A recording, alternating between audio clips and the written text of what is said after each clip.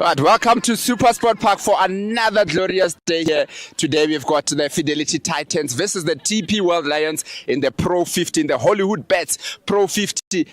There's a very good weather out here today. Hardly any clouds. There are clouds, but they don't look too threatening as long as they're not coming from the south. I don't think we'll have any rain here today. Looks like it'll be a nice, glorious, hot day here today. And we're just going to look at the pitch here.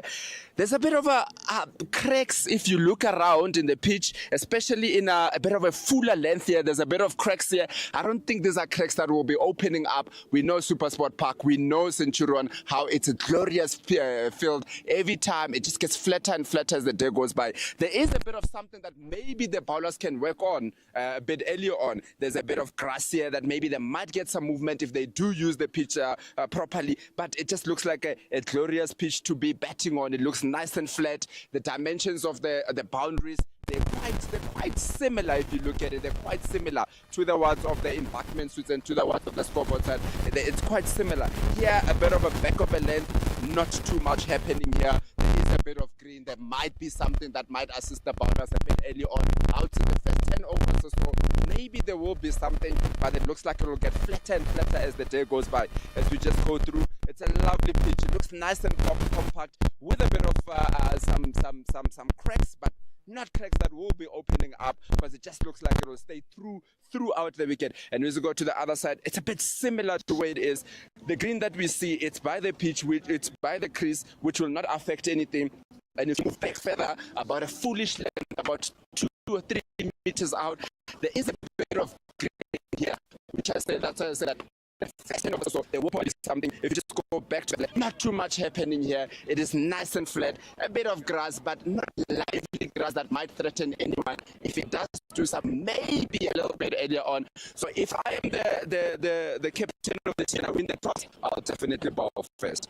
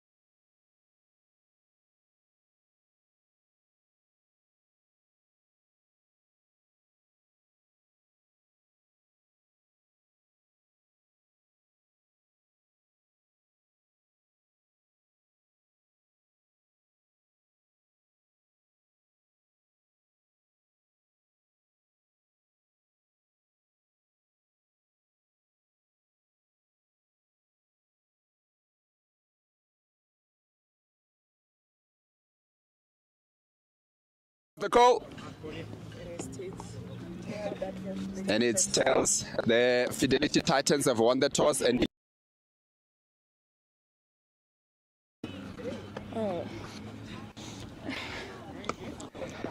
Elizabeth Max, captain of the Fidelity Titans. You guys have won the toss and elected to bet first. What are you guys thinking to be betting first?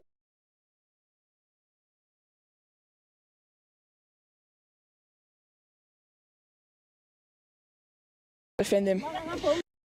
Start to the season for you guys. What are the kind of things that you guys have identified behind the scenes to work on to try and rectify and get a win under the belt? I think we've all looked at it and said it's not a skill thing. It's always been a mental side of the game for us. I think we all struggle with a bit of fear of failure, and I think that's the reason why we are batting first, is just to go out there and express ourselves. And any changes to the team? No. Just Sinead coming in. Just Sinead coming in. Thank you very much and all the best. Thank you so much. Thank you. You too. Khomoto Rapo, the captain of the DP World Lions. You guys have lost the toss. What would you have done? We lost the toss, but we wanted to bowl first, so it's a good loss for us, I guess. Yeah. And what is the reasoning behind you wanting to bowl first on this wicket? Obviously, past games we've batted and we've obviously scored big numbers, so we wanted to try something different, which is bowl first, and obviously try to take them out under 200 or something like that. And what has been the successful recipe for the DP World Lions, having won 2 out of 2 so far? What has been the successful recipe for the DP World Lions to get the 2 wins so far? Playing together, I guess, but also the skill. So our team, we bet through, we bet deep. So number 1 to 11. So anything is possible. You've obviously had the under 19 players going on to play. Any change to the team? Just one change. We have Tasman Brits playing for us. So yeah, it's exciting. All the best with the game. Thank you so much, sir. Yeah. Thank you.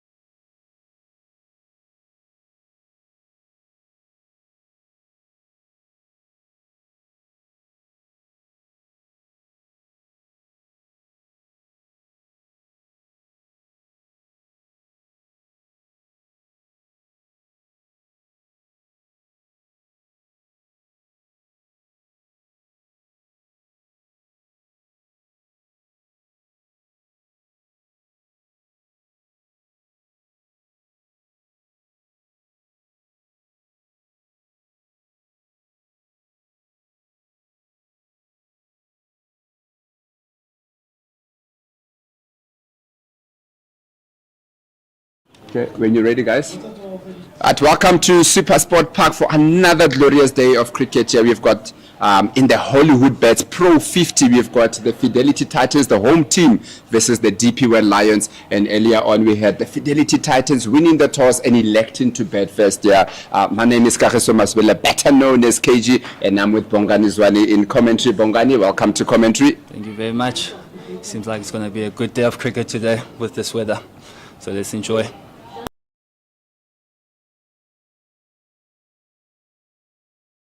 Decided to bet first here in this match, and now we do have Pura Andrea and Gandhi Jafta opening the betting for the Fidelity Titans. Very interesting for the Fidelity Titans to decide to bet first here, where we know traditionally teams look to bowl first and look to chase later on as it gets flatter with the day. Definitely. Looking at the pitch, all of us were just calling it that it's an easy call. And the Titans decided to do the opposite of what we were all thinking they do. But maybe there's a logical thinking behind it. Maybe they just wanted to test the Lions team in chasing the score. So let's see, and hopefully it pays out for them. Yeah, definitely. Maybe they do have something up. They do have Sunay Lees that's coming in from the Proteas after the World Cup here today. As we just go through the lineup there, Fidelity Titans have got Gandhi Jafta, Pura Endra Sunay Lees, Rasika Maharaj, Elise Marimax, who's captain the team today, Lisedi Madisha, Catherine Pryor, Teboho Macheke, who's back behind the wickets, Kaylee Tep, Paulina Mashishi, and Alicia Rudolph. Yes, that's a very solid squad. Can't help but feel having the likes of Sunay in the squad just gives the team an extra boost in confidence. But we'll see how that goes as the game goes.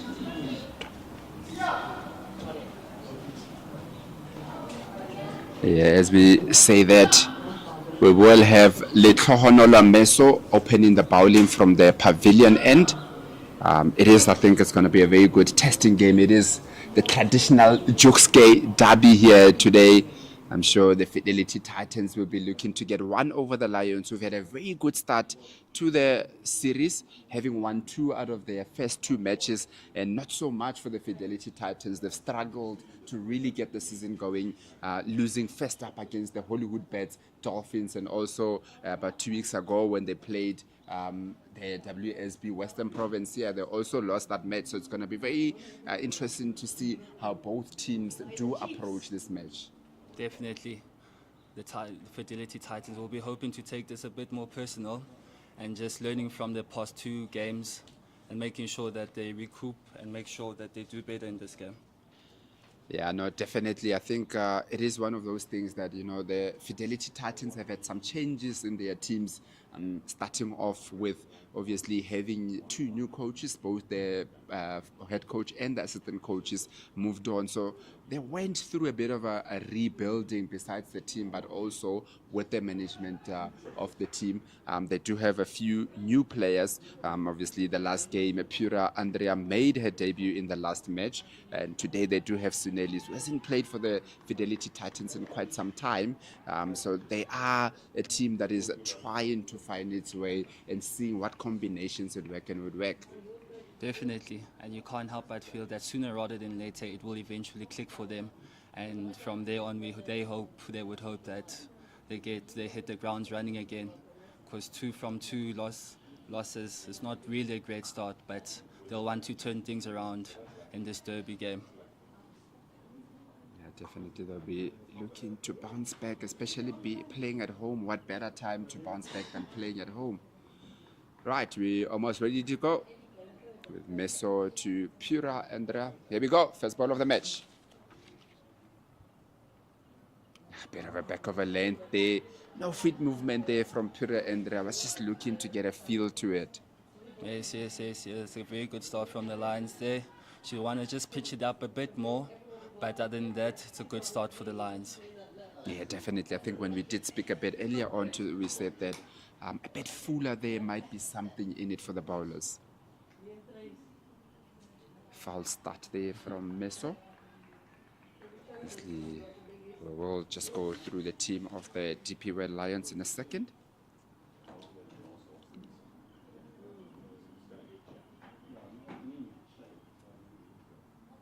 Bit Fuller this time around. There seems to be a bit of movement in the air here from Meso. Looks like there's a bit of swing there, Zwane. Definitely, and that's the second ball that seems to have pitched low. Seems to not be carrying. Maybe the keeper will want to get closer. Yeah, that is the thing about SuperSport Park, is that as flat as a wicket as it is, it does have some variable bounce at times, and what better way than to exploit them than to bowl first. Thick outside edge there from Pura Andrea, just between that gully and the slip for a single, and that is the first runs of the day. That was a very good ball. It was just unlucky it didn't go to anyone's hands there, but you just see how she just adjusted her line and bowled it a bit fuller, and it got the edge. So she'll be hoping to get into that line more and more and get into a rhythm and make sure it pays off. Yeah, definitely. Gandhi Jafta will be on strike. She did play the first match of the series against the Dolphins, but she was dropped obviously for that last game against Western Province, and today she will be looking to score some runs to stay in the team. It's Fuller from Meso, and Gandhi Jafta just goes into it, just blocks it to that point for a dot. As you mentioned there, Gandhi Jafta will just want to play with a bit of conviction and want to make sure she gets some runs on the board, get herself solidly in the squad as she builds from this innings. Full, nice and full there from Meso, and Gandhi Jafta just gets into a stride, hits it to that extra cover. We are obviously in power play, and the two players that are out for the DP World Lions are third men, and a fine leg which is a bit straighter rather than square. It's actually a bit more square rather than straight. It's almost in between that fine leg and the deep square leg area. Again, that movement that we spoke about, a bit too wide this time around from Meso, and that is the first extras of the match. Yeah, she just missed the mark just slightly, but she'll be happy with the length that she's bowling at now. And I have to say, it's a good start so far from Meso. Nice and full, and drive again from Jafta straight to that extra cover for a dot to end the over. And that is the end of the first over. The Fidelity Titans are 2 for naught after 1 over. Yes, it's a very good start from the Lions. They'll be wanting to capitalize and continue on the other end, making sure they keep the consistency and pressure up so that they can pick up wickets in the power play. It's very important to pick up wickets in the power play, as that does put teams on pressure. So they'll be wanting to take full advantage of this power play. Right, and the bowler also sharing the new ball on the other side from on the Hanaps River end. It is Relebohile Mkhize who will be coming into the attack. A left arm seamer, a bit of variation early on here from the DP World Lions. It is very difficult for batters to have to face a right and left combination early on here, as they have to adjust their stance a little bit. First ball. Oof, good full. Nice and full that time around from Mkhize. Mkhize will be very happy with that start. Lions are also very happy with the way things are going so far. They'll be wanting to just apply the dots and making sure it leads up to a wicket eventually. But that's a good start from Mkhize so far. Let's see how the next ball goes.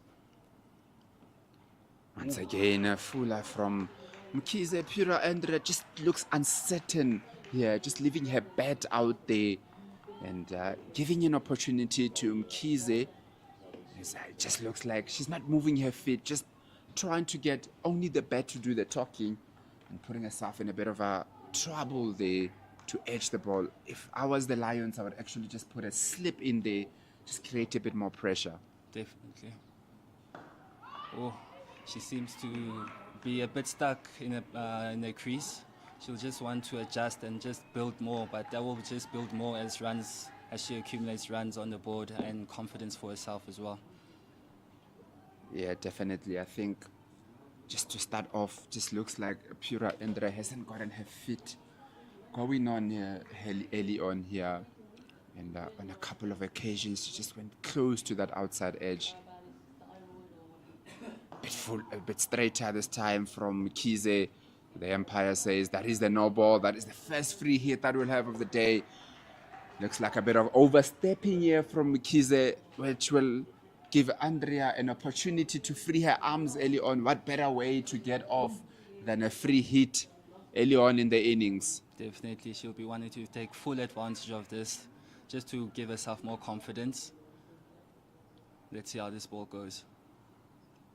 Free hit. Kize outside the off stump. That Apura Andrea doesn't get the connection she's looking for, doesn't get any connection at all, actually. Missed out there. There was width that was created for her. Should have gotten a bit of bat on it, but unfortunately, it's a bit too far. And that is because, as we said early on, she is not moving her feet. She's not getting as close to the ball as possible. Yeah. Wide again from Mkhize, and Apura Andrea doesn't get bat on it. Again, it's the lack of that movement of her feet. Just standing very still in a crease, looking to make connection just with the bat without getting close to the ball.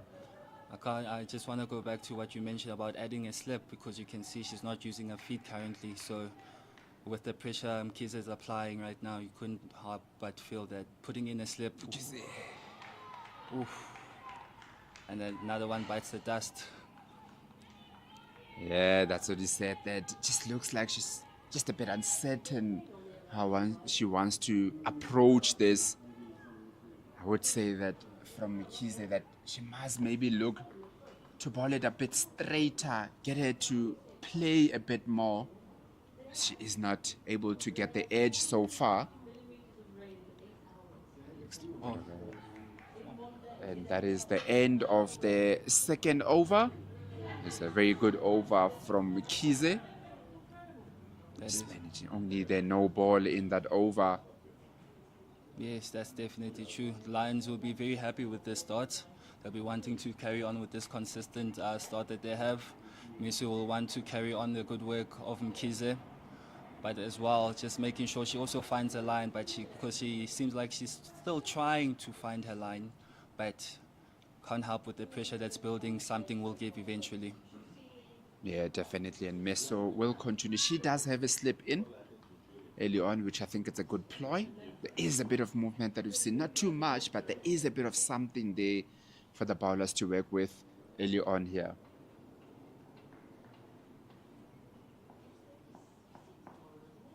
Meso to Jafta. Bit of movement once again. Outside that off stump, but Jafta looked to pull that almost to the mid-wicket area. Definitely. As we called it a bit in the previous over, the ball seems to be staying very low on the pavilion end. So you don't want to go too much on the back foot. You just want to trust yourself in the front foot before and analyze the pitch first before you get confident in hitting strokes like your pull strokes there. A bit fuller this time around from Meso. Jafta just manages to cover drive it straight to that extra cover. That is better, isn't it? Getting to the pitch of the ball and trying to get to the ball and getting bet on it. There is nothing better than to just get a bit of feel of the ball a bit earlier on here from the batters. Definitely, definitely. And eventually she will start piercing the gaps. It's straighter this time around. A bit of an indecision here, an opportunity for a run out, and they do not get it. Apura Andrea was found wanting there in the middle of the pitch. A bit of miscommunication here between the batters early on. An opportunity that was created for the DP World Lions. They just couldn't pounce on it. A bit of pressure early on here for the Fidelity Titans. Without a doubt, and just the pressure from good bowling, not being able to get runs. And that's why the miscommunication happened there in the middle. But wider this time around, and some good bat on it from Gandhi Jafta, hitting it through that cover point and point area, and that is the first boundary of the day. Very good shot here from Gandhi Jafta, getting it out of the middle of the bat. She will feel better about herself, getting those 4 runs. Definitely. Good shot from Gandhi Jafta there. She'll be very happy with the way she's hitting the ball, connecting with the ball, and she'll be wanting to continue into this over. While Misu wants to just adjust her line, Like I mentioned, she seems to not have found her line yet, but let's see how this ball goes.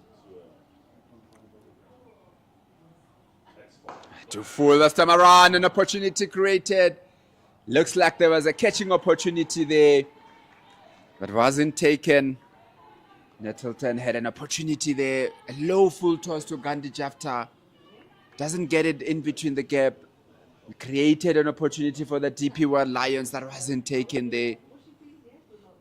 And in this early stage, she would have loved that wicket as it would have applied more pressure to the Fidelity Titans. Gain movement into Gandhi Jafta. Better line there from Meso to end the over. And that is the end of the third over. And the Fidelity Titans are 7-0. 7-0. It's not the most promising start, but you can see that they're trying to just navigate their way through these few overs before hopefully they start getting the hang of it. Because this pitch does have a bit of nip, but we'll see how Mkhize operates on her end now.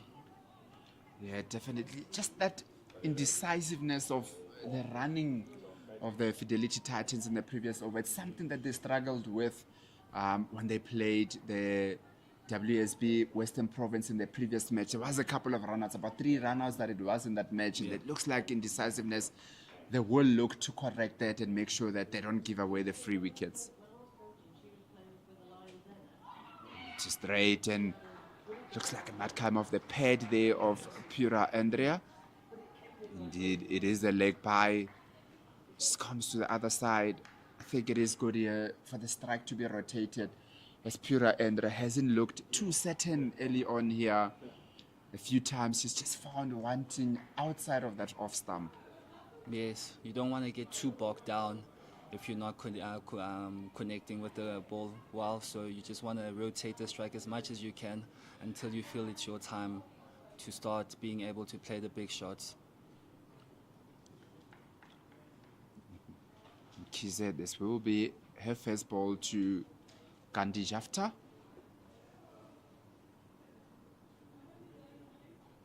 Too straight, and Gandhi Jafta gets good batting it down to that fine leg. Good fielding by Meso at fine leg, just restricts it to that one. Bit too straight. Mkhize in this over so far seems to be struggling a bit with the line. Both balls have been a bit too straight on that leg stump line. Yes, yes. She wants to just go back to the first over where she was just pushing more on the offside, pushing the off stump, because this so far in this over hasn't been good. But there's a line. I think she'll be happy with that.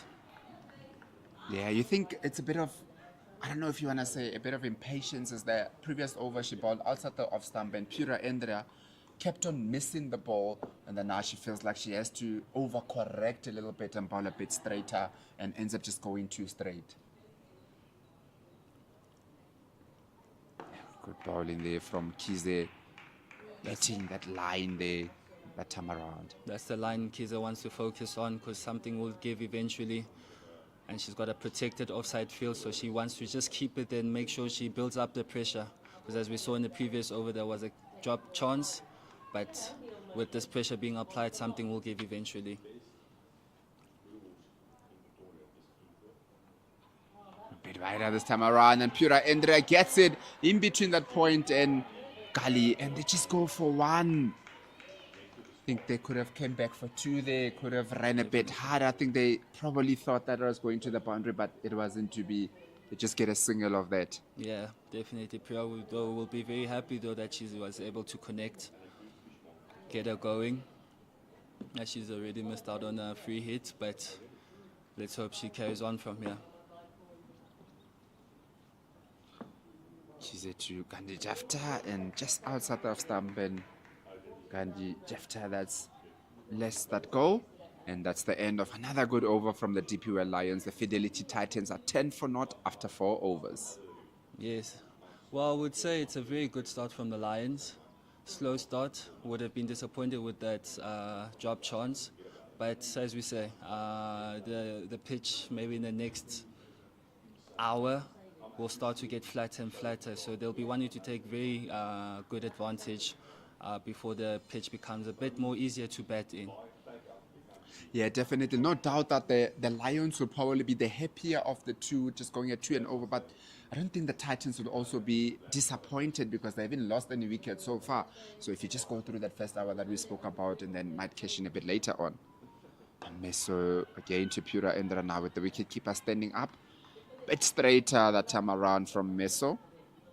With the keeper coming up, what type of pressure or a type of pressure do you think it applies to the batsman? So just the movements that you do because it keeps you still in your wicket. If you're the batsman that likes to come out a bit, you can't. Fula and Pura Indra hits it straight to that mid-off. But just that uncertainty that, you can't move around the way that you want to move around. You have to be still in your wicket. One mistake, that you can be either stumped or something, or you can be caught. You did say in the previous over that looked like it was staying low a little bit. So I think it's a good ploy here from the Lions to have the keeper up. Without a doubt. Mesu just carrying on the previous over's work. Putting a line. I think she's got a line now. She just wants to be consistent on it, and something will hopefully give. Yeah, definitely. She just looks like she wants to hit that off stump area type of a thing. She is getting the ball to move a little bit. So I think there's a good ploy here from the DP World Lions, creating a bit of pressure also with just having the wicket keeper standing up. Definitely.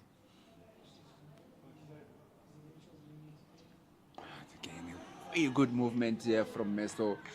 There is a bit of movement in the air here, getting the ball to tail in to Pura Indra. So very good bowling here from the DP World Lions, creating pressure early on here from the Fidelity Titans.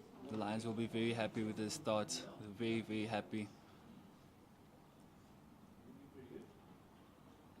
Again, outside that off stump. And Pura Indra gets good bat on it, just over that point. Manages to get it over point. Finally, it comes around. And that is a single. Bit too wider that time around from Meso. The two batsmen in the middle will want to maybe start getting their communication up to scratch, because you can tell there's a bit of indecision when they're calling. So they'll just want to be clear on it, because that could have been an easy two. But yeah, that's what pressure does. Line passed in between the second slip and the keeper down to the boundary for fortunate runs here for Gandhi Jafta, but she will be happy to get some runs on the board here. Mesu shouldn't be too mad at that delivery, as she is bowling the lining length that you need. It's just a matter of it going to the slips, but unfortunately the slip was just a slip away, unfortunately, but it's getting closer for them. Definitely would say probably a first slip there would have worked, but they decided rather to go with the second slip, and that's where the ball went through. Actually had a bit of a 1.5 there, and that full length that we spoke about a bit earlier is what created problems there for Gandhi Jafta. 100%. Mkhize will also want to just carry on with that work, but I'm thinking also they should also put a slip for her. I don't know what's the thinking behind that. Closer into Pura Indra, who just hits it down to that backward point for a dot.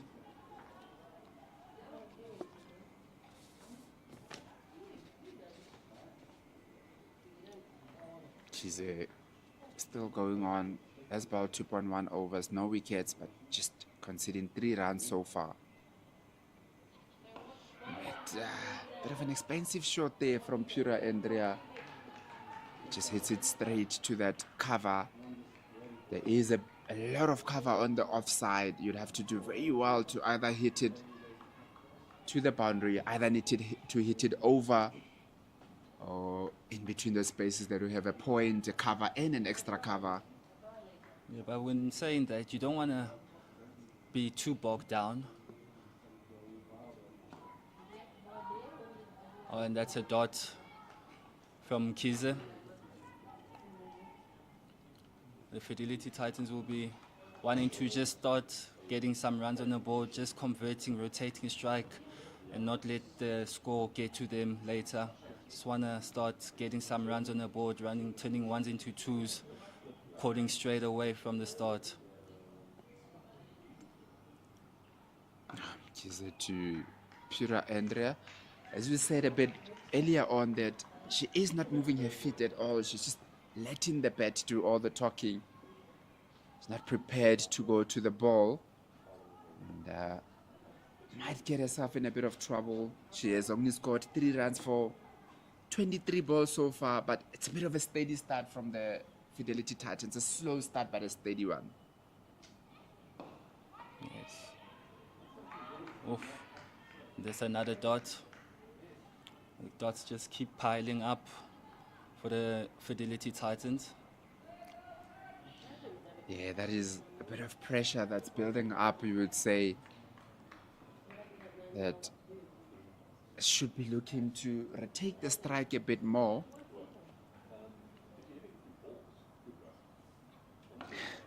Bit of movement there. And that is a dot ball, and another good over from Mkhize. A maiden over from Mkhize to end the 6th over, and the score is 15-0 after 6 overs, with the Fidelity Titans going at 2.7 or 2.5 to the over. Also now to the Hollywoodbets Pro Series. Cricket South Africa and Hollywoodbets are excited to bring you the Hollywoodbets Pro Series Women Professional League, made up of the Hollywoodbets Pro50 and Hollywoodbets Pro20, starting Friday, 4th October 2024. For more information, visit www.cricket.co.za. Hashtag it's our time. Hoza nawe. Definitely, the Hollywoodbets. Very exciting times for South African cricket, isn't it? To have a sponsorship for women's cricket with Hollywoodbets coming on board in the professional setup for women's cricket. So it's a very, very good initiative that has been taken by Cricket South Africa and Hollywoodbets to just add a bit more impetus to our women's cricket. That's definitely true. And straighter that time around, bet still coming in from Gandhi Yafta.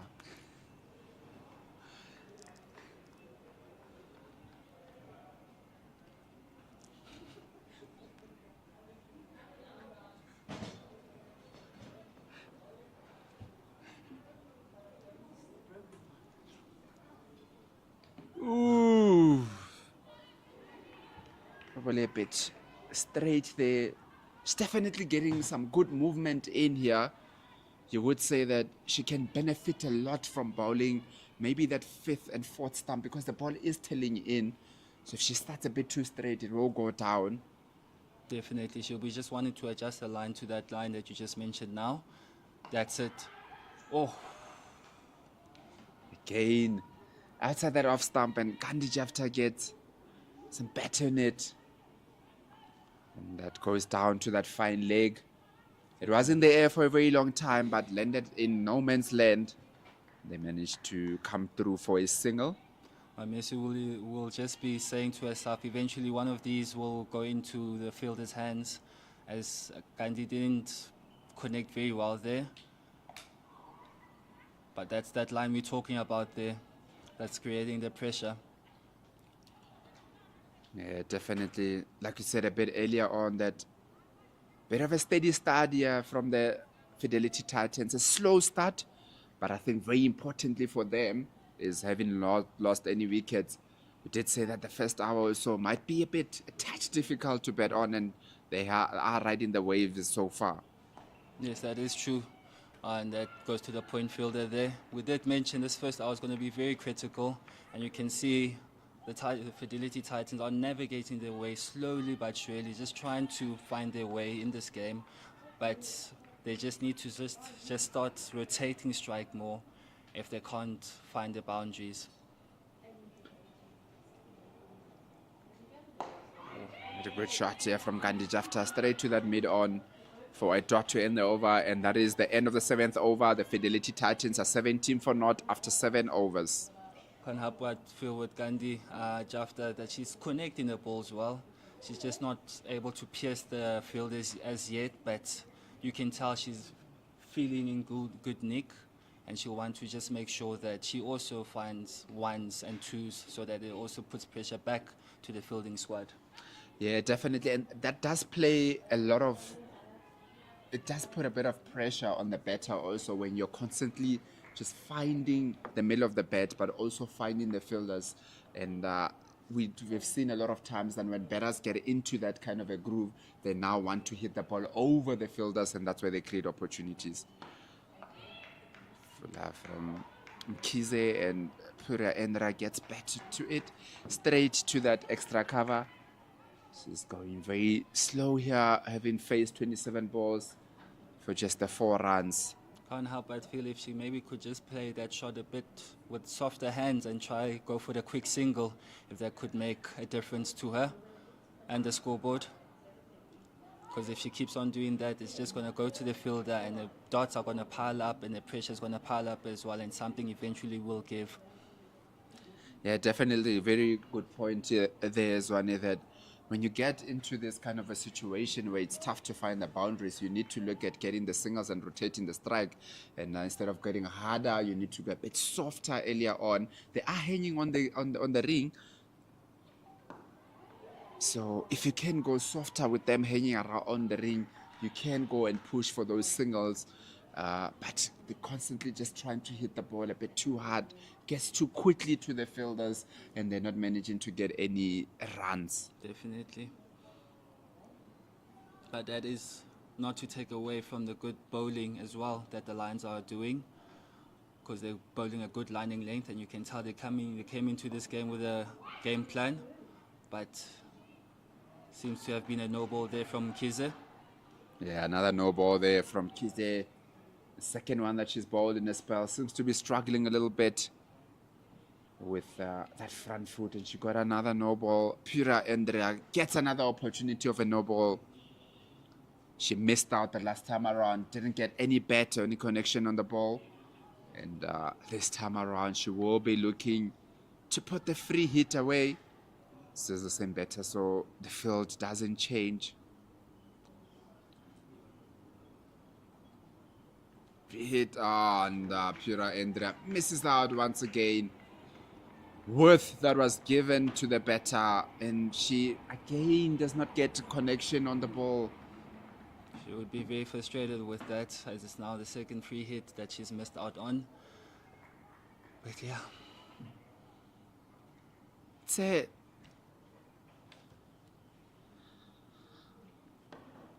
get some good bat on it this time around. Just get it through the covers, and that is the first boundary for Pura Andrea. Gets the ball nicely through that extra cover and cover for the boundary. Very good shot there from Pura Andrea. She'll be very happy with that stroke there. She'll be just wanting to just carry on from now, making sure she gets bats on ball, making sure it pierces the fielders as it did there. Good shot from Pura. Yeah, Mkhize did give some width, gave an opportunity for Pura to free her arms there, and she did that.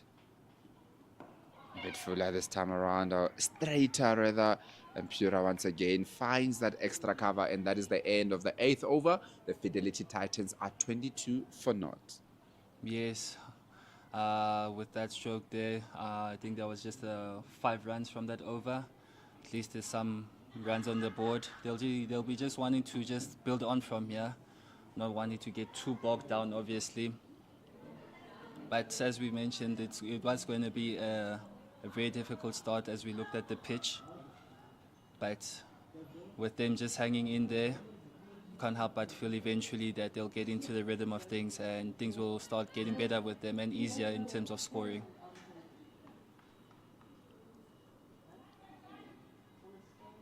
Definitely spoke about how important it is for the Fidelity Titans to look to rotate the strike, get those singles, not get back down. This Meso goes to Jafta again, just outside that off stump, and Jafta, good shot down to that third man, just opening the face of the bat there, allowing it to run down to that third man for a single. And that's what we've been talking about, just getting bat on ball, soft hands, getting the gap, just getting the one, rotating strike.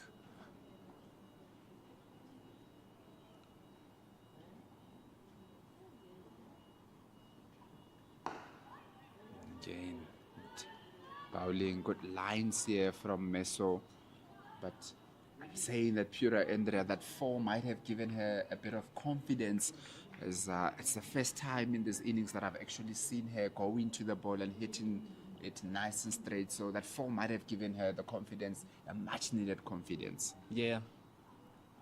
You can tell now she's starting to use her feet a bit more. And they're calling. Good running there. Spotted a misfield and they took advantage of it. Yeah, there's a bit of indecisiveness, but at the end of the day, they ended up going through for a single. Ball went straight to Kirsty Thompson at mid-off. And a bit of misfield, allowing them to just rotate the strike here. Then the Fidelity Titans might start to be getting a little bit more confident.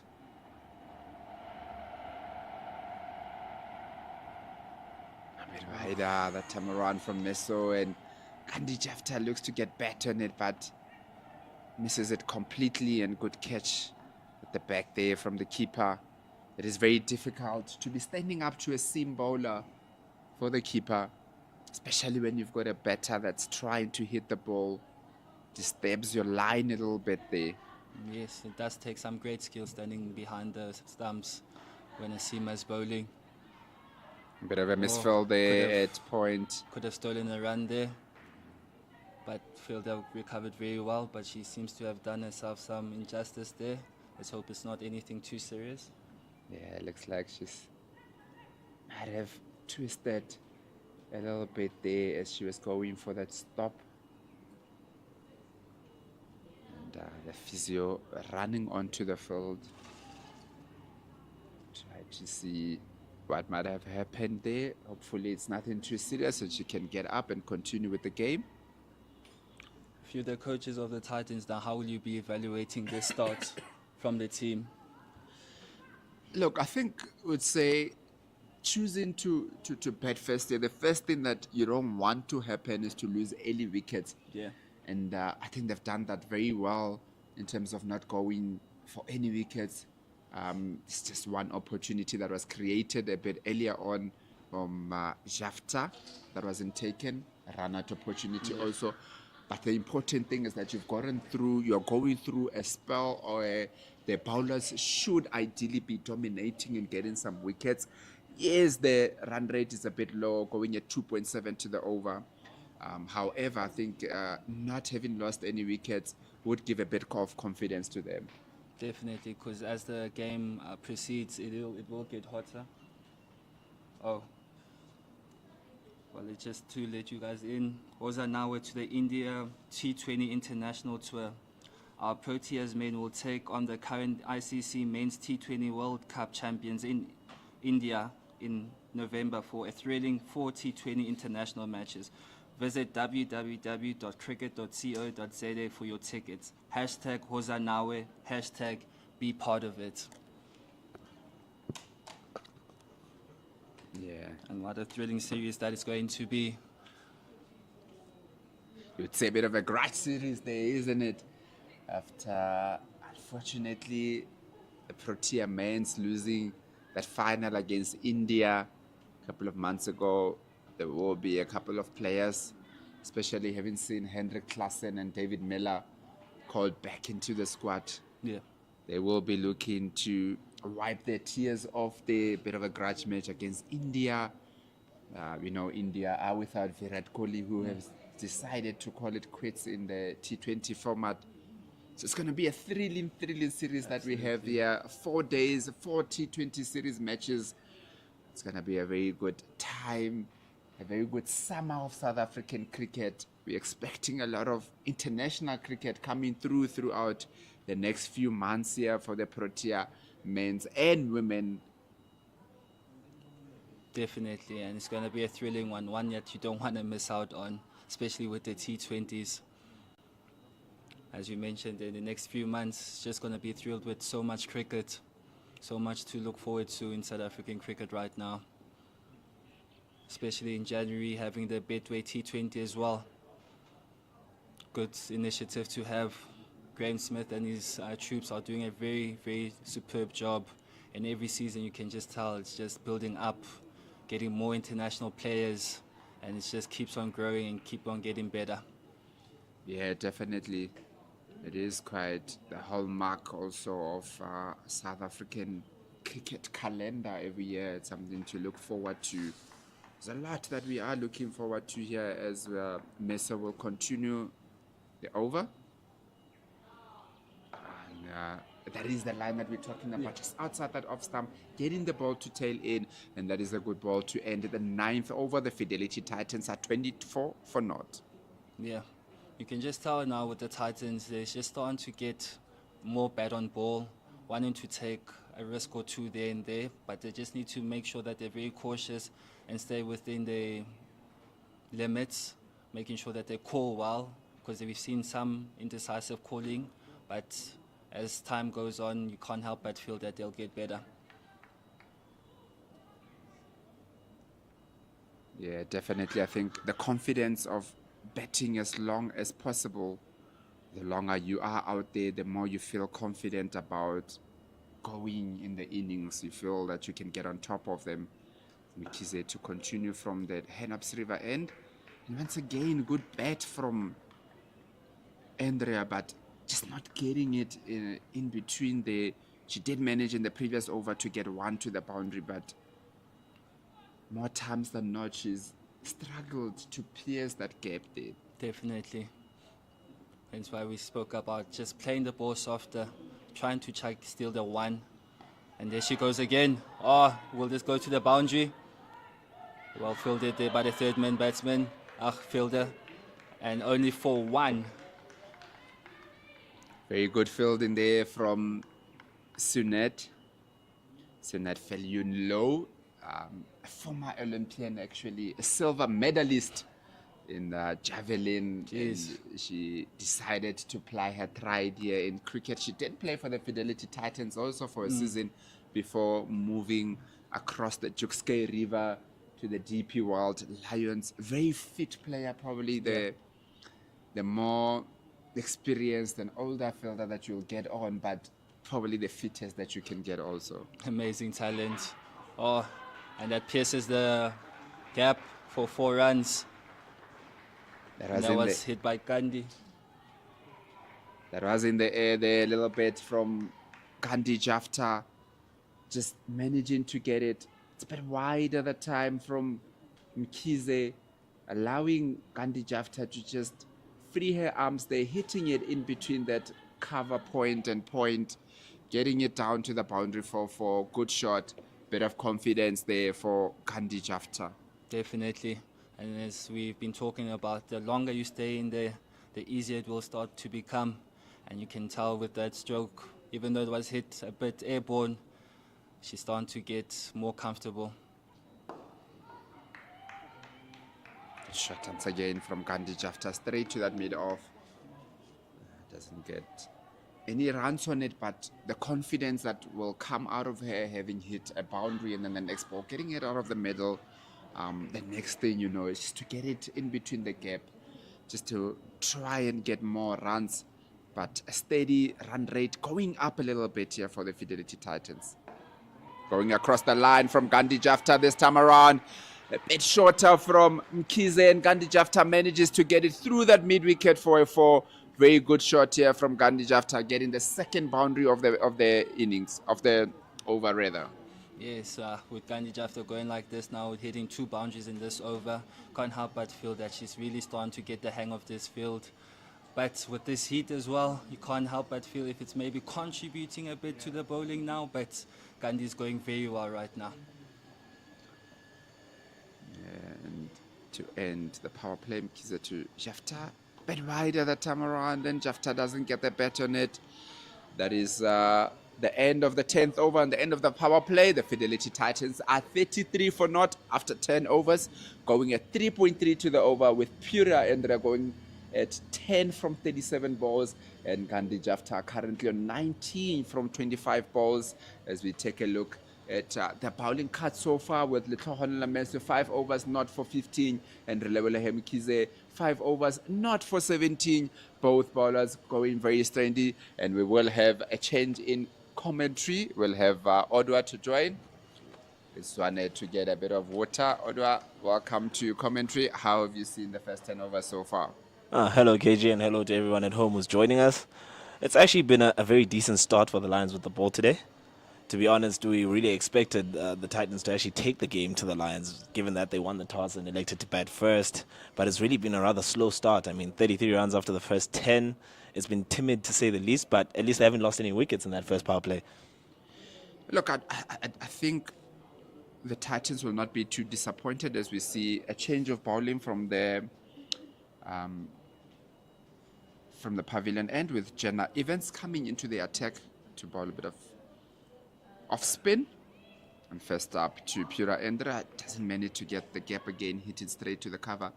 As I was saying, I don't think the Fidelity Titans will be too disappointed with the start. It is a very slow start, going at 3.3 to the over.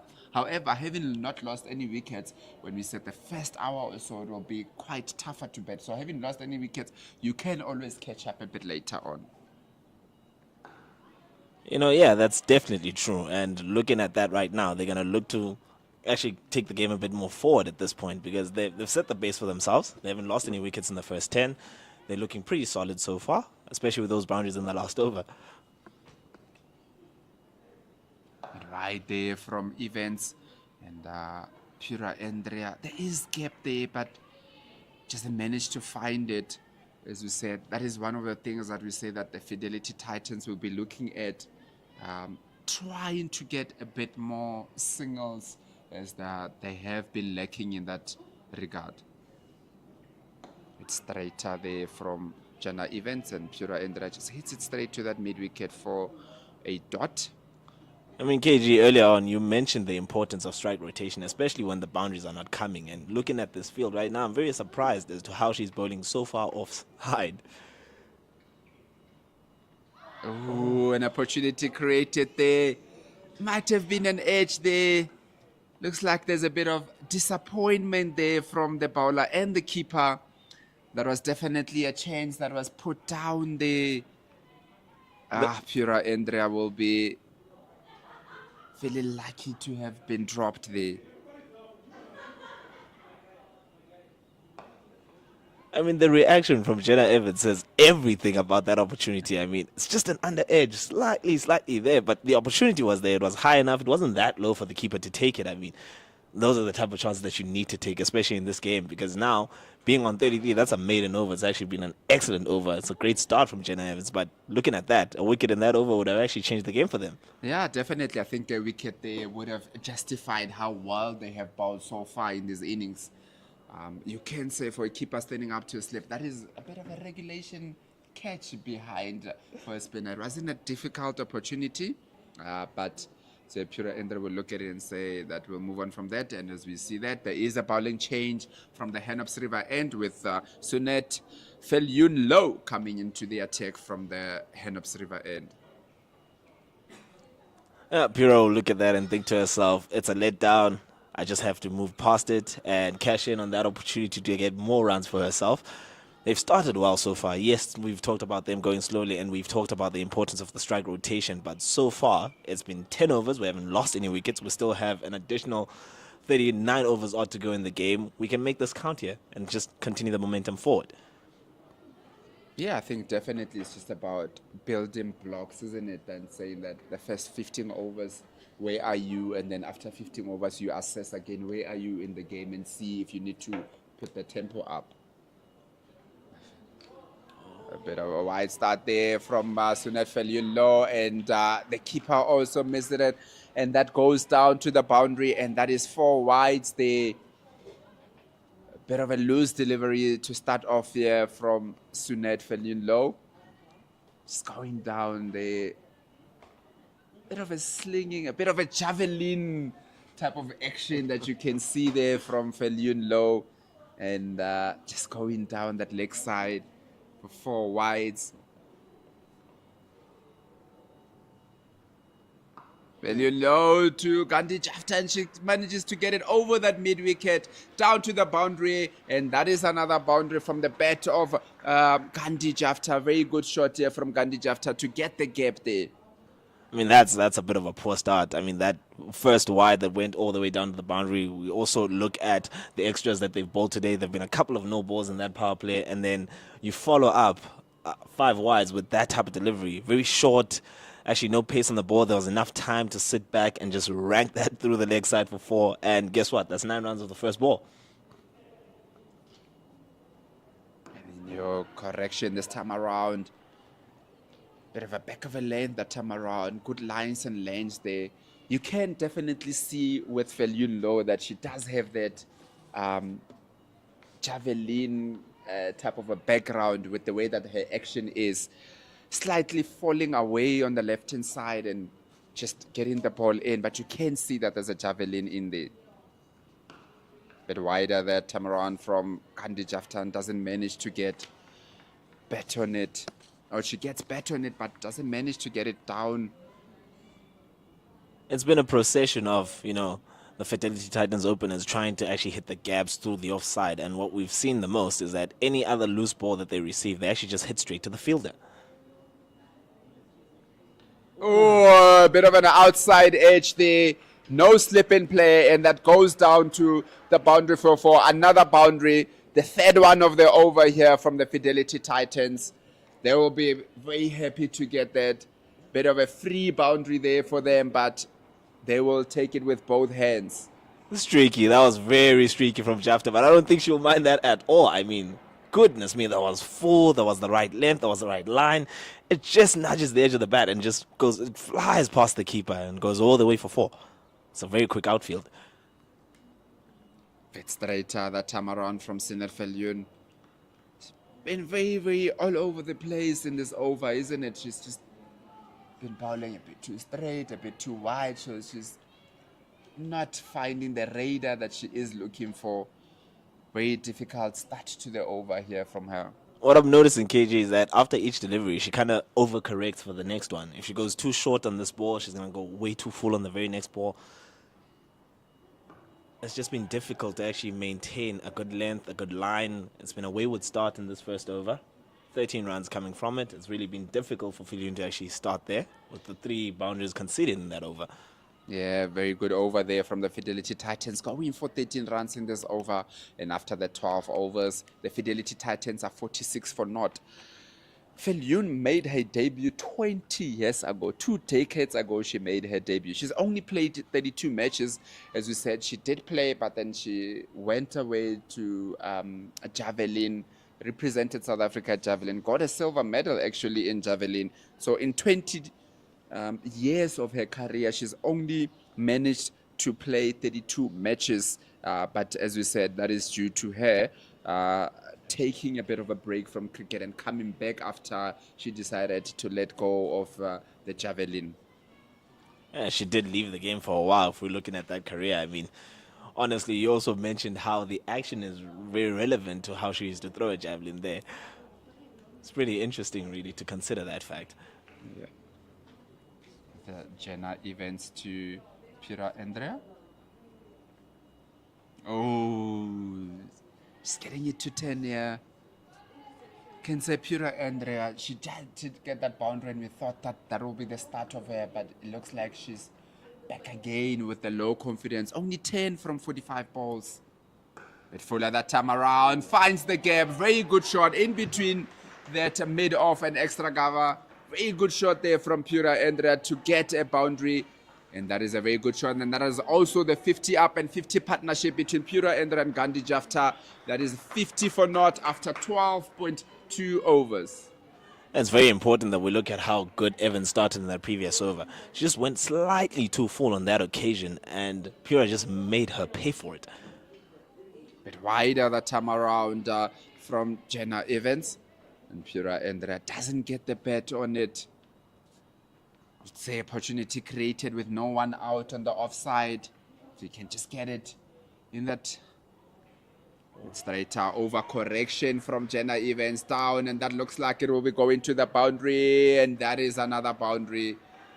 That is another boundary. The second one of the over. Looks like Pura Andrea did get bet on it. It goes down to that fine leg for a 4.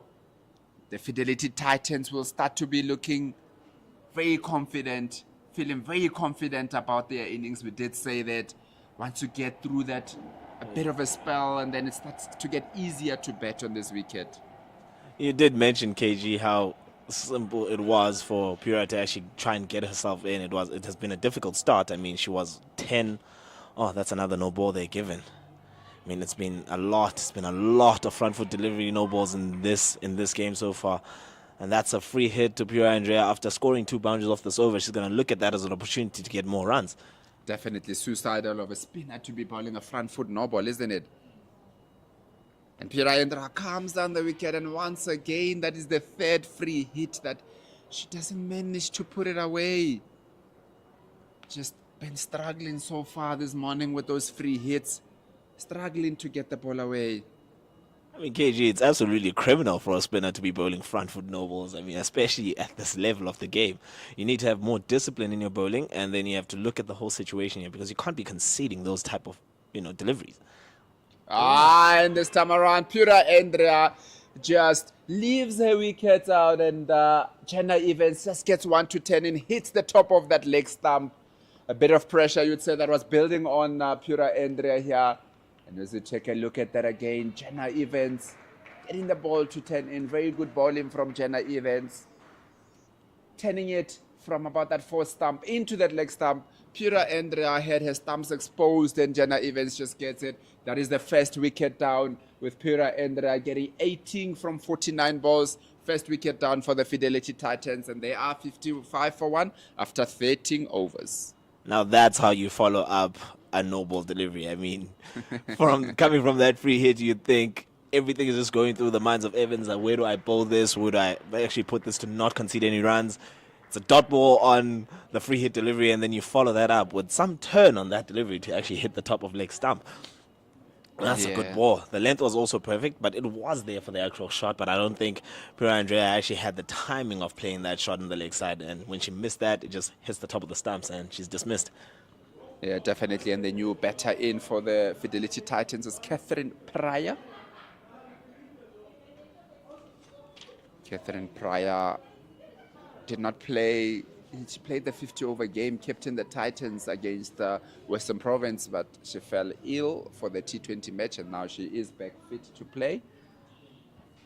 Just look, Gandhi Jafta also has been around for quite some time, 10 years that she has been playing at this level of cricket.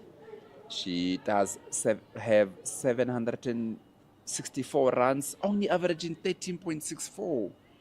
She will be looking to get that average up.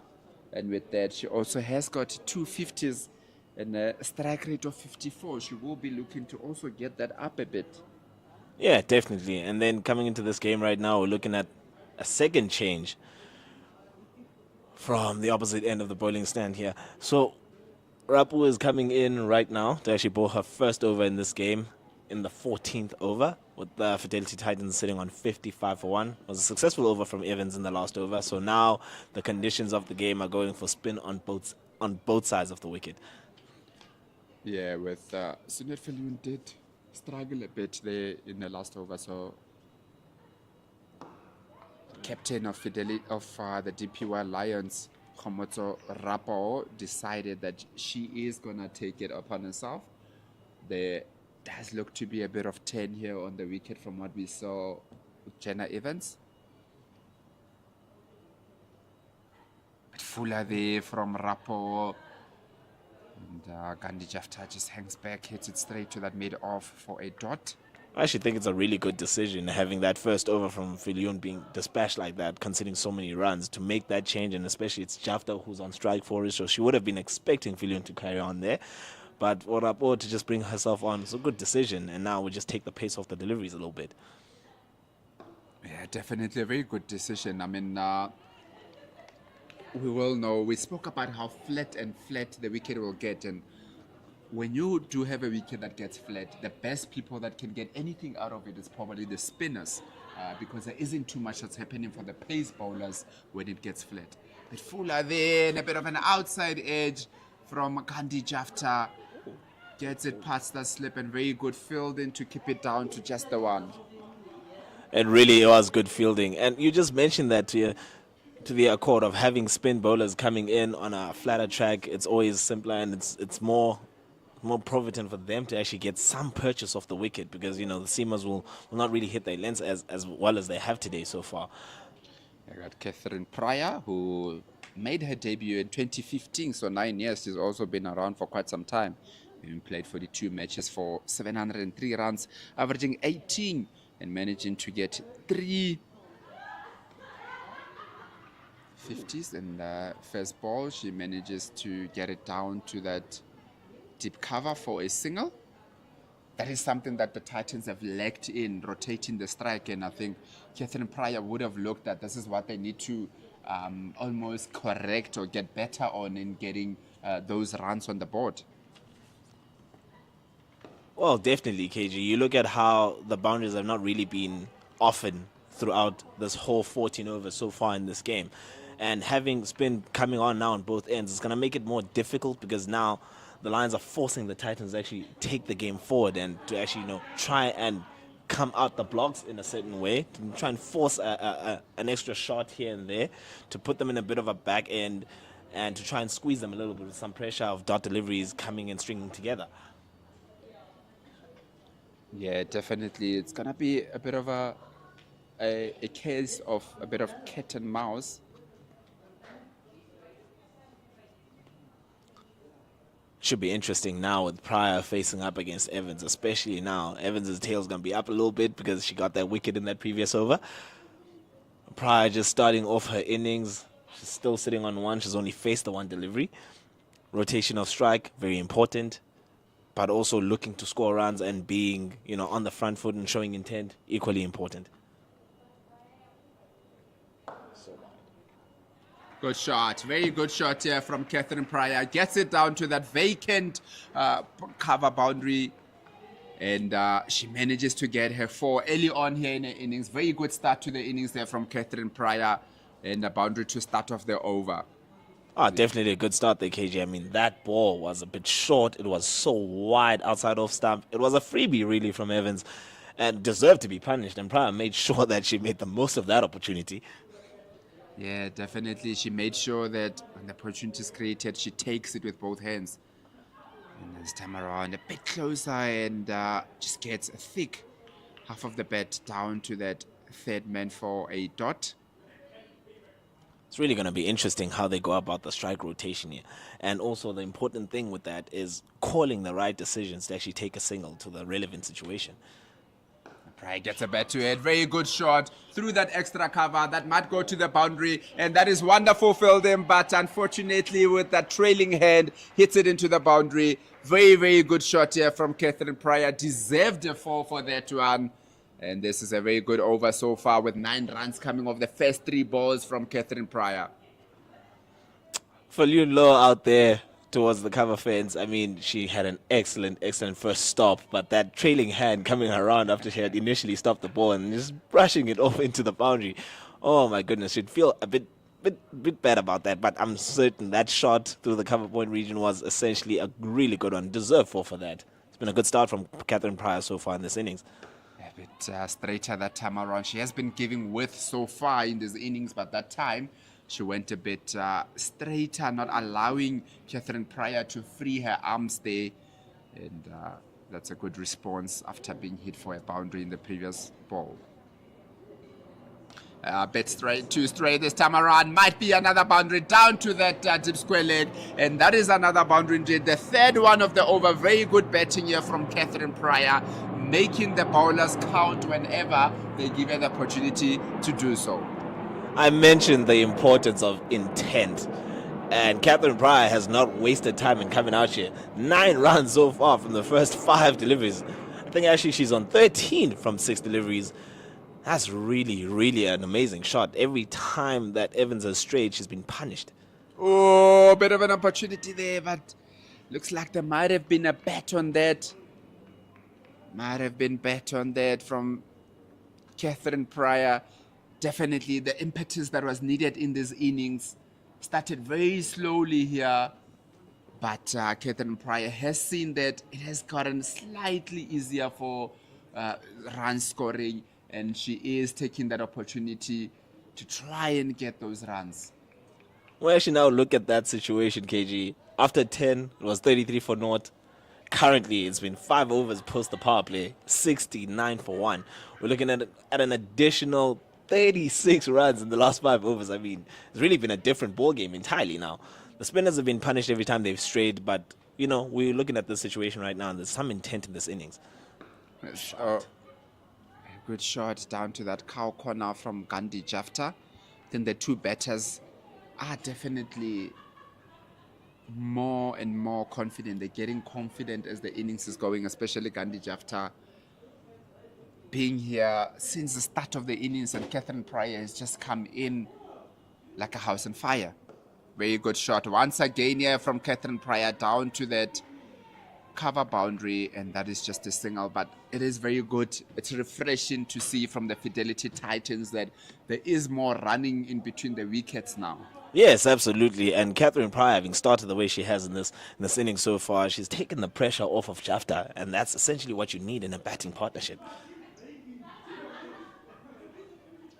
That ball too wide there to Gandhi Jafta, hits it down to that cover boundary, but the fielder just manages to come around and cuts it down to just a single.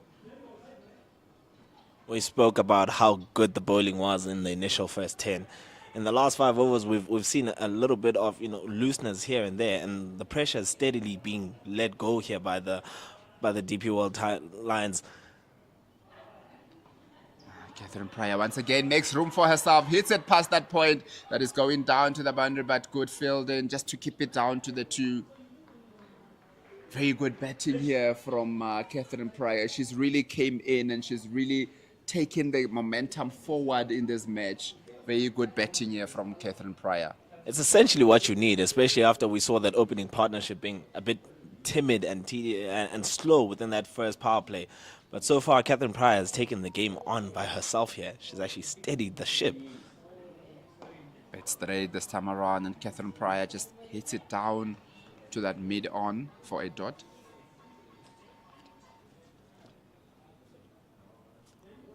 "16 from 9 deliveries. It's been a good start here. To Fuller the time around, and Catherine Pryor gets some good bat on it down, and that is another boundary from the bat of Catherine Pryor. Very good batting here from Catherine Pryor. Gets yet another boundary. That is her 4th boundary so far in these innings, and that's the end of the 16 overs.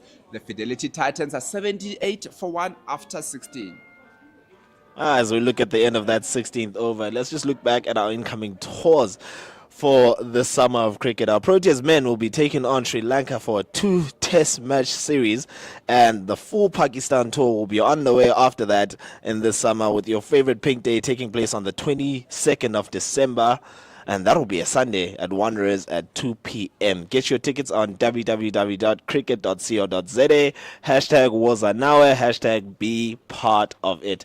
I'm actually looking forward to that series against Pakistan. It's going to be a really lengthy tour. I mean, we're looking at 3 ODIs there with 3 T20s and those 2 test matches. It should be a really good summer in South Africa.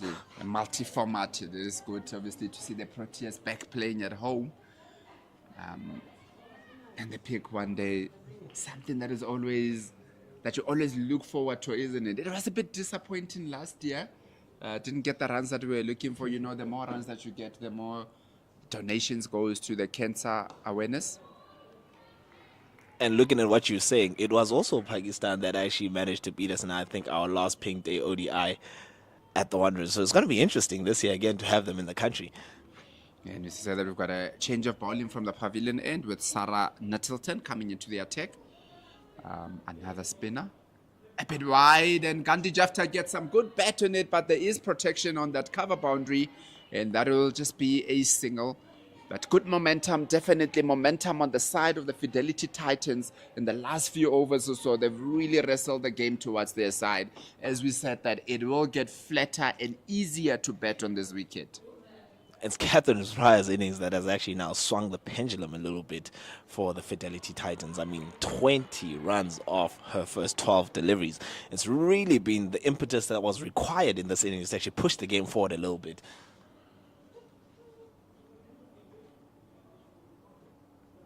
A bit straighter that time around, but Catherine Pryor manages to get back on it. We are obviously outside the power play, so the DP World Lions have spread their field a little bit, and with that, it has created the Fidelity Titans with that opportunity to get those singles, as you do have a lot more spaces in the inner ring. And you did mention, KG, the importance of strike rotation. That's exactly what we're seeing right now.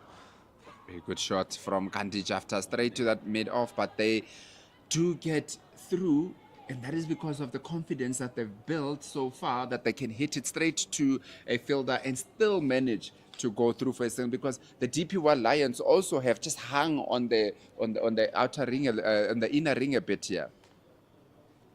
Catherine Pryor comes down the wicket, very good shot, gets to the pitch of the ball, one bounce, and that is another 4 from the bat of Catherine Pryor. Very good batting here from Pryor.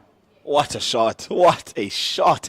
And you just look at that and you see how she waited on it. She picked the right delivery to come down the wicket.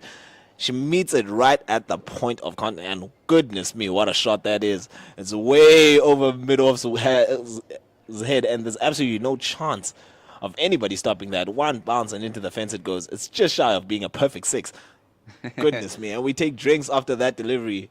Fidelity Titans looking good at 85 for 1 after 17 overs. Yeah, very good batting here from the Fidelity Titans. Started the innings very slow, but we spoke about the importance of making sure that you keep your wickets in hand, and that's what they have done. Only losing the 1 wicket after 50 overs, after 50 runs rather. And since then, especially since Catherine Pryor has come on, they've really wrestled the game back onto their side, going very, very steady here. Now the run rate all of a sudden is going at 5 to the over. So they're doing a very good job here from the Fidelity Titans. And that is the drinks break. We will see you after the drinks break.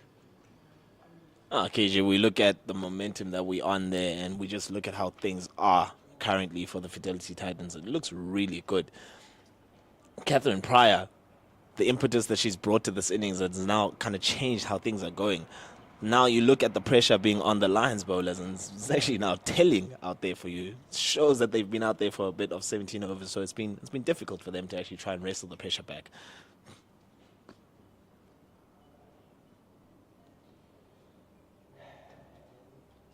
Good job.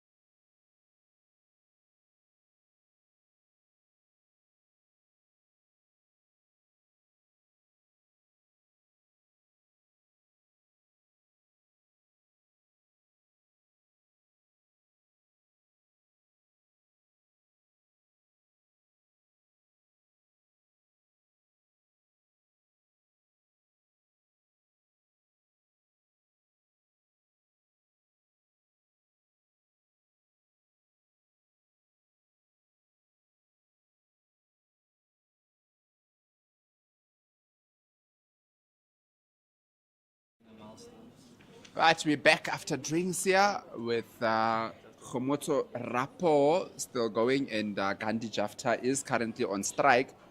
Very good batting so far here with Gandhi Jafta currently on 32, not out, and Catherine Pryor on 25, not out. It is the start of the 18th over. And good shot to start off here from Gandhi Jafta, hitting it straight to that cow corner for a single. KG, I'm looking at how Catherine has come out here and just, taken initiative in this innings. It's actually taken all the pressure away from Jafta. And right now, she's now looking as if she's batting herself back into a state of where she can actually dominate from the front foot side of things, because she was the one in that partnership first half, that opening partnership with Andrea, where she was doing the bulk of the scoring. And once again, a bit too straight, and Catherine Pryor gets it in between that deep score leg and the cow corner, and yet another boundary from the bat of Catherine Pryor. Very good batting here from Pryor. 29 runs, 15 balls. That's 29 runs and 15 deliveries. It's actually changed the whole complexion of the run rate of this game so far. It's just after the power play, you expect things to simmer on for the bowling side, but Catherine Pryor has just taken the initiative here and put the pressure back on the DP World lines. She has really wrestled the game towards the Fidelity Titan side here. Bit full there from Paul and Rapport. Catherine Pryor just hits it to that extra cover. Very good batting. We spoke about the importance of keeping your wickets and how flat this wicket will be getting and easy it is for batting, and that is exactly what's happening here as Catherine Pryor hangs back this time around, hits it straight to that point for a dot. So far, she's kind of playing around with the field a bit, and now the DP World Lions are looking at themselves and thinking, where exactly can we bowl to actually force a foul shot here so that we can get her out? It's straight, very good bowling from Rapport that time around. It's the first time that I see Catherine Pryor a little bit unsure of what she was looking to do. Very good bowling from Rapport. Good comeback in this over after going for a 4 in the second ball. That's a very excellent delivery. It's kind of giving her the option of getting, multiple ways of being out in the game. She's introducing the LBW there. There's an opportunity for her to actually edge and be caught behind. It was a different feeling to that delivery and how well she ended the over, especially after having gone for that boundary in the leg side in the second ball of the over. Yeah, definitely. I think there's definitely a bit more confidence in the batting of the Fidelity Titans. Gone through a bit of a tough period there in the first 10 overs where they were just going about 3 and over. But since then, it has looked a bit easier for them to bat. We do know that the Titans actually posted the lowest total so far of the series with 145 runs. But today looks like it's going to be a better day for them. You spoke of the importance of how they needed to come in and actually bat well today, especially after the toss. They had the opportunity to actually use the surface first up. Given how they've gone so far with losing their last 2 games, they really need to come out today and actually give a good performance with the bat, something that can actually bowl to and win the game. Yeah, once again, Gandhi Jafta comes down, hits it straight to that mid-off. Definitely a lot of momentum in the side of the Fidelity Titans with the last few overs that we've seen. Haven't given any opportunity, but rather they've been scoring at a very quick rate here, and Gandhi Jafta hits down to that mid-on or long-on for a single. So far, so good for Sarah Nettleton here in the second over of hers. I mean, she went for that great shot down the ground for 4, and look at the field change now. We have a deep, long-off fielder. Once again, very good shot there from Catherine Pryor past that point, but good fielding by Sunat Felyun low on that cover boundary, and they just come back for a single. Very hard work here, isn't it, for the bowlers? There is absolutely nothing here for the bowlers. The pitch has become so flat and so easy for the batters to bat, and the Fidelity Titans are pouncing on that opportunity. Oh, that was a great delivery there. We spoke about how, the spinners could be the only type of bowlers that can get something off the wicket here. There's a little bit of purchase there for Nettleton during that ball, but that dot ball just coming slightly down. It just stays low. It doesn't really pitch up that well. It just goes under the bat and through to the keeper. But excellent bowling there for that over. And, that's another dot ball there to end the over. And the Fidelity Titans are 92 for 1 after 19 overs. Bit of almost a commentator's curse there after speaking about how well the batters are going and how easy it is for them, only for almost an opportunity. But very good batting here from the Fidelity Titans. They're going very well, going at 4.8 to the over. At one stage they were going at 3 to the over, but they have managed to bring that up to go at 4.8 to the over. And Khomotso Rapo, the captain, will be continuing with the bowling from the Henops River end. Has bowled 3 overs for 16 runs so far. You essentially see the change that Catherine Pryor has placed on the Lions. Look at those fielders outside watching the boundary line. She has that shot up her sleeve to actually just go down the wicket and pop the ball over either mid-off or mid-on. Now, every time she's on strike against the spinners, you have those fielders moving up into deep positions of long off and long on. Yeah, definitely. She has really... Gandhi Jafta just comes down, hits it down to that mid-off. But definitely, earlier on, after the power play, the DPL Lions were not looking to get the fielders on the boundaries there. They were still applying some pressure, but because of the way Catherine Pryor went about the innings, they've got fielders now on the boundary. Shot again from Gandhi Jafta straight to that cow corner. Unfortunately, that goes straight into the hands of Sunet Felulo. And that is the end of the innings from Gandhi Jafta, hitting it down the throat of Felulo. That is the one fielder that you don't want to hit the ball to. Very good fielder. Gandhi Jafta just got on a knee there, on one knee there, hits it. Doesn't get the bat that she's looking for, and that's a very good catch on the boundary from Felulo. Was aware of where her boundary is. And then that is the end of a good innings from Gandhi Jafta, scoring 34 from 48 balls.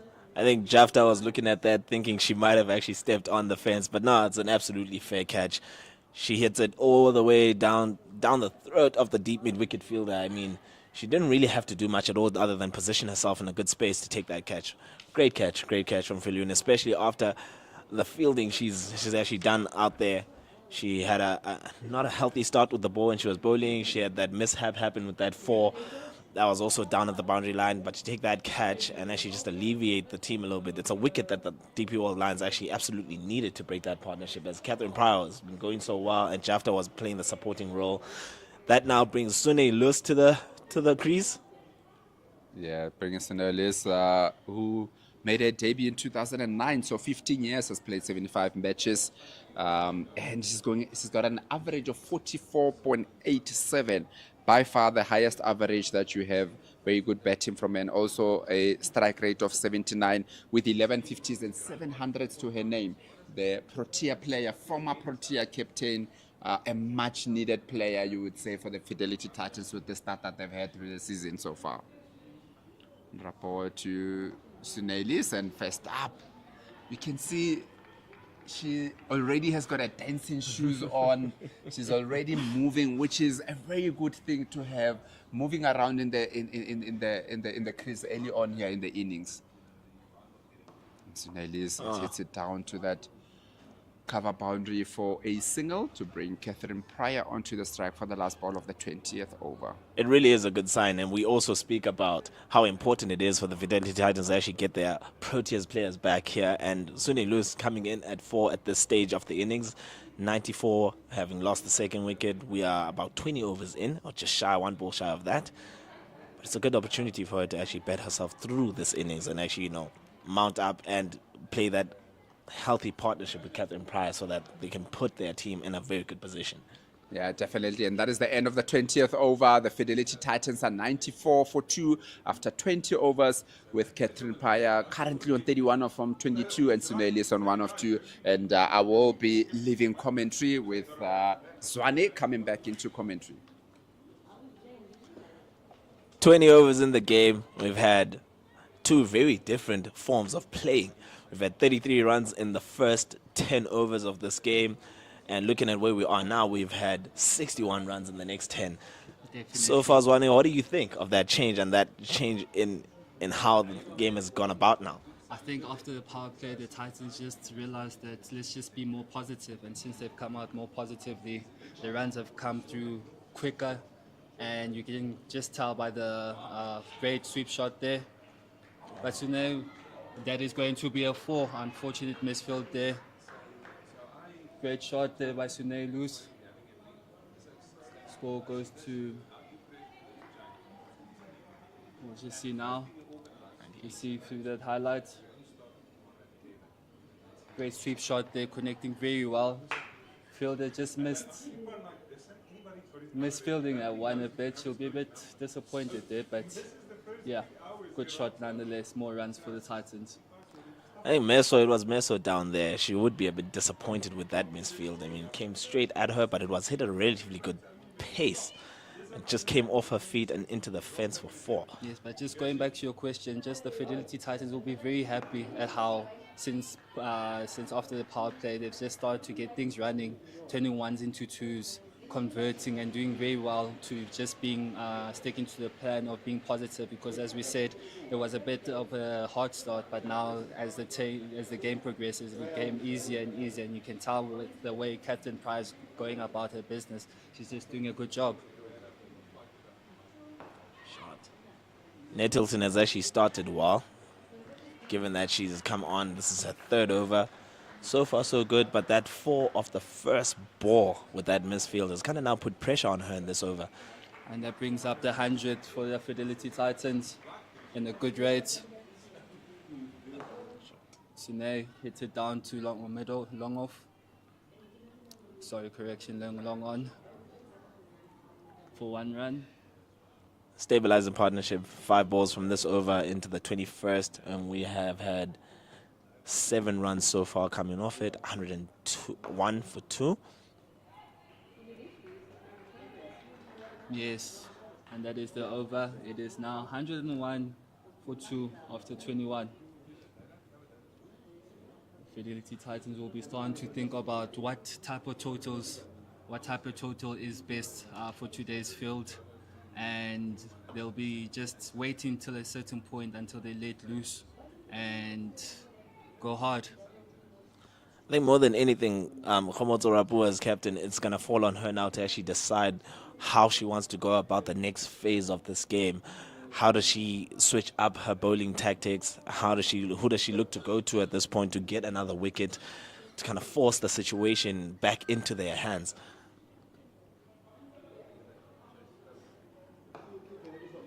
Yes, so they hit it, captain hits it to the fielder there for a dot. Catherine has been seeing it like a beach ball.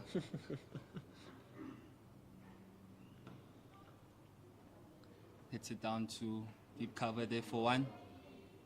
It's actually been a good start so far from Captain Rapu. It's been 3 balls in this over. It's actually 2 balls in this over so far, just a single. Off of that, we speak about the importance of strike rotation here, and Catherine Pryor and Sune Luce will be looking to do that effectively together. Definitely. Ooh. Yep. Yes, those are the type of rotation that we're talking about. Taking risk, early calling, no indecisiveness, just calling nice and early and going through with it, which is great from the Fidelity Titans, which is not what we saw in the beginning, where there was so much indecisiveness as to should we call yes, should we call no.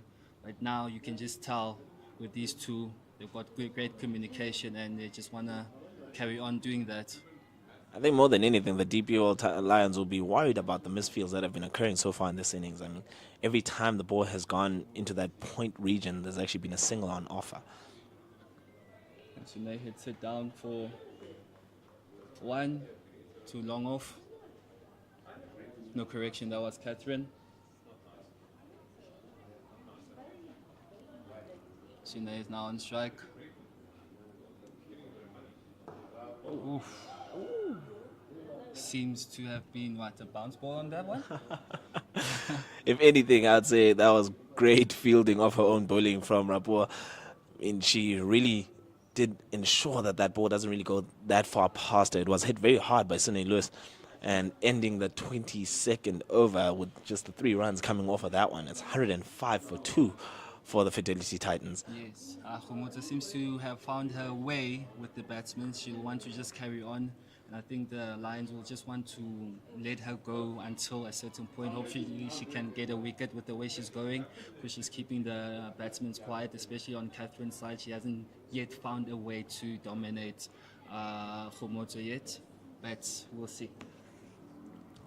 And then Nettleton to continue into her 4th over of this innings. The Fidelity Titans are just doing a good job at just making sure the scoreboard is ticking, rotating strike, and just making sure that they just keep it going and not getting too bogged down. It's very important that we have that strike rotation, because at least those singles keep you ahead of the game a little bit. It gives the opportunity to actually push the game forward a bit more and to actually stay within it. So I will just want to be looking to pitch that one up. She seems to start on a good note, and then just later on the over, she just gives off that loosener. But on the last over, it was just unfortunate that she had a bit of a misfield. But she'll just want to pitch it up more, as there is some purchase on this pitch. But the Titans are making batting look very easy at this point of time. Now, we spoke about how easy it will be to bat going forward into this game, as the phase of play changes, as the warmer it gets and the flatter how the wicket goes. It's just going to be easier and easier to just get through for singles, get through for more runs. Yeah. It's an excellent delivery on that occasion. She's giving some air to the ball. They're tempting the batsman to just say, hey, hit over mid-off, yeah? Let's see what you got. I also think it's a really good tactic to float the ball up to Sune Lewis, as she is the new batter in. It's just to offer that opportunity to say you could actually try and go for runs over mid-off here. Maybe it'll create an opportunity to get the wicket. Yeah. And so far the over has gone for 4 runs. Catherine on strike right now. Oof. That one staying a bit low there, but Catherine dealing with it very well. And that is the over from Sarah. It is 109 for 2 after 23. Look at the uneven bounce on that occasion. I mean, that was a really good ball. I think slightly, it just didn't come up as much as Catherine anticipated, but she still manages to get her bat across the line of the ball there, and actually just hits it just straight to that fielder at shortish mid-wicket at the edge of the of the line of the inner ring. Goodness me, that was a very good delivery. I think one thing we've noticed from the pavilion end, the ball tends to stay a bit low, so it's very important to make sure that you're always on the front foot. Even that one just stayed a bit low from Khomotso there. Tune deals with that one very well for 1. The importance of rotation of strike, it just kind of puts you off a little bit about how you decide to go about the fielding. Where do you put which players where, in which position, how fair do you think where the batsman is going to go. Fidelity Titans are doing a very good job at just making sure the scoreboard is ticking. And it's just very good at how, since the power play, you would have thought that in the power play they would have aimed to get a certain amount of runs, but they decided to just rather say, let's navigate through this period, and once we get used to the field, used to the bowling, we'll start letting our hands loose and scoring some big runs, they've been doing. Oof. Khomotso, they're getting some purchase there. KG mentioned earlier how it would be the spinners would actually come into play here, given that the seamers haven't really started all that well, and as flat as it gets, it's going to be the spinners who are really brought into the game by the wicket. Man, it's really been tough going so far in the first 23, 24 odd overs. Oof. Oof. That one getting driven down into the stumps.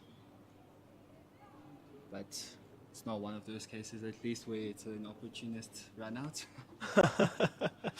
I must say, if you ever get run out that way as the batter on the non-striker side, you must feel really hard done. Yeah, especially as you know you're doing very well. But it's part of the game, unfortunately.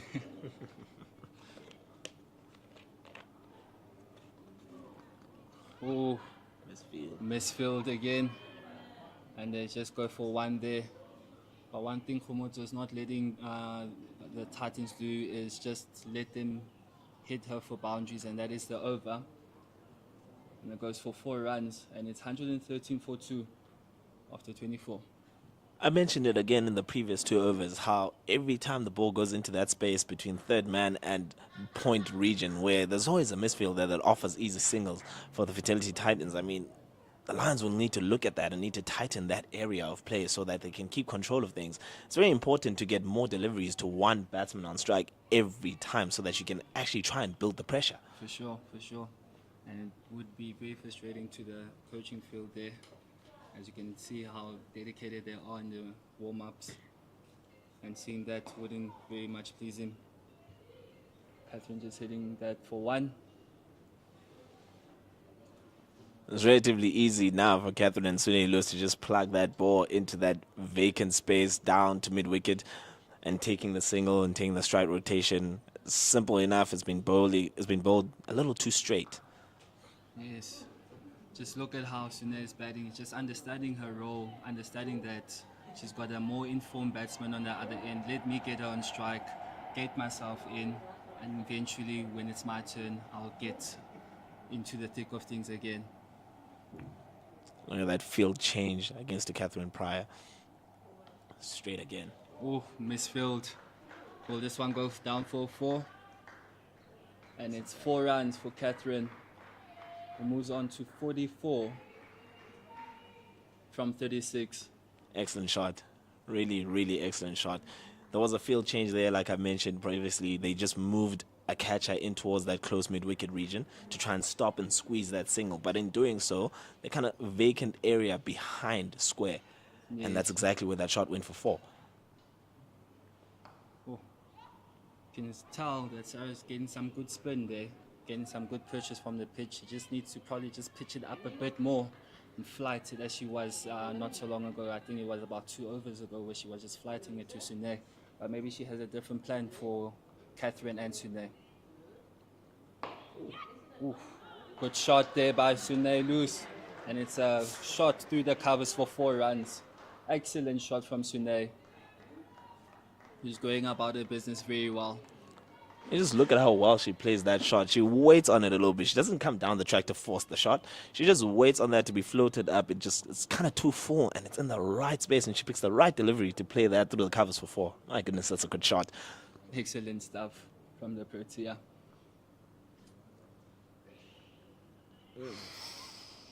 Bit risky to sweep on that one, but it seems to be running down for another boundary. Ooh. Turning into a bit of an expensive over this one. Back-to-back 4s to finish it. It is similarly a very expensive over. At about, I think, is about, 14, maybe 15 runs from that over. It's a really good convention there. They've taken singles, they've taken the boundaries on offer. It was a bit closer than we thought initially on that LBW, but Sonia Lewis managed to get her bat across the ball, and it's just throttles down the fine league region for 4. Definitely, the Fidelity Titans seem to have found a good balance into making sure we rotate strike, and once the bad ball does come, we punish it, and they're doing a very good job at it. Both of the batsmen are. Catherine Pryor is on 45 from 37, and Sune is on 21 from 17 balls. And we're halfway through the innings with the Fidelity Titans 128 for 2 after 25 overs. It's really been a very good performance after that initial 10 overs in the power play.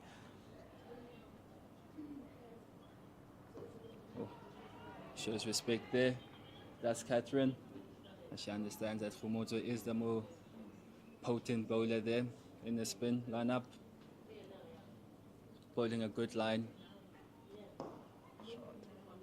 Catherine just hits one too long off for 1. I enjoy how Catherine is really toying with the field a bit here, and I think the DP World Lions are looking at that situation and thinking they're feeling the bit of pressure here. Yeah. Every time they kind of switch up where they're going to place a fielder, whether it's in close or far on, she just takes a single in a different direction. Can't help but feel that was leg bars. And then turn 1 into 2. Or let's just wait for the umpire to call. Oh, those were runs actually. Great running from the Fidelity Titans ladies. Zwane, so far what I'm looking at is just that The DP World Lions, they're not showing any urgency to field there. I mean, with that ball going shortish into the leg side towards that fine leg region, there's absolutely no one at fine leg. You have a player deep behind square. For me, I just would have thought that was the ball for the wicket to be going for that. Just try to show that urgency in the fielding and trying to keep that run to a single instead of giving away the two. Definitely. Can't help but feel that maybe the heat is also playing a factor, as it is a bit very hot there in the middle. So now hit the 1-2 point for nothing. I really can't shy away from how hot today is going to be. I mean, it's been clear. There's absolutely no cloud in the sky at this point. It's just baking out there, but you need to stay in the game. Oh. So now hits the 1 too long on for 1. And that's what the Fidelity Titans are doing very well now since post power play, that they're turning 1s into 2s. And that's the over from Komoto. The score is now 132 for 2 after 26. And as we close off that over, we just look at another announcement that we have from Cricket South Africa. With our Proteas men looking to take on the current ICC Men's T20 World Cup champions, India, in November for a thrilling 4 T20 international test matches. It's going to be really epic. The last 2 teams who are finalists in that World Cup are now taking each other on. Visit www.cricket.co.za for your ticket purchases. #wars are nowhere. #be part of it. That should be a very interesting series. It's going to be personal, that's for sure. Oh, we're going to be looking to find ourselves in that situation again, having lost the World Cup final against India. But we seem to have a bowling change. Lesho Nolomesu seems to be coming back to the bowling attack from the West Pavilion. She started the overs very well as she went for 15 runs only. She'll be looking to put on some pressure again and making sure that they build up some pressure so that they can get some wickets, because if this partnership gets away, might be a long day. As you mentioned, there's one they're trying to actually build the pressure. I was going to ask, and leading into that, what do you think the thinking is here from Rapua as captain to bring back Meso after that initial spell of 5 overs in the first power play, where she actually was tight, she bowled extremely well. She had good length and a good line. I mean, looking at an economy rate of 3 runs and over is a really good start. I think just the way that Meso started, and she had that bit of nip that she was getting there. Oh, no ball to start off proceedings. That's a free hit to Catherine, who's in very good nick right now. She'll be licking her lips at this. The Fidelity Titans actually have been missing out on your free hits, so they'll be hoping to take good advantage of this one. But since there was a run, they can afford the field change there. So let's see how Catherine and Lesho Nolo goes about proceedings now. This is the 4th front foot no ball we've seen in this innings, and as the bowling coach, I really wouldn't be happy about seeing this, especially at this level of the game. We talk about how important it is to not let the pressure go, but to start off an over, especially after being afforded so many runs in the previous over, and you start this next one with a no ball. Oh, and that goes over point. Seems to be running down to the boundary for 4, and that brings up Catherine's 50. Well played there by Catherine Pryor. She's been excellent from the start, and well-deserved 50 there from her. 50 runs from 40-odd deliveries. It's really been an excellent innings.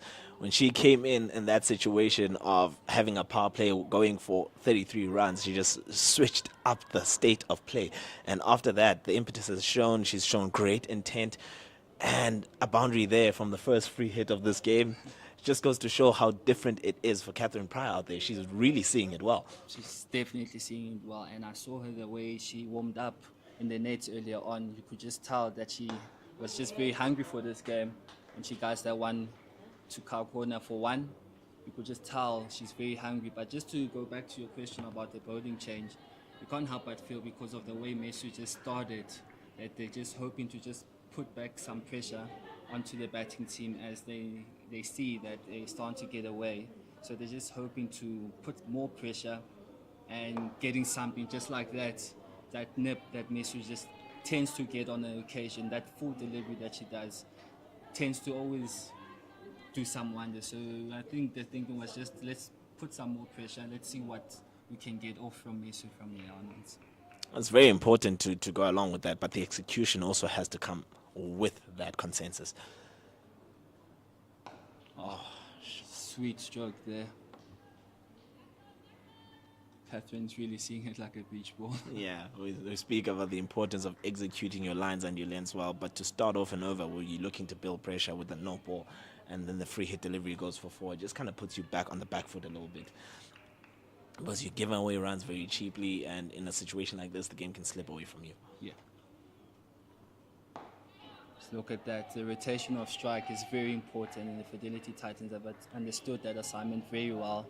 And these two seems to have a very good communication between them. So the Titans are going about their business very swiftly.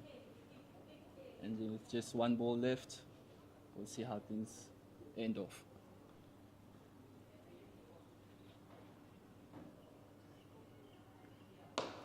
Ooh. Good shot there by Catherine. Too long on. The score goes on to 143 for 2 after 26. 27 overs done. 143 for 2. I mean, Catherine Pryor, 53 runs of 43 deliveries so far. Sune Lewis steadily getting into the action at 27 from 24. It's been a very healthy partnership now that we look at it. There's been so many extras in this inning so far. I mean, we look at the run rate, currently sitting at 5.3 runs to the over. Partnership has already got to that 50-run mark.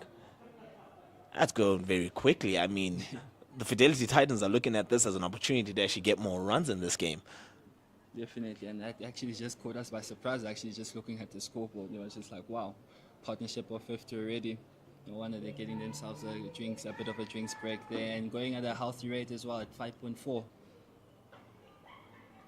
Catherine Pryor being the instigator, wanting to just also convert her great start into something big for the Fidelity Titans. Oh, yes, definitely. And Rapua still to continue here into her 8th over successively. She's actually bowled decently, looking at the figures of taking 1 wicket for 29 runs in her 7 overs. It's been a very disciplined form of bowling so far, but it just also feels like she's been doing it alone, really, in this phase of the game.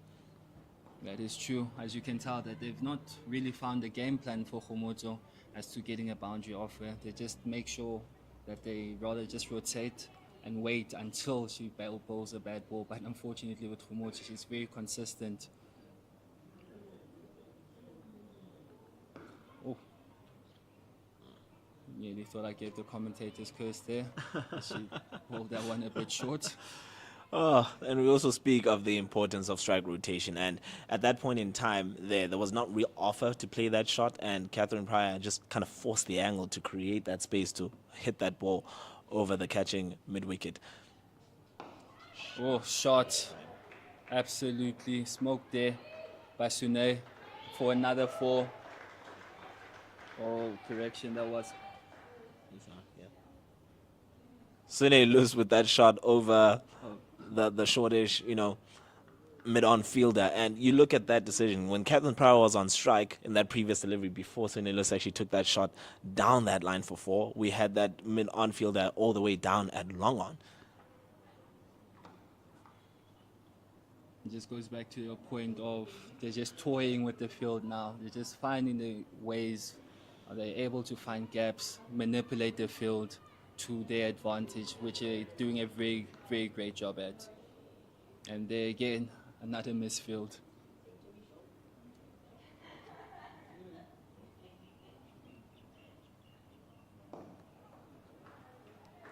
Pryor just guiding that 1 for 1. And that brings the 150 up for the Fidelity Titans with 1 ball left to go.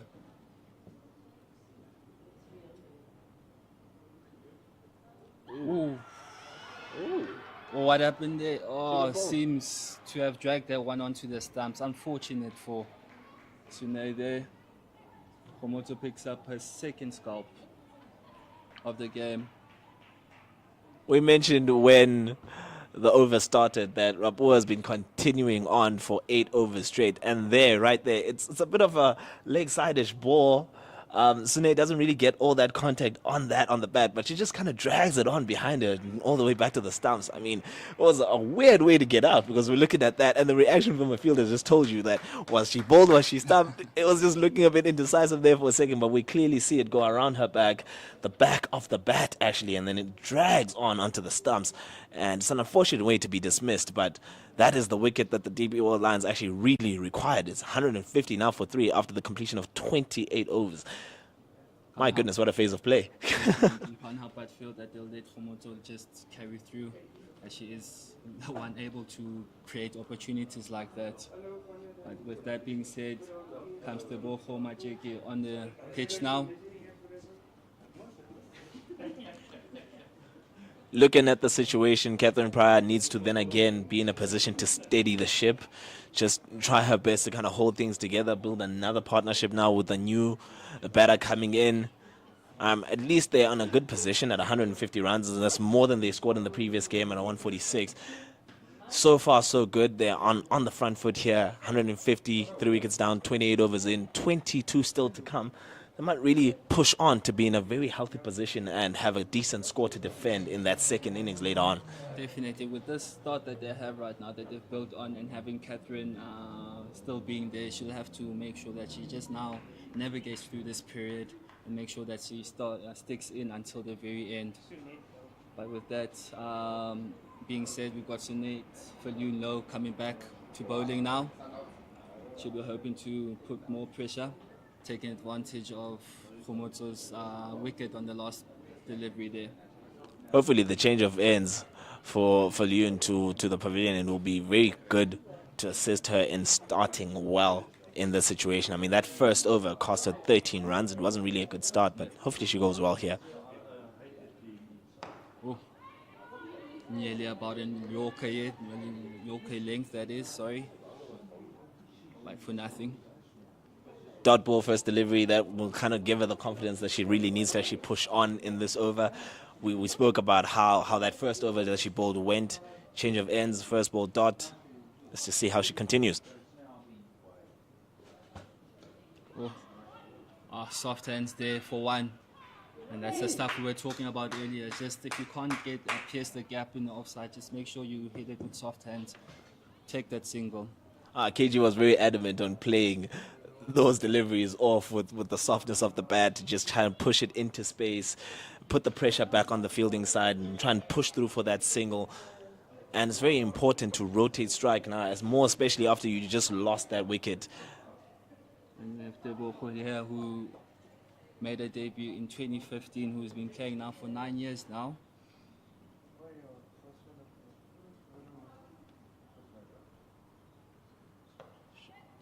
Hits that ball to point for nothing. But you can tell just the confidence now, that there's confidence in the pitch to just trust yourself and go after a delivery like that. Whereby in the beginning it was just, let's just see what's going to go on or what's going to happen. Oof. Oh, she says thank you very much to that low full toss. Hits it for 4 in the leg side. Good shot from Tebogo there. Another moment of overcorrection. You saw the previous delivery was a bit shortish and far outside of stump. It was cut through to point, but there was a fielder there stopping that from going anywhere else. This delivery now, coming back from that, was a bit short again, and this time it was actually a full toss right on the knees towards the leg side. Punished. Oh, running from the Titans there. Just a soft hands again, and says, no, let me just rotate strike to the more informed batsman. There's already 6 from this over. Before that boundary, it really was a good over from Filion Low. But she's just trying to wrestle back the momentum here. Good ball. Good shot for nothing. And that is the over. It is now 156 for 3 after 29. You really can tell how good Catherine Pryor is looking out there. You can hear the connection of her bat when she's just playing the delivery right through the line of the ball. She's seeing it very clearly, and her style of play hasn't really changed since she's come on in this innings. She's been the aggressor. She's really pushed hard, to get ones and, steady pace of scoring in increments. She's had beautiful shots for boundaries that have actually gone all the way to the fence. It's been a really, really well-timed innings through this phase. Most importantly is that she's been positive from the start.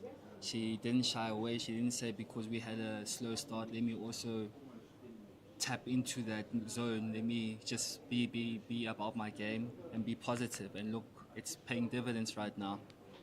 She has really shown great intent, and we speak about the importance of just showing intent in one-day matches. It's just kind of swings the pendulum towards your side, and it just depends on how well you go within a certain phase of play. Khomoto will be wanting to get another scalp before her overs finish, as she only has 2 overs left now. It's been a really, really good spell. It's been a really good spell. She's actually held on. She's kept her team in the game. Oh, running from the Fidelity Titans there.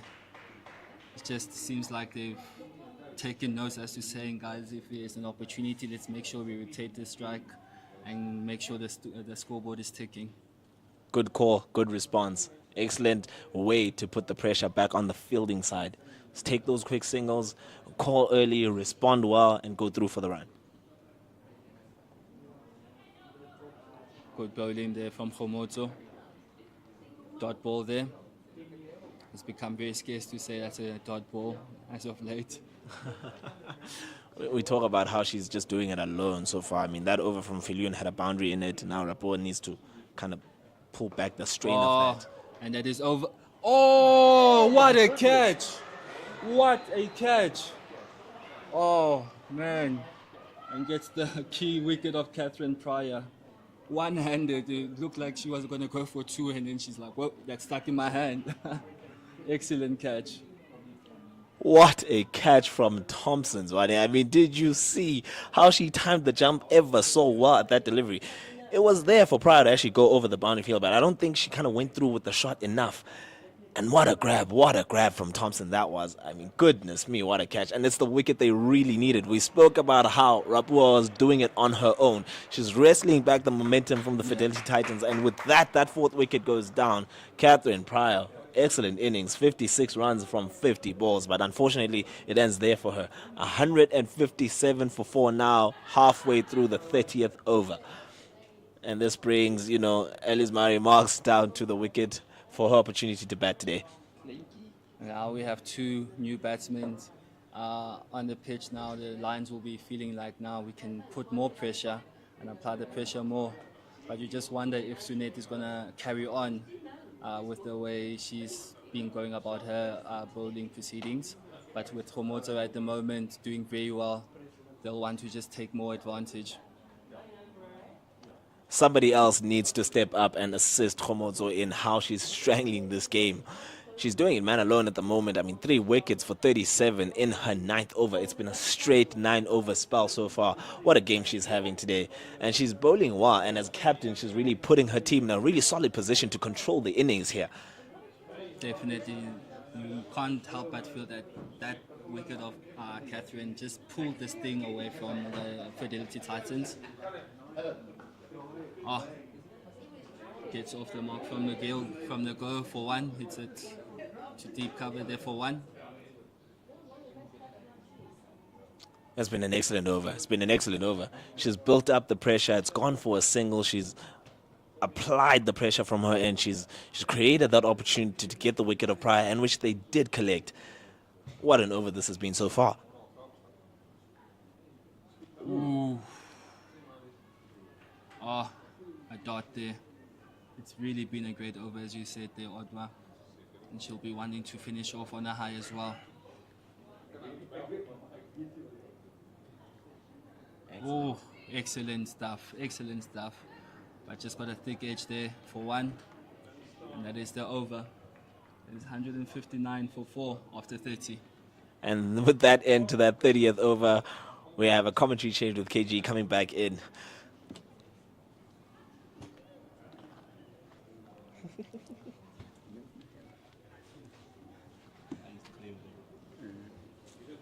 Yes, KG, now with those 2 wickets that have fallen down, The Titans seem to just have to rebuild. The Lions seem to be saying, let's go in for the kill. How do you feel about the last 10 overs? Yeah, definitely. I think going into the last 10 overs, the momentum was definitely with the Fidelity Titans, but I think the Lions have done very well. We did speak about if anybody's going to get anything out of this, it will probably be the spinners. So the Lions have done very well to be able to pick up those 2 wickets. Very important wickets, I must say, with Suneli's obviously going, trying to sweep one and just getting bowled. And also Catherine Pryor, who was batting very, very well, getting the wicket. So you would say that, you know, the Lions will feel a bit better about where they are. But with the Titans, I think they must just go through another rebuilding phase and maybe go until the 40th over without losing too many wickets, and then try to look at what the match situation is at that time and try to build it up towards the end. That is definitely true. And with that being said, we have a bowling change on the pavilion end in Madison. Oh, that seemed to have been mistimed by Tebogo there for one. But you can't help but feel that this is a spinner's pitch, so they should keep the spinners going until a certain point, because they seem to be doing the damage mostly. Yeah, definitely. I think, you know, there isn't too much that's happening when the pace bowlers are on. I mean, we did see that Sunet Felyun Low did come back. She only went for the 2 runs in the last over, so maybe it wasn't too bad. But I think the spinners will be the player to go. They must just get their lines and lengths, especially with somebody like Elise Marie Marks, who's very good hitting over that extra cover area. Let her use a bit more power. For sure. Cool. Missed time there for a dot. Elise will just want to just get herself going, or just rotating strike, not letting the score get timid or go back to how they started. Oh, loopy there. Drives that through to cover for 1. But Yeah. That's good hard running there from Elise. Yeah, very loopy there from the bowler, and just giving a bit of an opportunity to to Elise Marie Marks rather. We do know how strong she is over that extra cover area. And that is, gets through there. Will this go down to the boundary? Yes. Great shot from Tebogo there. Says, I'll take hands to my own matter here. Yeah, very good shot there from Tebogo Macheke. She's had a bit of an okay season so far. She's looked good. As we take a look at that again, a loopy one once again from the bowler, and then Tebogo Macheke manages to hit it in between that mid-off and long on, down to the boundary for a 4. Can't help but feel that's very good bowling. She's tempting the Titans batsmen to just say, if you want to go for it, go. But I've got my fielders in place here.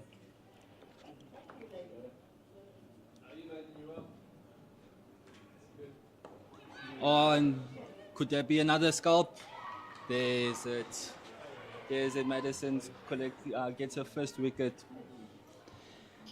Yeah, a bit of a loose shot there from Tebogo Macheke after she hit a 4 in the last 2 balls. Just looking to hit it over once again and going through the wicket. And you can say that important wicket here for the DP World Lions, as we see again. Tebogo Macheke just cleared her front foot, tried to hit it over, but that went straight into the hands of extra cover. And that is the 5th wicket down for the Fidelity Titans, and they are 165 for 5 after 31 overs. Yes, the Lions.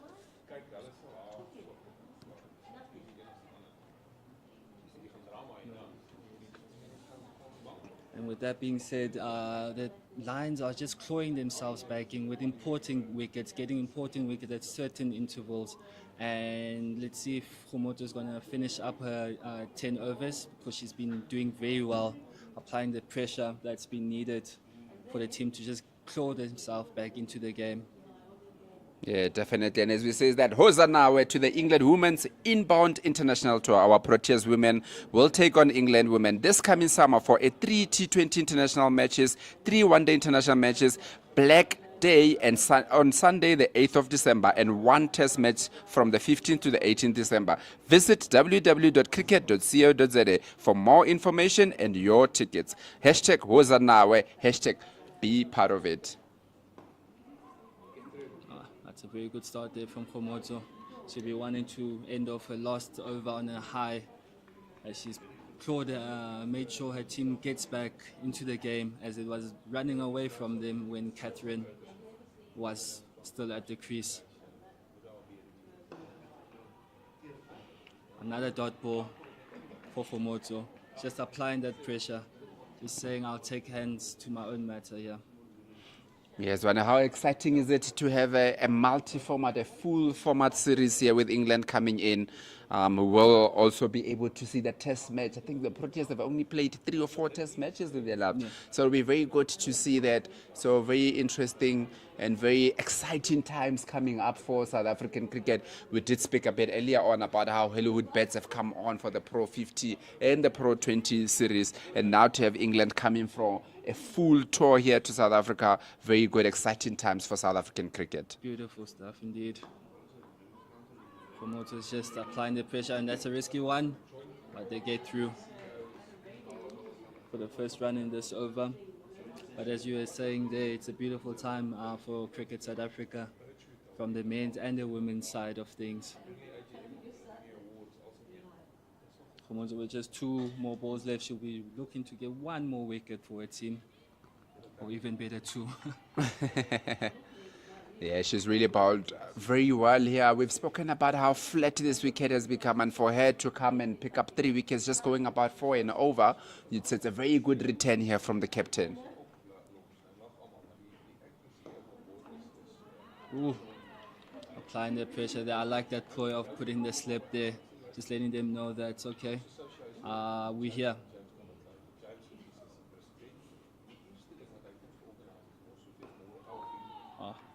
Good finish there. Excellent finish from Komoto. That is 166 for 5 of the 32.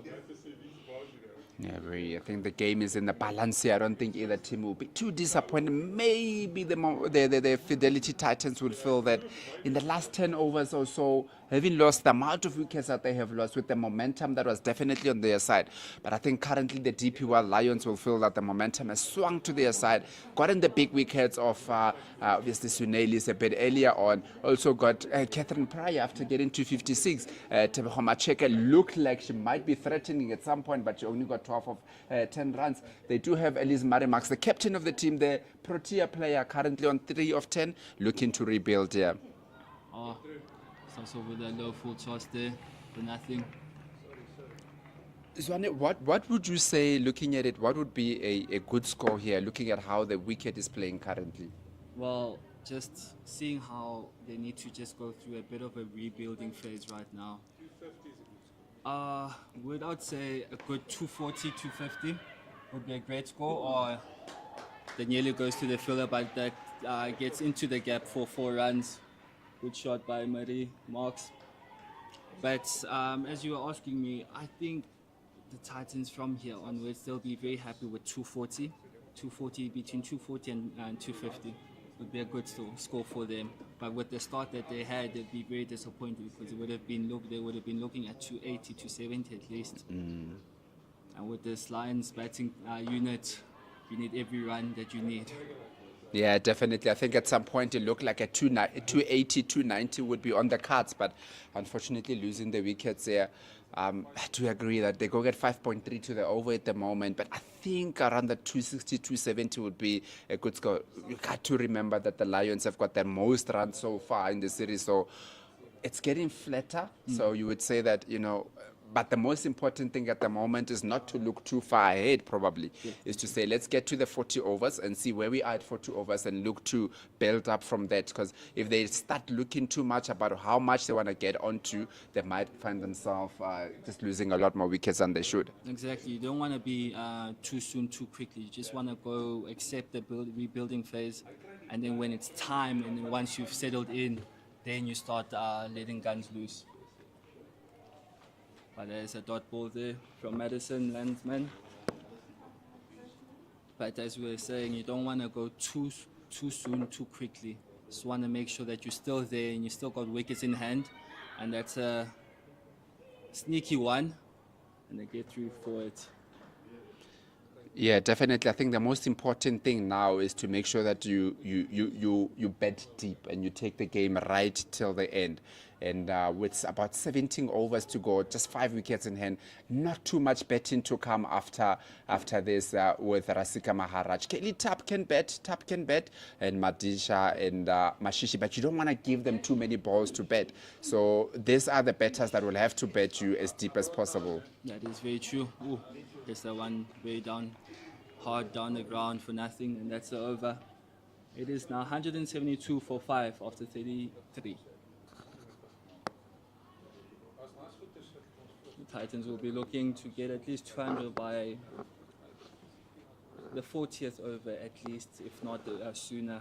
Then they'll be able to give a good score or be able to decide what is a good score on this pitch.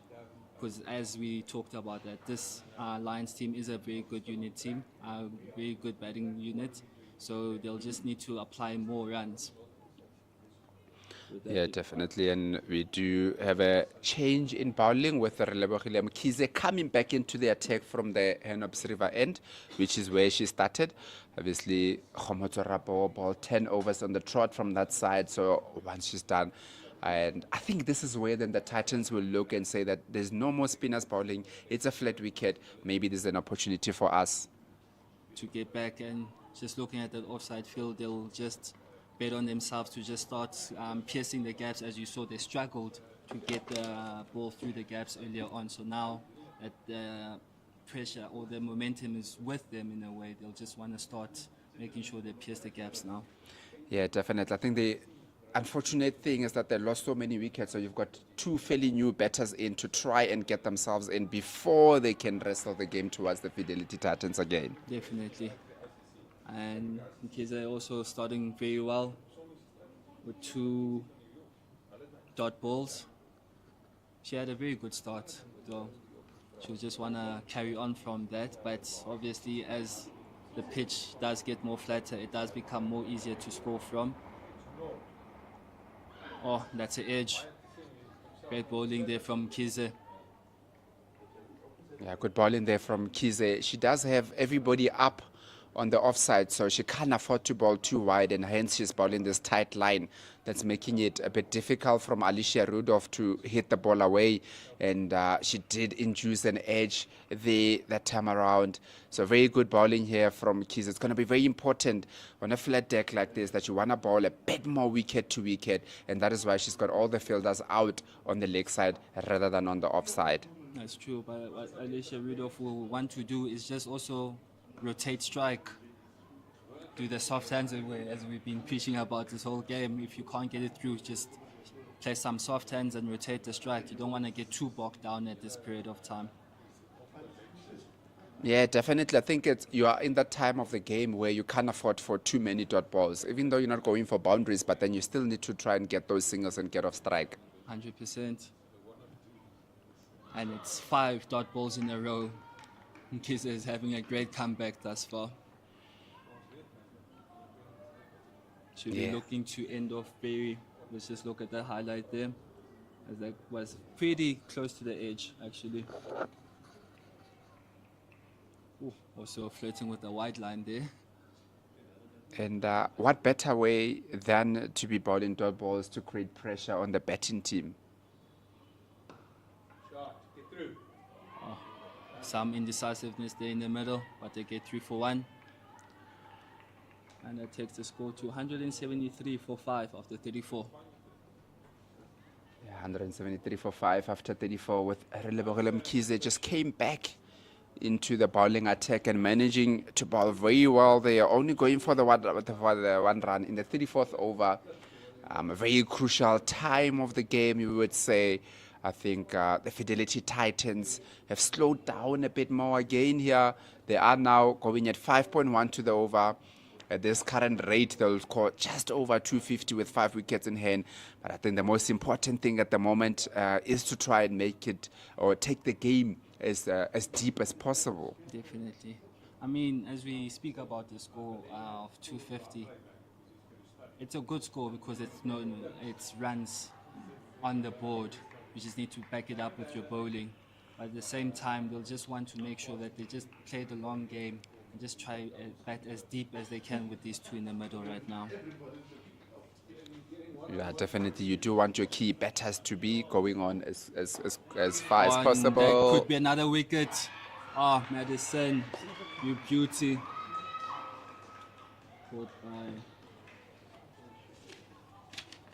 Caught there on mid-off there. Excellent stuff. And we were just talking about batting deep. And they're now starting to lose crucial wickets at crucial intervals, which is what the Fidelity Titans do not need at this point of time if they want to set that score of 250. Yeah, and as we take a look at that again, with Alicia Rudolph looking to hit it over, Kirsty Thompson doesn't manage to do so. That is the pressure that the DP World Lions are creating with not having everybody on the boundary. So what they're saying though to the Fidelity Titans is that if you want to score the runs, you have to hit it really well on the ground, or you're going to have to hit it over. And that time around, Alicia Rudolph decided to take the opportunity of trying to hit it over, didn't get the bat that she was looking for, and that went straight into Thompson's hand at mid-off. Definitely, and that came from the pressure of Mkhize's over previously, who went for one. And stuff like that for the Lions help and create moments like this for Madison. Great teamwork.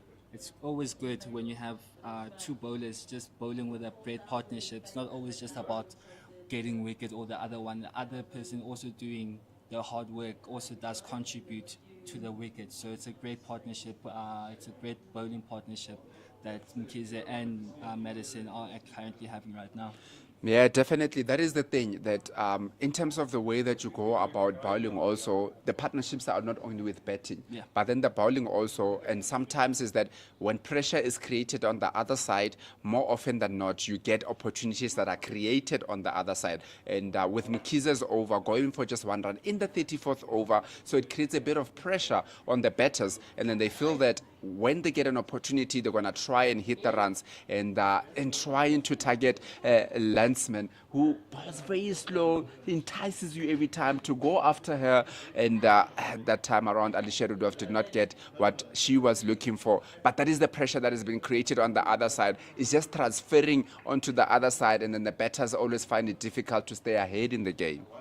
You just mentioned enticing. She does bowl enticing balls very much at a loopy pace, just enough for you to say, I can go for it, but I can also be able to mistime it.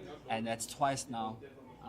She's got batsmen like that. So she's doing a very good job at bowling right now at this stage of the game.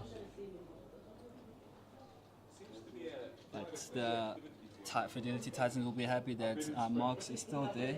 But she'll be looking to bat long, as she will be the key right now if they want to get any competitive score right now. Yeah, she is going to be very key and important, Elise Marie Marks, into this innings. And I think she mustn't now think that because there's a few wickets that have went on the other side, she needs to go attacking too much and going to 150. There is still 4 wickets here for the Fidelity Titans, and her main role, or her biggest role at the moment, is to try and take this as deep as possible to ensure that they can get as many runs as possible. She's one of those batters that if she is there until the 50th over, then there will be a lot of runs on the board, but she needs to hang in there. But she does need a bit of help from the other side in not going out for too many wickets. Another dot there. Another dot. Great bowling from Madison. Very, very good bowling. Tempting the batsman, but the batsman saying no in that occasion. Oof. Juicy stuff being bowled, yeah. Yeah, it must be very tempting here from Rasika Maharaj. But what they're saying to Maharaj is that, let's see if you've got the power to hit it over. Oof. And there we go. Another dot. Madison seems to have found a number here. I must say, Maharaj batted quite decently against the Western Province the other week, where she just came in and scored a few runs here at the back of the innings. Oh, a bit of a misfield there, as we've been seeing throughout the game. And there's still a couple of runs there. They go 3 for 2. She gets off the mark with that. And that is the over. It's 175 for 6 after 35.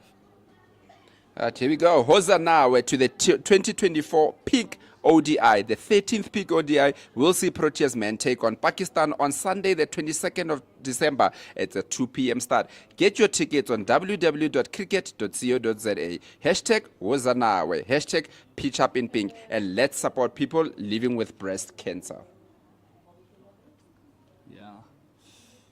The Pakistan series is going to be a good one. The pink ball, the pink shirt game is always a special one, especially when it's played at the Wanji. It's always a special occasion. We've seen many beautiful games there, and this one will not be any other different, I doubt. Yeah, it's always good. The fact that, people that are winning are not just on the field, but obviously with the whole idea of breast cancer, that there is a lot of benefit into the Pink One Day. And as we see, there's a bit of a bowling change from the Henops River end with Jenna Evans. Very surprisingly, after Mkhize came in and just went for the one run, to see Jenna Evans back into the attack.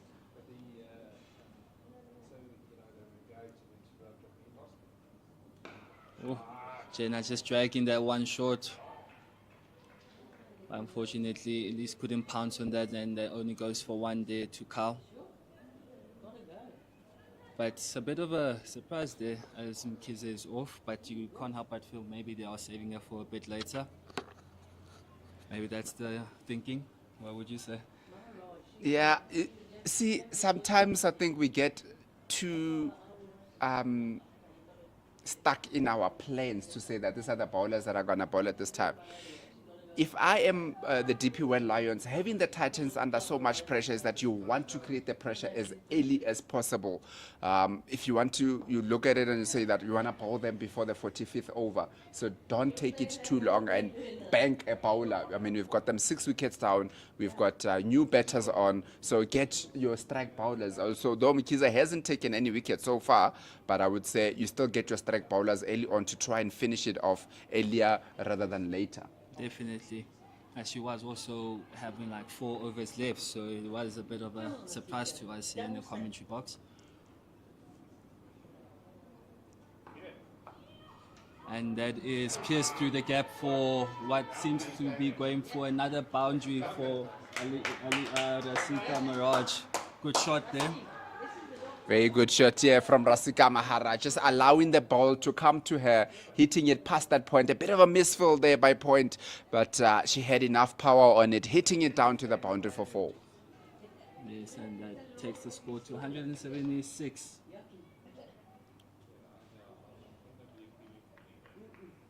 Correction, 180 that is.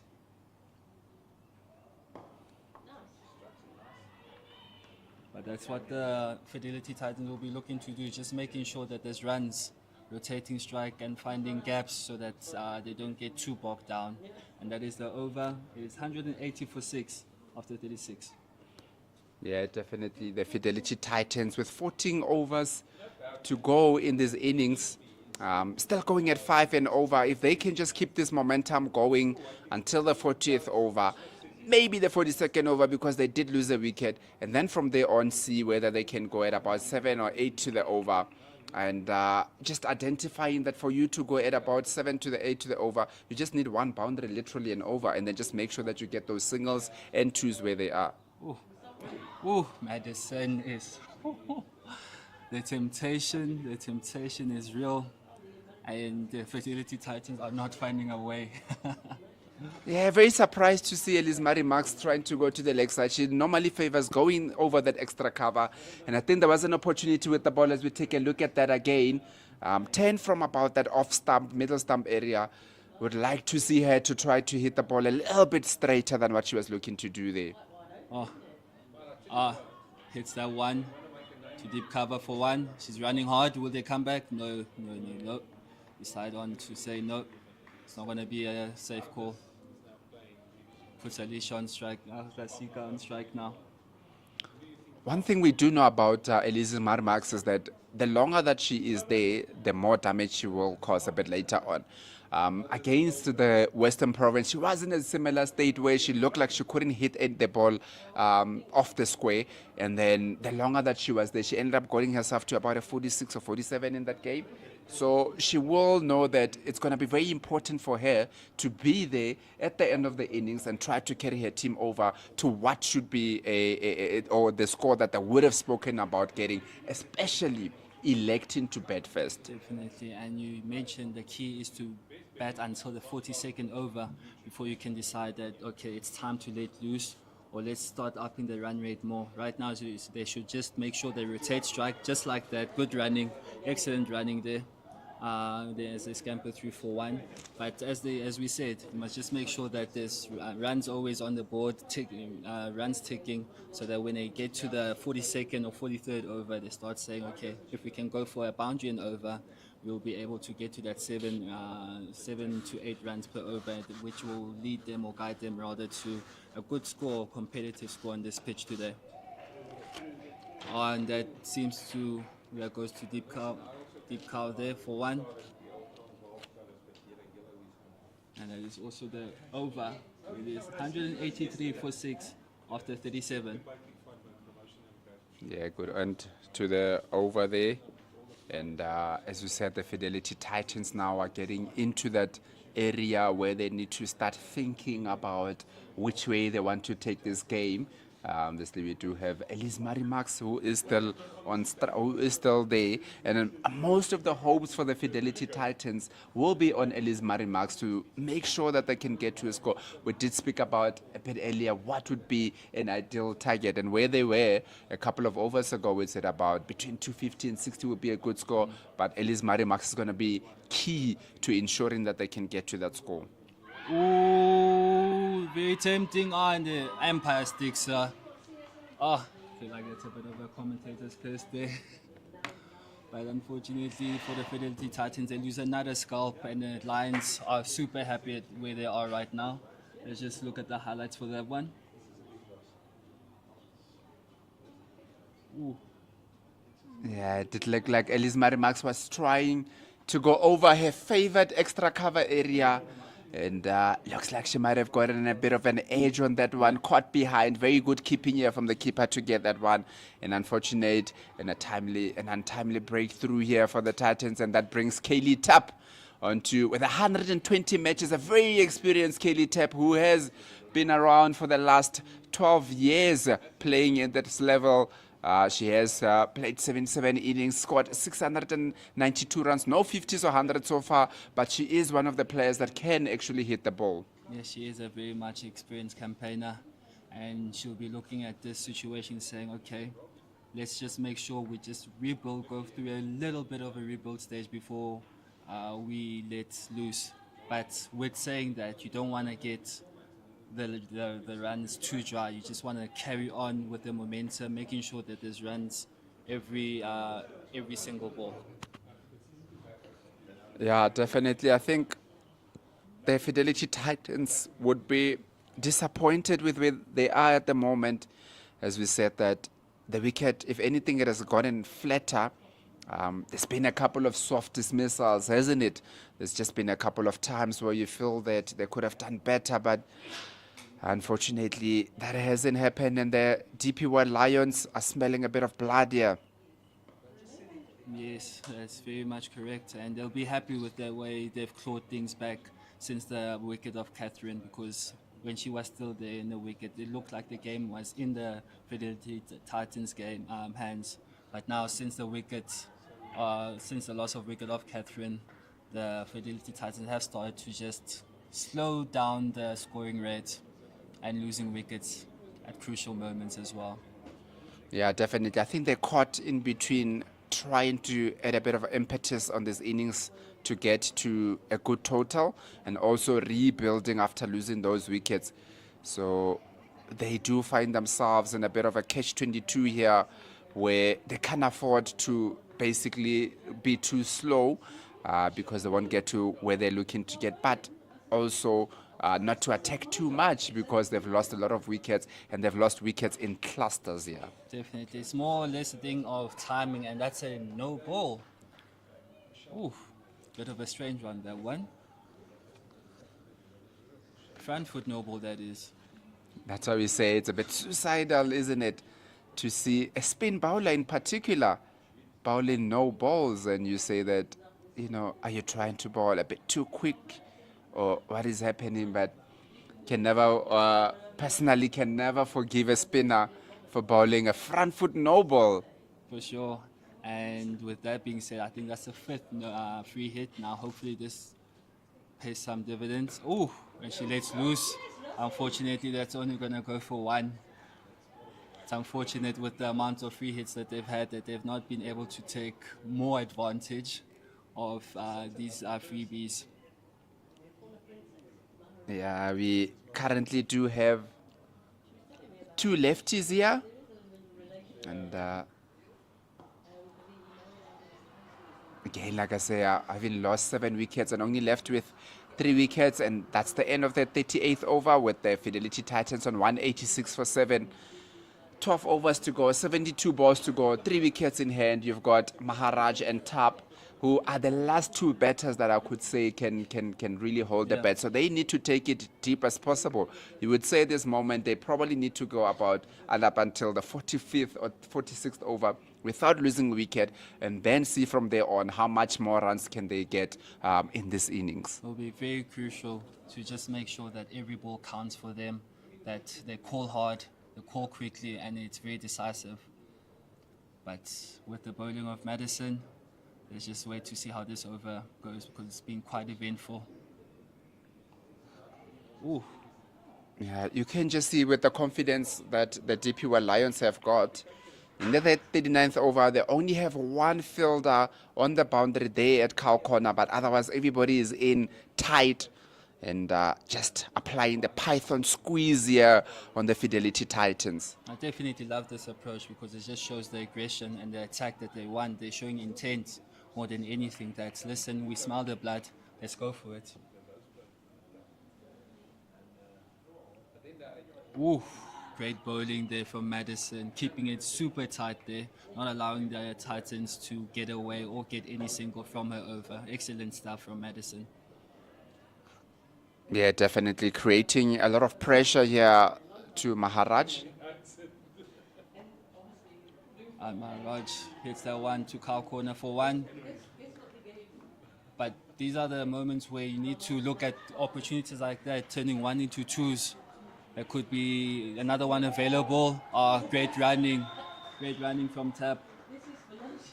Kelly Tap realizing that, listen, we need to take every opportunity for runs. And with that misfield, DP Lions will be very mad at the way, not too entirely, but they'll just be saying, come on guys, let's tighten up the fielding. Let's not let Lucy's, give them Lucy's, or just let them get away in that regard.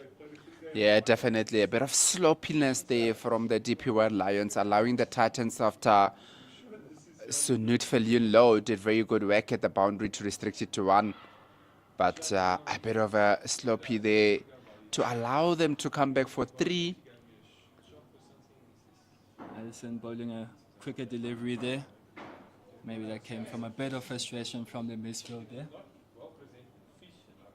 Yeah, definitely. You do need your fielders to back you up especially when you're bowling well. Ooh, tempting. Oh, chance of a run out. Unfortunately, it doesn't go to hand for the Lions there. And it is 190 for 7 after 39. Yeah, there was a bit of a chance of a run out there, but the fielder that time around looked like she was ready to throw before she got the ball in her hands. Looked up a bit too early, and that did allow the Fidelity Titans to go through for that single. A very scratchy single, but they did end up getting that single due to that misfield. Just looking at the situation right now, with 3 wickets to go, 11 overs left, are we still saying a good score of 214-250? Yeah, definitely. Look, at some point, obviously, before the wicket of Elise Marie Max, I would have said who look about 260 if they could have kept that. But having lost at least Murray Marks, say 240, 250, I think it will be a good job from them. For sure. And that is guided down to the leg side. That'll be an easy 2 runs. Good running there from the Fidelity Titans ladies there in the middle. Just doing what we're saying is that just make sure every ball counts. Even if it's not a 4, rotate strike most importantly. Yeah, that is the hallmark of betting, isn't it? It's not just about the boundaries, but when there's an opportunity for shot, and that's going to be 4 runs there. Just look at that. It's already 6 from this over. Just making sure you rotate strike, and then comes the bad ball and punishes it for 4. Great shot from Kaylee Tapp, the experienced campaigner. Yeah, definitely. A bit of a loose delivery there from Jenna Evans. Bowling it a bit too straight. She hasn't had the best of time, isn't it? She's taken 2 wickets, but then she hasn't bowled the best today. And a bit of struggle here with her bowling. Definitely. She hasn't felt very comfortable from the start, actually. But she has, as you've mentioned, picked up those 2 scalps, which does make up. But that's the name of cricket. Yeah, definitely. It's always good to have the wickets in your column. You always feel better about yourself when you've got wickets in your column. Oh, that's a quick run there. We sneak one in there. Good running from the Fidelity Titans as we take the score to 197.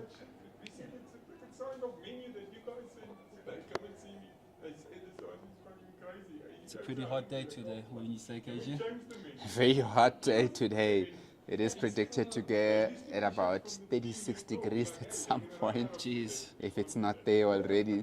There's a bit of a cloud cover coming from the south, which is where the rain does come from when it comes on this side. So there's a bit of a cloud cover from the south. It is very hot here today at SuperSport Park. And that's a dot, and that is the over. And with that being said, it's a change of commentary. Yeah, change of commentary. As we say, to the Hosanna, to the 2024 Black Day. The 4th Black Day will see Protea women take on England on Sunday, the 8th of December, with a 10 a.m. start. Get your tickets on www.cricket.co.za. Hashtag Hosanna, hashtag NGBV, and let us take a stand for equality. Hello, KJ, and we're back again for this final phase of the first innings with the last 10 overs to go in this first innings, with the Fidelity Titans sitting currently on 197 for 7 after the completion of 40 overs. We have Rasika Maharaj on 11 from 20, Kaylee Tapp on 9 of 9. It's actually been a decent partnership so far leading up into this final phase, especially after losing that 7th wicket a couple of overs ago. It's actually a very good ball. It's just pushed on into that shortish mid-wicket side for a single. Pressure firmly back on the Lions ladies side now, with their fielding actually in deeper positions than rather being actually in close, watching those chances to actually get across the ball quicker and manage to create opportunity for taking wickets. Yeah, I think as we mentioned there that, the Fidelity Titans, a much needed partnership here for the Fidelity Titans. They have managed to just get a bit something going on here with the partnership currently standing on 15 between Rasika Maharaj and Kaylee Tapp. So very important for the Fidelity Titans to make as much as possible of the last few overs that are left in here. And that is a wide ball that the Fidelity Titans will no doubt enjoy. I mean, apart from that wide delivery, Madison has bowled so well so far in her spell. I mean, 2 wickets in 5 overs. That's another wide there, and this time on the offside. Overcorrection, 2 and 2 balls, 1 wide leg side, 1 wide offside. She just needs to look at cleaning up this over with the next delivery. It's a much better ball this time. Bowled on the length, fuller, and goes straight to mid-on for no runs.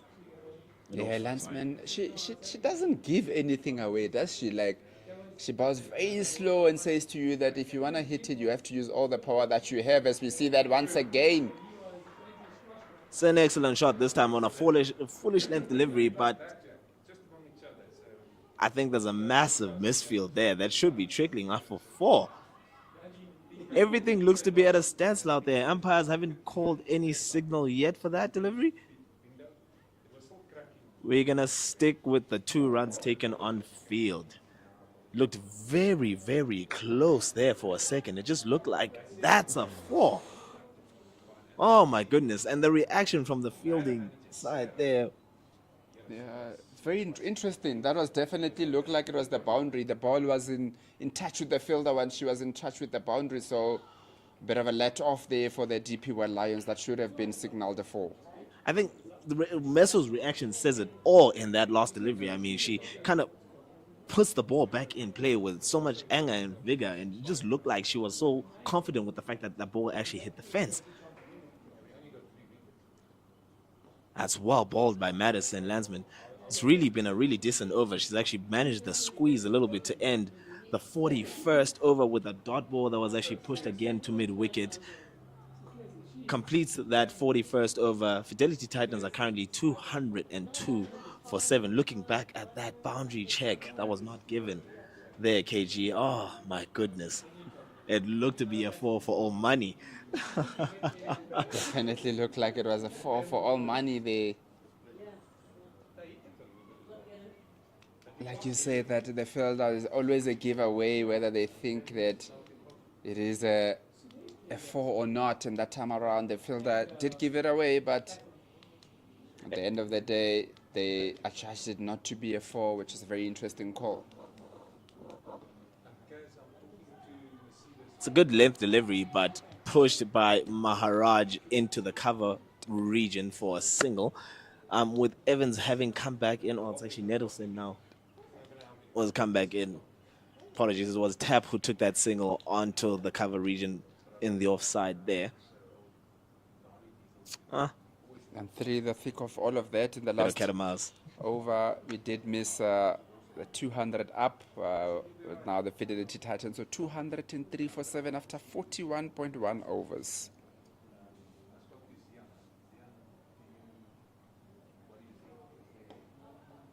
Maharaj on strike against Nettleson. She's bowled 5.2 overs in this spell. No wickets for 37 runs so far. It's actually not been a bad day, but it's also not been a particularly great day as well. She just pushes that. Mara just pushes that slightly into the leg side position. It's not as fine as she would have wanted it, but it goes that skew mark behind square, and it's fielded just around the inner ring, kept down to a single.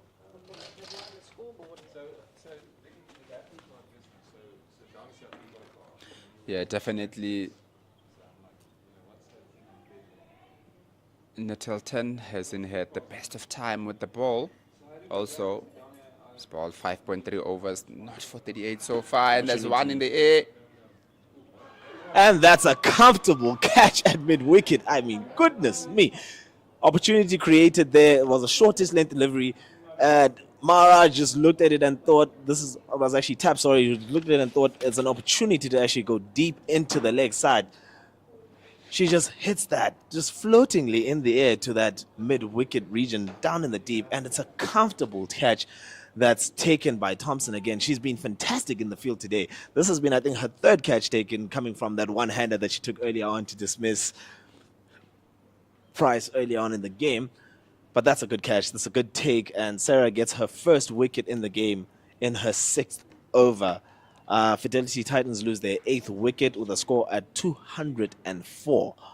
Yeah, definitely very good catch. Very good wicket here for the DP World Lions. As we saw, there was a bit of a partnership that was building between Maharaj and Tep. And the DP World Lions would have seen that they need to break that partnership as early as possible. And they've managed to just do that. And another loss of the wicket for the Fidelity Titans here, finding themselves in a bit of trouble. 204 for 8 after 41.4 overs on a wicket that you would say is worth about at least 260 runs. But I think the most important thing, Odwa, at the moment is to make sure that they can bat the 50 overs. I think that should be the target now. betting the 50 overs rather than a score in mind, because the longer that you bet, the more runs that you can get. Even if you get yourself a bit of 20 or 30 runs in the last few overs, I think you would go in to the second innings with a bit of confidence that we are able to bet our full 50 overs. So importantly for the Fidelity Titans right now is to bet that 50 overs and then come back to ball to defend some sort of a score later on. Oh, definitely. And with that wicket having fallen in that 42nd over, we look at the new batsman, who is Madisha. She's only debuted in 2022 and 2023 season. Was very current. She's only had 11 matches under her belt, 8 innings so far with a total of 30 runs. That's a very good first delivery from Sarah up against Madisha there with that dot ball. It's kind of just building up pressure around the fact that the Titans have lost a couple of cheap wickets, really, to say the least. It's another good follow-up delivery of the dot ball there in that case.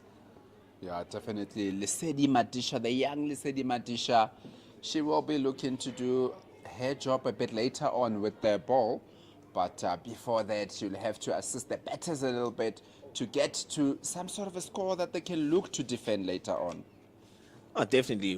We talked earlier about what range we would like to look at, what score would you like to look at, and at this point 240 with that mark being in the additional conversation looks to be a far thought, having lost 8 wickets after 42 overs. But you did mention, KG, the importance of them now just batting through this innings and trying to get as many as you can leading up to that 50th over in the game. Yeah, I think it is going to be very important for them to, it will give them a bit of confidence. If they can manage to just go and finish their full 50 overs, they will feel a little bit more confident about themselves if they can do that. Madison Lasman's first ball in the 7th over down to Rasika Maharaj is a dot delivery. I mean, she keeps floating it up there to offer the opportunity that says, hit me over the top if you can. Yeah, that's what Lensman has been doing, and saying that if you want to hit the ball, you need to use all the power that you have. As you see, yet another one hit straight back at her. And not too much happening here with the Fidelity Titans, not able to get the ball away. Only one fielder at the boundary. That's a wide delivery on that occasion. And again, it's that notion of pushing the ball and offering that much space and width, but that time on that occasion is too much width, and it's a wide offside, and it's collected by the keeper.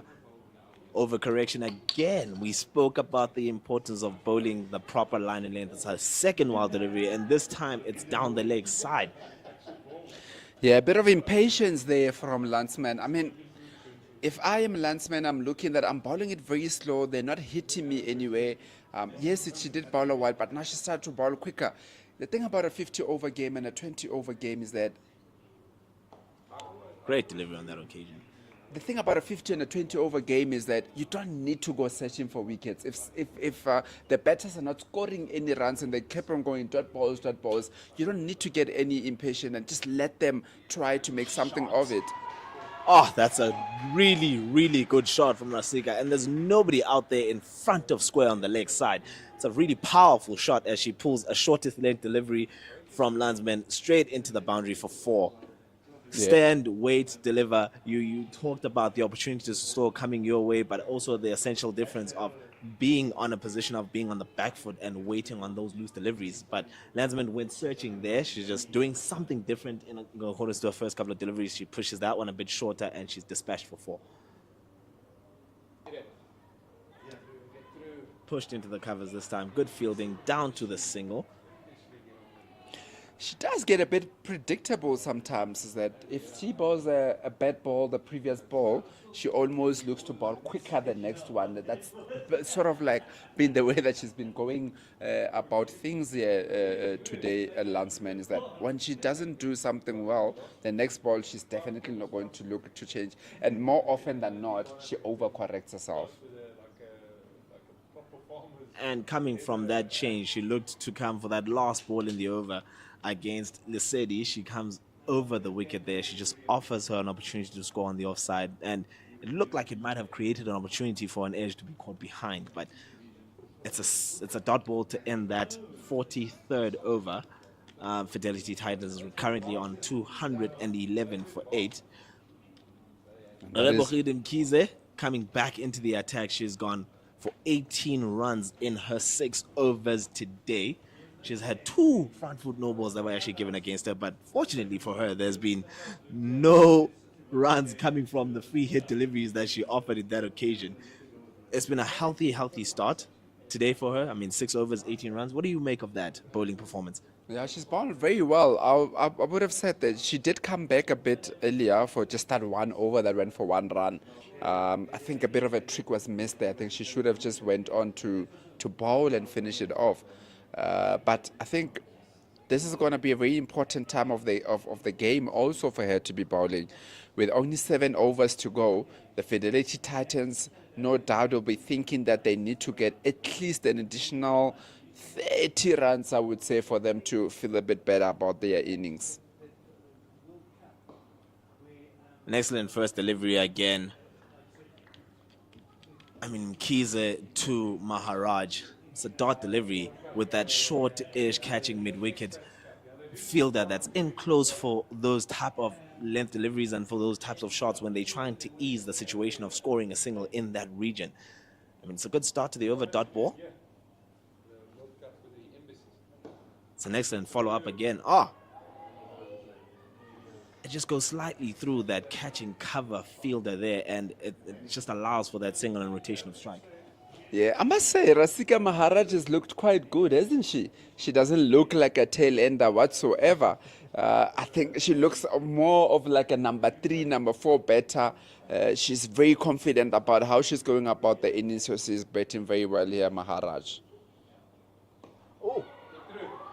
That's in the air for a bit as Mkhize just gives it width against the new batsman, Lesedi, but it really doesn't just go to hand in that cover side. It just goes into space, looping into that area, and it just offers her the opportunity to get off strike again and bring Rasika Maharaj back on strike towards the latter balls in this over.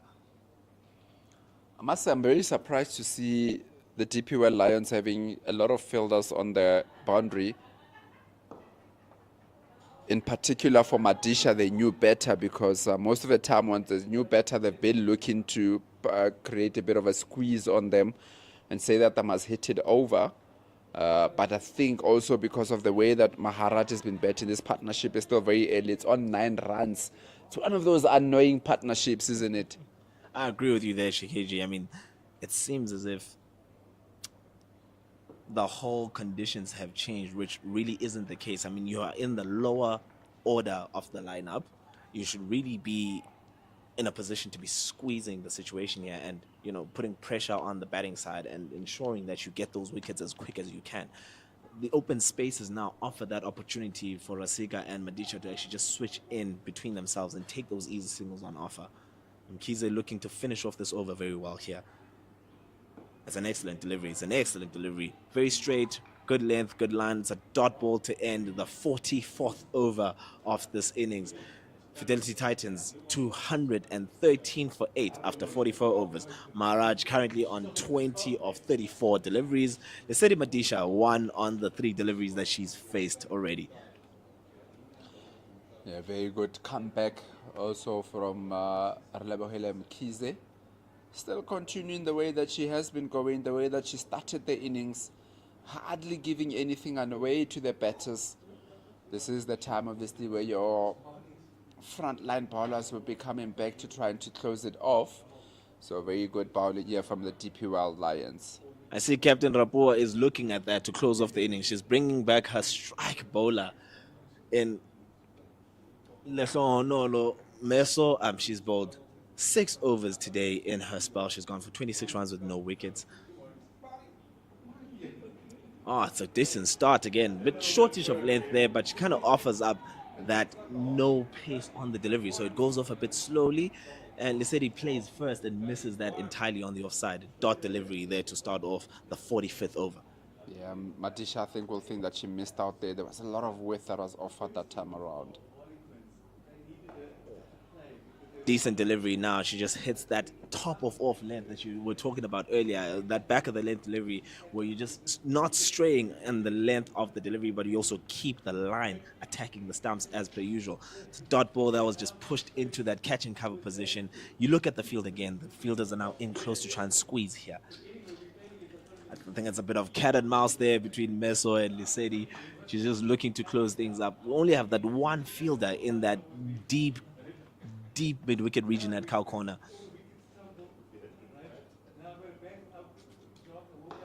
Good ball again, good ball again. It's an excellent shot, though, to that delivery, just playing through straight down the line of the ball, but it's gone straight to the fielder at mid-off. No runs taken again on that ball. It's been a really good over this so far. It's been 2 deliveries, 2 dot balls. Excellent start from Meso.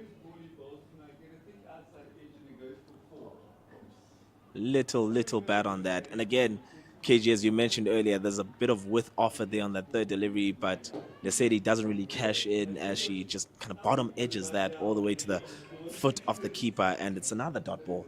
And the Lions are building pressure steadily here. Yeah, Lesedi bit of on the back foot here, not...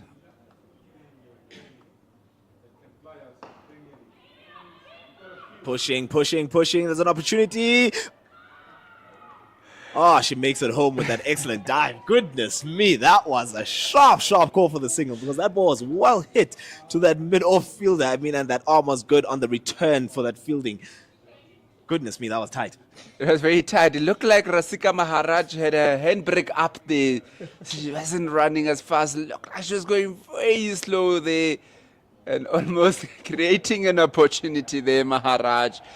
Lesedi Madisha definitely backing herself to get into the crease before going out. So very good running from Madisha there. And Maharaj, no doubt, will be saying that, hey, I was sleeping a bit there. Maharaj going so well so far on 20 from 37 balls. She will be feeling very good about her innings so far. Madisha called early for that single. It's another good delivery, straight in line with the stumps. It's an excellent end to the over, just with the 1 run coming from the 45th over. What an over that was from Meso. She's actually been so disciplined today. Just afforded the 1 single. That was actually a very close call again there, with an opportunity to get a wicket off that delivery. End of the 45th over, Fidelity Titans 214 for 8. Yeah, and we should say that we've got 30 years of democracy. Join us in commemorating a significant milestone, 30 years of democracy in South Africa. Cricket South Africa has forged a path where every man and woman can embrace the joy of cricket, fostering inclusivity, access, and excellence. Here's to 3 decades of progress and to many more years of changing lives through the spirit of the game. Well, these are some great initiatives. And Kize to follow up on that very good over by Meso in the previous over, just offering the single 1 run. It was a tight run at that could have brought the 9th wicket, but they went through and got home safely. And Kize now looks to tighten down on that same situation of completing this innings for the Lions as quickly as possible and trying to get that 9th wicket. It's a good delivery. It's another excellent dot ball. There's not really been much on offer between that bowling partnership of Mkhize and Meso. Yeah, definitely. Just like how they were stingy with the runs early on in the first part of the game, even in the latter part of the game, they are still looking to be very stingy, not allowing the batters to get anything on the bat and run away from them. Oh my goodness, what a shot that is. And that comes down again to how we feel in the inner ring. That is a very good shot from Lesedi Madisha. Very good presentation, full face of the bat, past that mid-off for a 4. That is not a number 10 batsman, is it? It certainly doesn't look that way. I mean, Christy Thompson will be looking at that fielding that she just displayed there and be thinking to herself, I should have really got my body just behind that ball to stop it. But Lesedi, I mean, she started well. Madisha just came in here and she just played that ball straight down the ground against Kize, and that was a beautiful shot for 4. Similar delivery on that occasion, and that decision, she just doesn't flaunt her bat through the line of the ball there. She just tries to dab it, delicately, and just doesn't come off the same way. She misses it entirely and goes into the keeper's gloves for a second dot ball in this over after the 3 balls that have been bowled. Yeah, definitely. Mkhize won't be too happy with the fielder where they got the 4. But she just came back and got a dot ball the following delivery. Oh, excellent bowling that is. Just that ball holding the line. It just was straight on leg stump, but it was a bit leg side-ish, but it just comes around. And Madisha finds herself in not a good position as she was trying to turn over to kind of play that ball down the leg side. She misses it entirely, and she's bowled around her legs on the top of leg stump. Mkhize gets the breakthrough, her first wicket of the day in her 8th over. And she's 24 runs now after 8 overs that she's bowled, with one less delivery to actually complete her 8th over. And she's taken the 9th wicket, and it's a wicket that the Lions have needed to actually finish off this innings. Yeah, definitely a wicket that was needed from the DP World Lions, as that partnership of 14 runs was looking to get away from them a bit there. So Mkhize has deserved to get a wicket. She's been very consistent in the way that she's bowled throughout. Has really troubled all the batters out there. And as we say that, you see Paulina Mashishi, who is the reigning Fidelity Titans player of the season, more recognized with the bat, with the ball rather, but she has to do a bit of work with the bat here today, with the career starting in 2013. She's played 83 matches, so she's one of the most experienced players here for the Fidelity Titans. And it is important that we look at that. I mean, yes, she's known for her bowling more than anything, but also we look at the number of runs that she has, gotten over her lengthy career in the last 10 years. She's currently sitting on 95 runs over a total of 49 innings in the game. It's a lot of not outs there. I mean, 25 times that she's been found not out in innings that she's played. I mean, it looks like it's just halfway through the number of games that she's actually batted. Decent ball.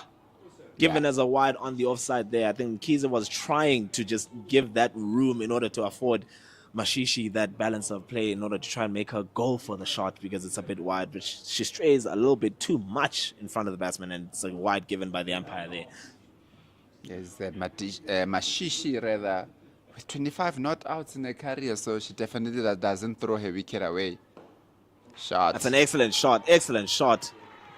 Stopped at the covers by Thompson this time. She doesn't make the same mistake as she did earlier in the over with that misfield.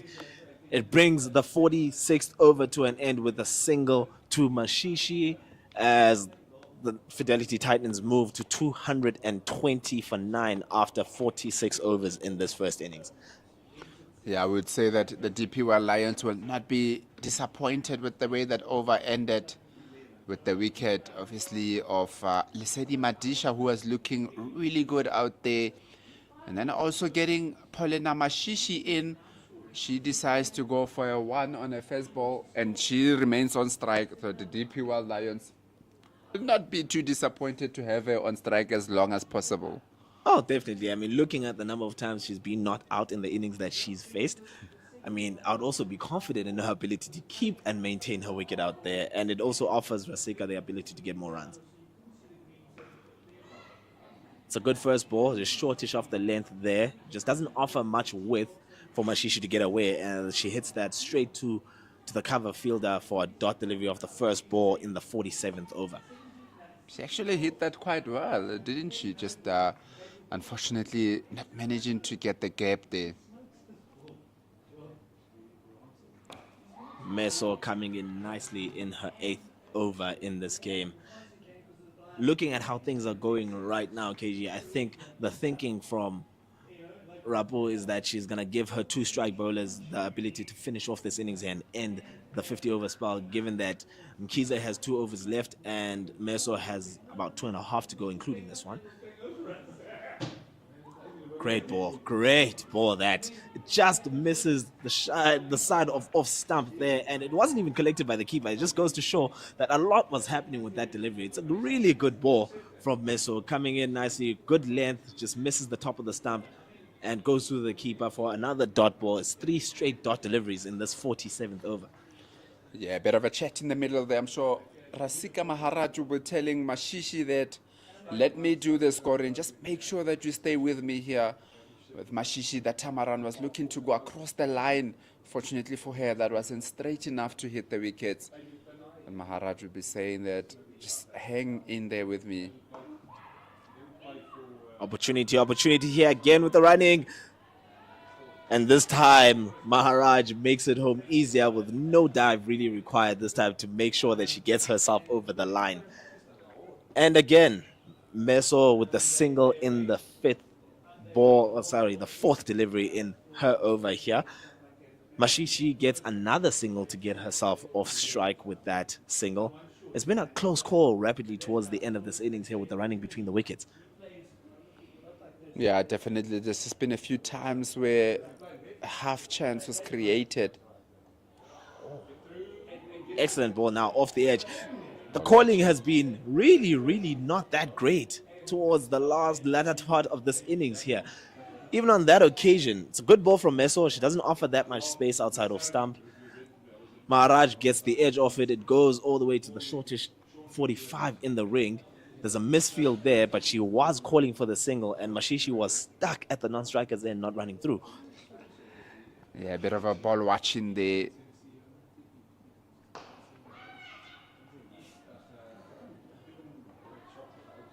It's a good, decent ball to end the over there. And as we come to the close of the 47th over with a dot delivery, it keeps Maharaj on strike for the next over. Fidelity Titans are 222 for 9.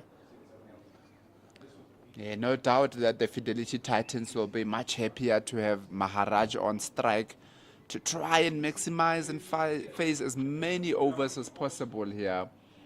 Because if they are to get to anything close to that 240, they need Maharaj to be on strike a lot more times.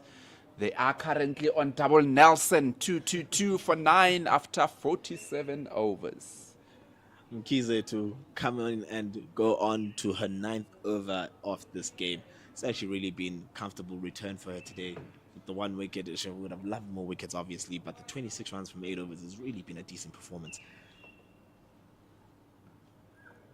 Good first delivery that's on the body. Maharaj looks like she's struggling a bit with the pain, but nah, she's just gonna let it slide off of her. Just looking boss after being hit on the body on that occasion.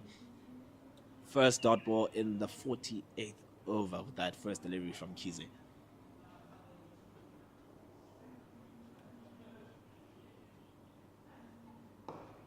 Excellent shot, excellent shot. Excellent shot, straight down the ground, past the bowler and beats the inner ring field all the way for 4. It doesn't really look like Maharaj is looking to go away anytime soon here for the Fidelity Titans. What a shot straight down the ground for 4.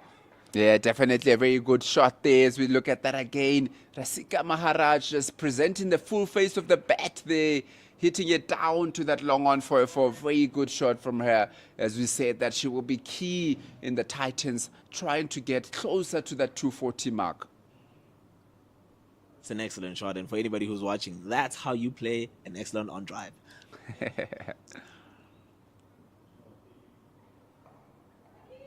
This time it's a foolish length delivery again, but Maharaj decides to go across the line of the delivery. But good for her is that she does actually put bat to ball, and that trickles all the way down just behind square for a single, and it brings Mashishi on strike for the remaining 3 balls in this over.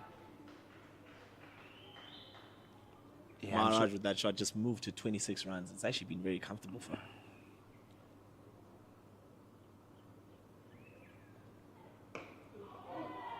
Great shot from Mashishi. It just goes over the top. Just over the top of mid-on in the catching ring there. And it just goes all the way for 4. Mkiza is kind of losing her track of her line here today in this last over. Yeah, very good shot that time around from Paulina Mashishi. Says that I'm not just here to keep my wickets, but I'm also here to score some runs. Count me in with those boundaries. And she gets it over that mid-on. Manages to get a boundary, and that forces a change in the field here for the DP World Lions. Now they've dropped that mid-on down to that boundary. Straight in the air, straight up in the air, and that should be an easy take to end the innings. Wow. It's a good return from Kiza, just taking the pace off of that delivery. It doesn't offer much outside the off stump. Mashishi thinks it was there for the similar shot, but this time trying to go on the offside, and she just manages to spoon it in the air. And it's taken shortish inside the catching ring by Brits, and Mashishi goes for 6 runs. That brings the end of the innings for the Fidelity Titans, having scored 231 for the loss of 10 wickets with a single ball to go in the 48th over. And that brings the first innings to a close. Yeah, that brings the first innings to a close. I think the Fidelity Titans will be disappointed to just get to the 231 after the start they've had in the first 15 overs. In particular, that partnership between Sunay Lees and Catherine Pryor looked like they would get way over 230. It is still a good score, though, to put on as we take a look at the betting card again. With Catherine Pryor going 56 very quickly of just 51 balls. Gandhi Jafta also batted very well, 34-49. Sunay Lees, who was in a very good partnership with Catherine Pryor, getting 32 of 27 balls. Rasika Maharaj ending on 26, not out from 42. And now from the DP World Lions, the captain, Khomotso Rapo, finishing 3 for 40 in 10 overs, and Relebohila Mukize 2 for 35 in 8.5, and Madison Landsman bowling those loopy deliveries throughout the innings, 2 for 33 from 7 overs, and Jenna Evans, who looked like she was struggling a little bit, but managed to still get the 2 wickets. She finished with 6 overs, 2 for 36, and the target set for the Fidelity Titans, for the DP World Lions, is 232. That's what they will be looking to get to finish off this match. I mean, it's really, really been excellent from Captain Rapo today. She's led from the front. Those 3 wickets were so important, especially the wicket of Catherine Pryor, especially during that point of the game. With the partnership going well with Sunay Lewis, they first dismissed Sunay Lewis first, and then Catherine Pryor shortly followed after that. Rapo has been on hold today as the captain for the DP World Lions, and she's brought her team, and she made sure that they stay in it. And it has been disappointing towards the end of the innings there from the Fidelity Titans. They would have certainly want more on the board, but 231 is all they have to now play with. Yeah, 231. They will say that they would have been disappointed, but then it's runs on the board that they have here. They do have something to work with here, and they will be looking to come back and say that if they can nip a few wickets early on here, they might find themselves in a chance. And that is the end of the first innings. We will be back after the lunch to see the DP World Lions trying to chase down the 232 for victory. See you after the break.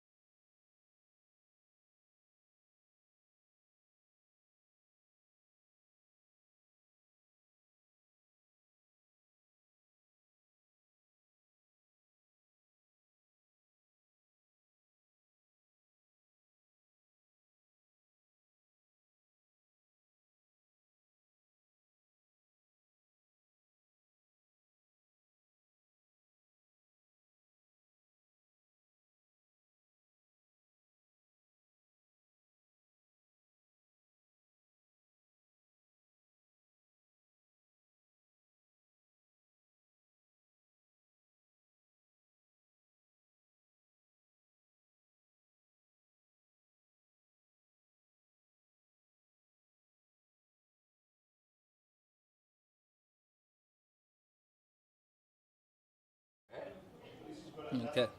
As we get ready for the second innings now, the DP Lions ladies will be chasing 232 to get victory in this game. They'll be wanting a solid start and just building. It's obviously not going to be as bad as this morning, the pitch that is, but they'll be just looking to just construct their innings very well and just build up from there. Yeah, it's going to be very interesting. I think the first 10 overs or so of this match will probably give us a bit of an indication of where we're looking to go. As we see, Nonkululeko Tabete, very experienced Nonkululeko Tabete. She's been around for quite some time. Been played 129 matches. So she will be a bet 136 matches rather, with 120 innings so far. And the Fidelity Titans will be looking to start off this very well. The captain will be bowling the first over from the pavilion. And definitely the Titans will be wanting to take a book or two from the Lions, just applying the pressure from the start, not allowing them to get away, and making sure they get a few early ones to apply absolute pressure on the DP Lions.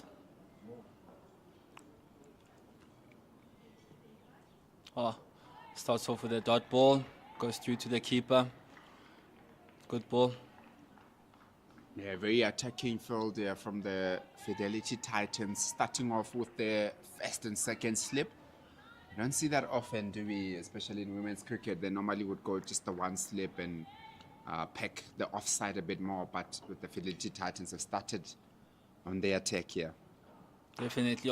That's great bowling. That's the line Alice will be wanting to stay on, as we saw with Mesu there earlier on, that just bowling that fuller length, it just does something there when you just pitch it a bit fuller. So she'll be very happy to stick to that line. Yeah, definitely. We did say in the beginning of the innings, the first innings, there was a bit of variable bounce there, especially if you pitch it on that off stump, outside the off stump, can get something out of it there. Putting in the pace. Yes, Miss Marks. Very, very good bowling there. We'll want to just see out this over, not conceding any runs, but so far so good for the Fidelity Titans. Yeah, definitely good start to these innings here for the Fidelity Titans. Bit of pace there from Elise Marimax, the captain of the team. Would have been disappointed with her batting innings, and will look to correct that now with the bowling. So looks like there might be a bit of a problem with the ball early on here. Seems like she's not enjoying it. I just request for a new ball for herself. But Empire says it's all good. But it must be a luxury to have as an all-rounder, she is, being able to have the ability, if you don't perform well with the bat, that you can make it up with the bowling. And she bowls a short one, and is dealt with very well there by Tabete for one. It brings on Tasman Brits, the Protea. Yeah, Tasman Brits, fresh from that World Cup. Finished as the second leading run scorer in that World Cup. No doubt that should be looking to transfer all that form onto the DP World Lions women's team. Very experienced batter, Tasman Brits. Yeah, extraordinary shot through cover. First ball for, what a shot. Shows great signs of a player in form. First ball, what a shot. What an absolute shot. Yes. Tasman Brits doesn't need a second invitation there. One outside the off stump from Elise Marie Marks, and she pounces on it early on here. Normally you see batters trying to get some time into the wicket, but anything that's full from Tasman Brits, she will put it away the whole day. That's food for her. And the way she's just connecting with the ball there, she's seeing it very well so far. And that is the end of the first over. It is 5-0.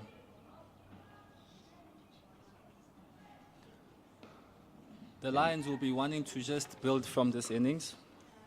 Just good starts. They don't want to get too bogged down. They want to just make sure that unlike the first power play for the Fidelity Titans, that they just keep the scoreboard ticking and score the odd boundary when they can. Yeah, definitely. I think the DP World Lions saw how much of a struggle it was for the Fidelity Titans to start with their innings. However, we did say that in that first 10 overs, whoever was going to bet that first 10 overs was always going to be a touch difficult for them. Not too difficult, but then there was a bit something for the bowlers there. But it has since gotten a bit flatter as the day was going by. So the DP World Lions, I'm sure, will be feeling a bit more confident. And as you say, that it's also good to see Tebogo Macheke back behind the wickets. She didn't keep the last 4 matches, but it's good to see her back behind the wickets. Starts off with a very good ball, does Kaylee tap. They just want to carry on with this momentum, just attacking the stumps as they have put an attacking field with the 1 slip. They just want to make sure that they bowl the length and the line to make sure they create pressure that can create catches. But great start from Kaylee Tap. Yes, we see Tabete batting slightly outside of her crease.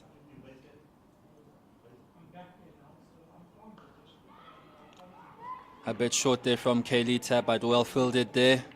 What the Titans will want to do better than the Lions is just make sure that they put body on the line. As we saw a couple of misfields from the DP Lions ladies team, they'll just want to make sure that they do their end very well and protecting the bowler as well. Yeah, definitely a good stop there with Alicia Rudolph getting her body behind the ball there. Oh, and a bit of swing there from Kaylee Tap. See that she's found her line more or less. You would want to say just pitch it more on the 4th, 5th stump there. But other than that, there's some swing in the beginning of this innings. Yeah, I think the DP World Lions have got a very good batting lineup. It has been weakened a little bit with Karabo Meso and Faye Cowling having done duties for the SA Under 19 and not playing here today. But where they are at the moment, in the top 5, they've got 4 batters in the top 5 of the leading run scorers so far in this season, with Karabo Meso, who we did say she is not here today with a high score of 128. They do have Sunet Felyun Low, who is averaging 49 this series with a strike rate of 86, having scored a 50 and 95. And they also do have Jenna Evans, who is also number 5 on that scoring charts. Oh, and they goes to 3rd man. Are they going to turn around for 2? No, that's just kept to 1. Very good fielding there. You did mention about the Lions batting is that they've got most of the batsmen there in the highest score runners in the tournament, which is a great feature to have as a team, because you know that most of the time as a batting order you guys can trust yourselves through any score, and you can just tell by the scores they've been setting and winning convincingly as well that they're very confident in their lineup.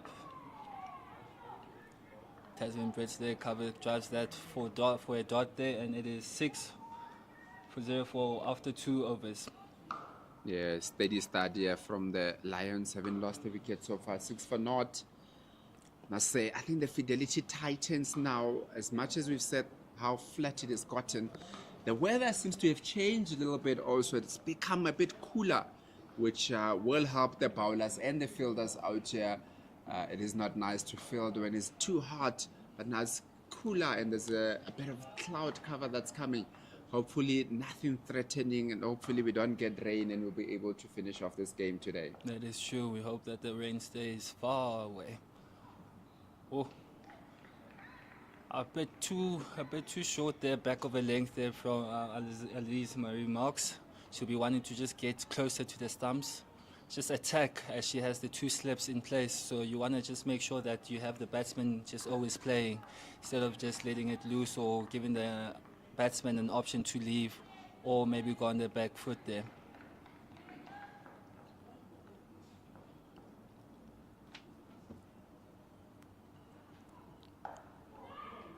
That's better from Marks. So just want to carry on, letting the ball do the work there. Attack the batsman, attack the stumps, let the ball do the talking. Yeah, there's definitely a bit of a difference in the bowling lineups, isn't it? We've got the DPY Lions who had more of the medium to slow paces that looks to move the ball a bit. And then the Fidelity Titans, they've got a bit of an aggressive Elise Marie Max to open up the bowling here, and it's good movement in the air there. Yes, that's movement there, and that was pitched up very full. So I think she'll just want to a touch, take it back a touch more, let the ball do some work in the air and see what it does when it lands. Hopefully get some nip too. But so far we're seeing a bit of movement from her. Yeah, definitely there's movement of her that she'll be looking to make more of it here. Just want to find that sweet spot that you can bowl at and try to get something out of it. What do you think is the key for the DP Lions in this chase?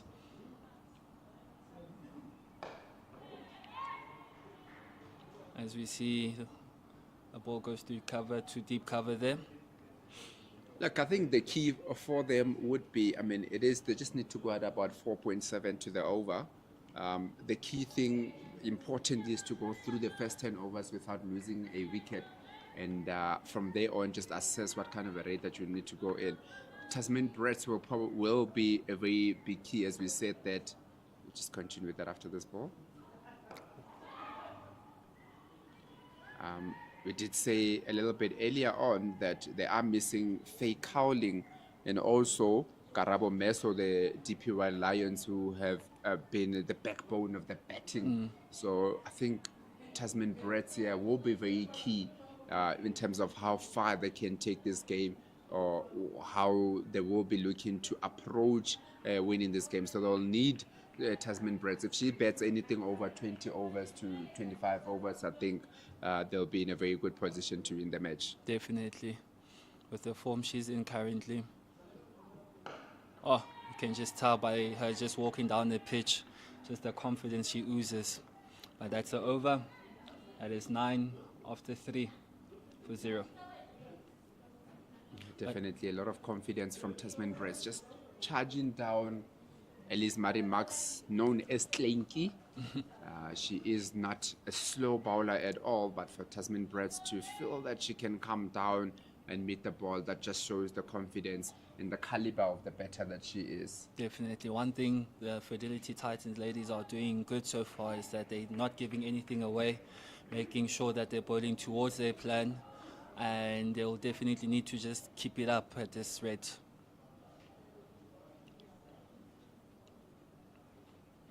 Oh, Kaylee tap, what a ball. What a ball. Squared up there was Tabete there. Another one like that, Kaylee will be saying to herself and the team, excellent ball there. Very good movement there from Kaylee Tap. Got that one coming in and just leaving after pitching on. So very good bowling from Kaylee Tap.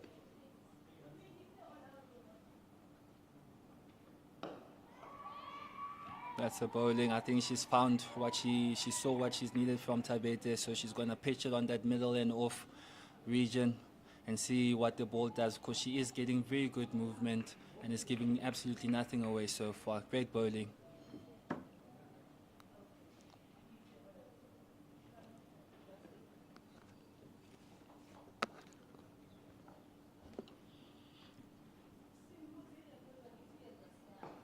That's the line, that's the line. That's where she wants to be the whole day until something gives. Fidelity Titans are now starting to pile up those dot balls. And we saw on the other in the other innings what dot balls created chances. They'll just want to do the same thing and carry on in that same manner as well. Yeah, definitely. I think Kaylee Tap, very good start to her second over here, not giving too much away here. If there is something in the pitch, she is trying to look for it and trying to see if she can exploit that early on. And that's a wide from her. just after just praising her, and then yeah, that happens. But unfortunately, let's hope she makes up on the next delivery. But she'll be happy with the length. Just want to concentrate more on the line and keep it as it was before. Yeah, I think the important thing there for her is to not do an overcorrection where the line was the only thing that you would say let her down that time around. That's where she wants to be the whole day. That's her line, that's her length. Let the batsmen decide what they want to do. If they decide that they want to go over the top, the fielders are there in place. Yeah, I think the key thing here from the Fidelity Titans is that they are getting the DP World Lions to play. And that is where you've got an opportunity to get your wickets. As we said a bit earlier, that sometimes when you bowl a bit too wide and you do let the batters just see the ball go through a bit, it might get them to be at ease a bit. So early on here in the innings, the Fidelity Titans are saying to the Lions that we're going to make you to try and score, or to work for your runs rather. So they are constantly challenging them with the lines that they're bowling. Oh, an edge, and it goes down to third man. That's where she wants to be. She won't be too mad at that delivery. And that is 11 runs after 4. One thing I like about Kaylee Tap is that she's bowling without a fine leg, which says a lot about the trust and confidence in her bowling, that she's saying to the captain, no, I'm not going to bowl anything down leg, or I'm going to keep it to the offside and bowl to my field and keep it attacking.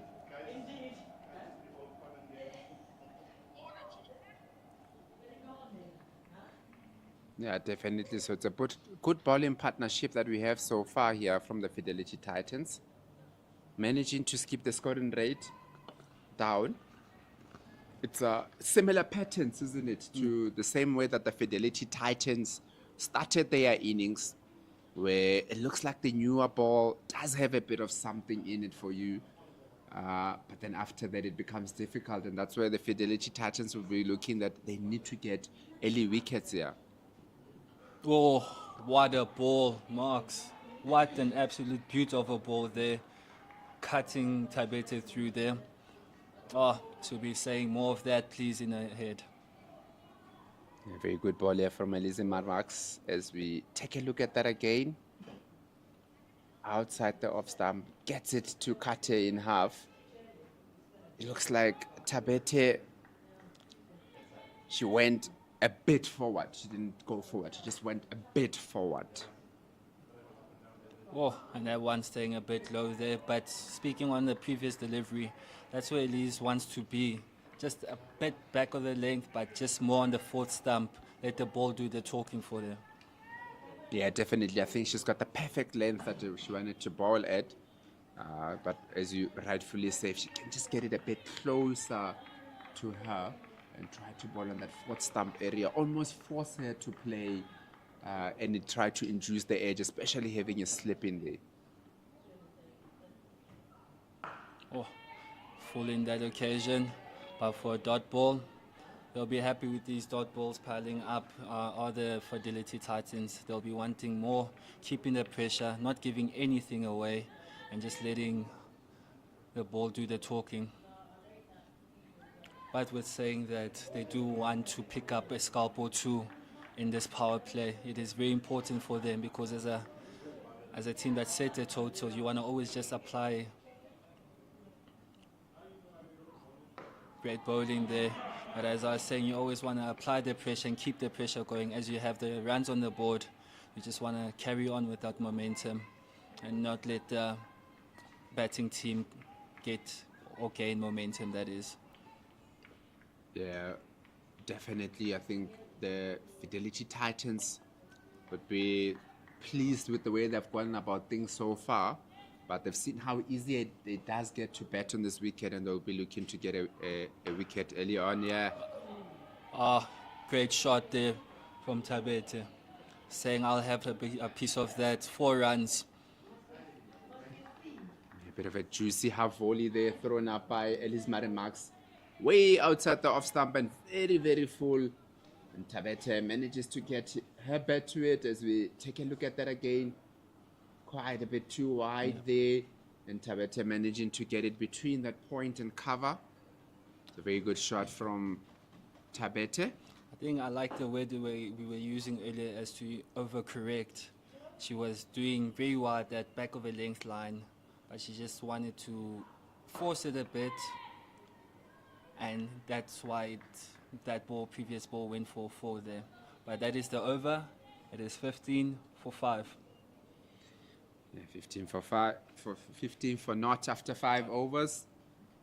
Hosanawe to the Hollywoodbets Pro Series. Cricket South Africa and Hollywoodbets are excited to bring you the Hollywoodbets Pro Series Women Professional League, made up of the Hollywoodbets Pro50 and Hollywoodbets Pro20, which started on the 4th of October 2024. For more information, visit www.cricket.co.za. Hashtag it's our time. Hashtag Hosanawe.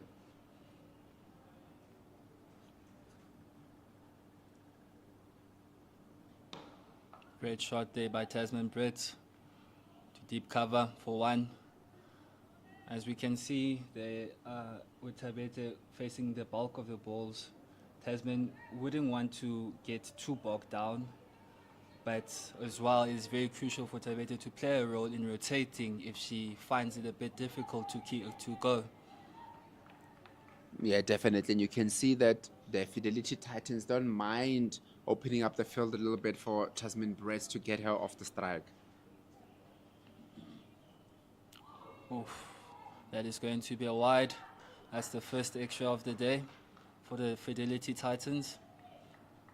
A bit of a dangerous ball to ball there, isn't it? They do not have a fine leg.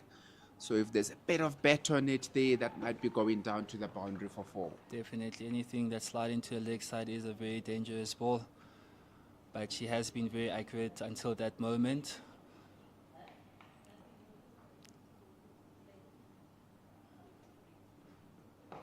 Oh, it goes airborne, gets you through the gap, and that's going to run away for another 4. Yeah, getting the outside half of the bat there. Was in the air for quite some time, but it was in the gap. Nobody there to catch it. And that is another boundary from the bat of Tabete. We're seeing a similar start. Let's just see this action replay. As it was in the air for a bit, but managed to pierce through the gap there. But we're seeing a similar start to what the Titans had in the Lions right now. Building up slowly, wanting to just understand and getting a feel more of the pitch.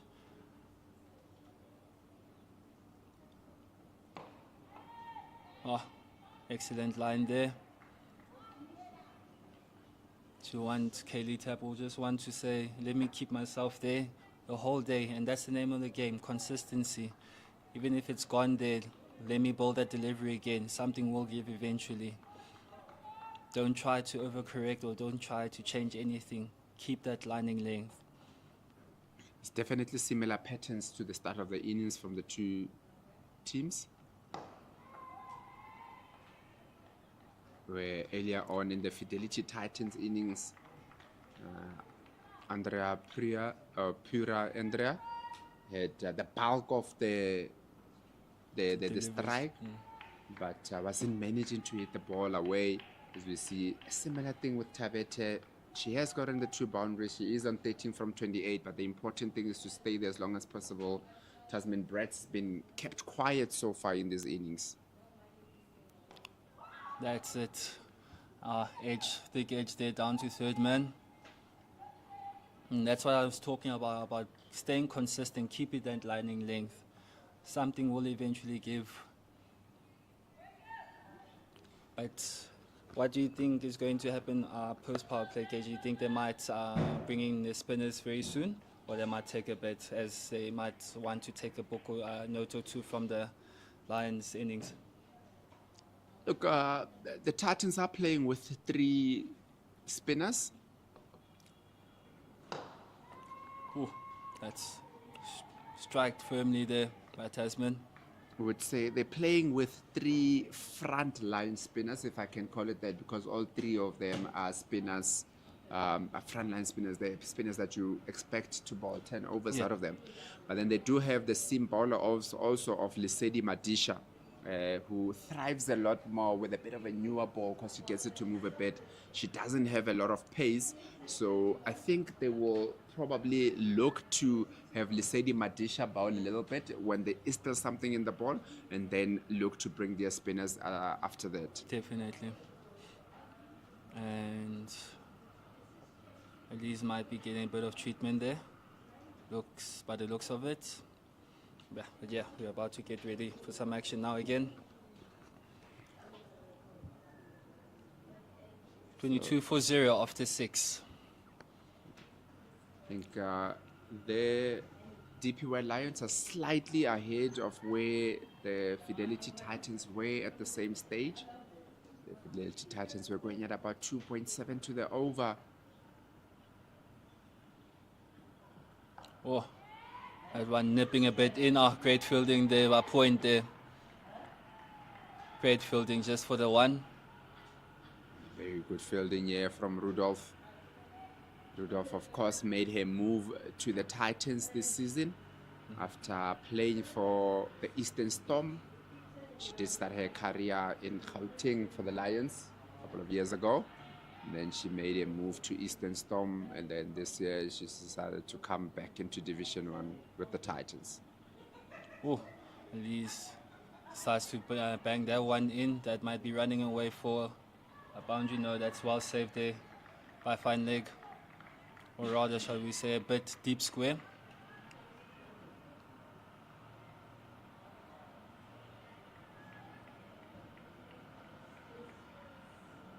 Oh, and that was only for 2 runs. Yeah, this Marimax going for a bit of chin music there to Tasman Brett's, seeing what she's got in her armor there. Oh, quick single, risky by makes it safe. Good running there. Good running there from the 2 in the middle. It's always a chance if you get a direct hit, but in that case, Tasman had a running blocks on the go. That is the importance of being sure about your calling. As soon as she hit it, she said it's a 1. She knew that she was going to take on Paulina Mashishi at mid-on, and she made it home comfortably there. Oof. Nice and full there, but all for nothing. And these Murray marks should go just back to that line that she started off with, just back of a length in the offside. Feel like she's straying more and more, bowling straighter and forgetting her lining length now. But as we saw, she pitches it in the offside. She's able to get some movement as well, so she'll want to just go back to that line maybe and ask some good questions. White ball. Just as you said, Zwane, that with Elise Marimax, she's bowled a few very good balls where you would just think that she needs to be consistent in that. But she's been a little bit all over the place here. Has bowled back of a length, has bowled very full, has bowled very short. So there's just been a bit of inconsistency in the way that she's building up her bowling innings. And I think she's going to need to be a little bit patient here and say that that back of a length area is where I want to bowl. Because that's how you're going to get the wickets. The wickets, you're going to get them from the pressure that you create. And sometimes you don't need to go too much, or you don't need to go too looking for those wickets. If you bowl your correct lines and lengths, you've got an opportunity of inducing a bit of trouble there. And as you say that, a bit of a break in play. I think something to do with the pitch. We might be getting the pitch roller coming, or at least it's not clearly happy about something there in the middle, so it's going to get fixed. Yeah, looks like a bit of maybe where she's stepping on. And as we say that, but the Huza now to the India T20 International Tour. Our Proteas men will take on the current ICC Men's T20 World Cup champions India in November for a thrilling 4 T20 international matches. Visit www.cricket.co.za for your tickets. Hashtag Wozanawe, hashtag be part of it. So the Proteas will be looking to get a bit of a one over the India there after losing to them narrowly in the final earlier this year. Yes, you did mention it is going to be a bit of a grudge match. But as we see there with the scorecard, Catherine Pryor scoring 56 from 51, Jafta Gandhi 34 from 49, Sunay Luz 32 from 27, and Misaka Maraj 26 from 42. A quite decent 42, very handy 42 she did there, or she had a hand to play there, which contributed to the score right now. Yes, they are fixing the crease there. The popping crease looks like it might have just been a bit unstable, and Elise Marimax asked for them to just come through and do a bit of work on it. I think both teams, very steady start to the game from both teams. None of the teams have gotten away with it so far in this innings. The Lions, I think they might be more happy that they even lost any wickets. They are going at 4.1 to the over. They just need to go at 4.7 to the over with still 10 wickets in hand. And with that score that has been put up, with the way that the wicket is playing, the only way for the Fidelity Titans to win this match is to get wickets. It's not the kind of match that they think that they're going to bowl 50 overs in it and win it. It's the kind of match that they need to know that they'll need to win it probably before the 40th over or so, because the longer the DP World Lions are out there on this wicket, the easier it's getting for them. Absolutely right, KG. And we saw how, with the DP Lions, how they clawed themselves back into the game with just taking wickets at crucial intervals. Eventually, if the Fidelity Titans do get that breakthrough, they'll want to just make sure they keep the pressure. Elise straying still on the leg side there with a wide. She seems to not be enjoying this pavilion end for some reason, as lately, or her last couple of balls have been straying more to middle and leg. Yeah, definitely. You wonder if it's just a psychological thing here, having had the wicket worked on. That's the line. That's the line she wants to be. Back of her length, they just by a fourth, fifth stump there. Sometimes you just play a bit of a mental block to the bowlers. Once they feel a bit of discomfort, then it stays in their mind, because constantly, every time she's walking past there, she is taking a look at where they were busy fixing on that popping crease. So that might be playing a bit in her mind when she's about to deliver the ball. Ooh. Oh! Bouncing nearly worked there. As KJ would call it, a chin ball, chin music. But they come back for two. But that was a very good bouncer from Elise Marimax. Very good bouncer, and that concludes the over. And it is now 28 for 0 after 7 overs. Yeah, making it very uncomfortable there for Tabete. With a well-directed bouncer there from Elise Marimax, trying to ask different questions here to Tabete. Got her to be a bit uncomfortable. The ball was in the air for quite a while, but it did go over the wicketkeeper. And Kaylee Tepp will be continuing with the bowling from the Henops River end. Yes, Kaylee seems to have found what line she wants to bowl. She just needs to be consistent and be patient, and eventually something will give.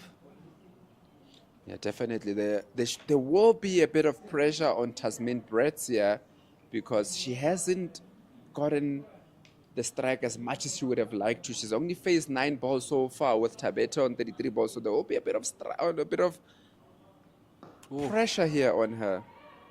Quick single, And they come through for one, and it's going to be some overthrows there. Oh, it's actually a run out there from the overthrows. But Tasman takes two there. But as you said, with that shot, you could just tell she was a bit, she didn't time it well, and that maybe just could be a contributor from just not facing many balls there. Yeah, definitely it does play a bit on your mind if you're just watching on the other side. I mean, do know that Tasman Brits is a batter that likes to get going in the game. So when she doesn't get the strike, it will frustrate her a bit. Oh, and she goes over the top there. That's not going to get to the boundary, but they'll come back for two. That is what we're talking about, isn't it? That she hasn't had so much time that now every time she gets a ball, she feels that she needs to do something out of it. And that nearly created an opportunity. She was looking to go a bit straight on that one, but just managing to get the outside half of the bat down to that extra cover for two. Definitely.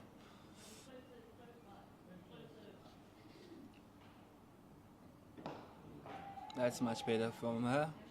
Just ball behind the bat. Make sure that you just pick up your rhythm from there on. Don't force the ball. Don't try to get too frustrated. Let the game come to you.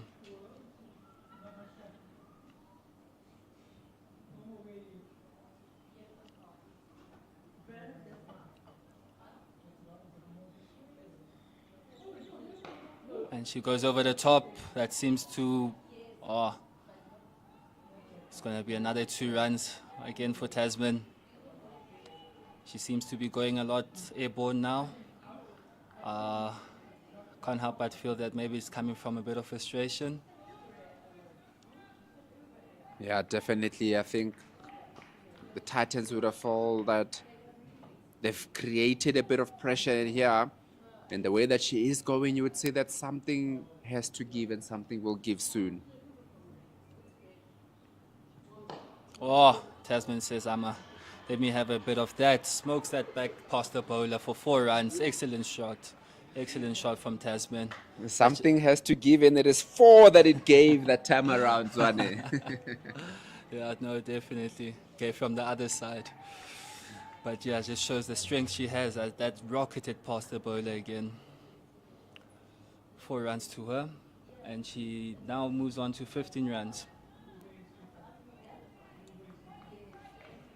A very good shot there from Tasman Brits. Already got the 10 runs so far in this over.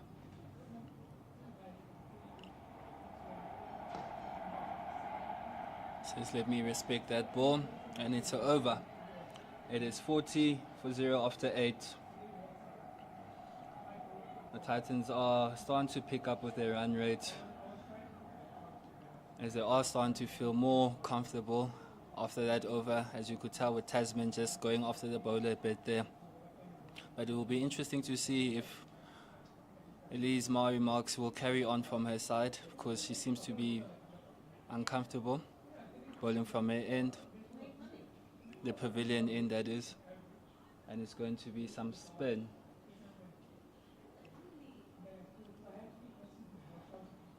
It's going to be the reigning Fidelity Titans Player of the Year, Paulina Mashishi, the girl from Hammanskraal. I like to call her the Hammanskraal Express. Paulina Mashishi has been around for quite some time, also very experienced. She is somebody that is very stingy also with the runs. She goes at a very, very, very good economy throughout her career. She doesn't give too much away. She only gives 3.2 to the over with a very healthy average of 22.7. Having picked up 85 wickets in 86 matches. She doesn't pick up a lot of wickets, but she doesn't give away runs also.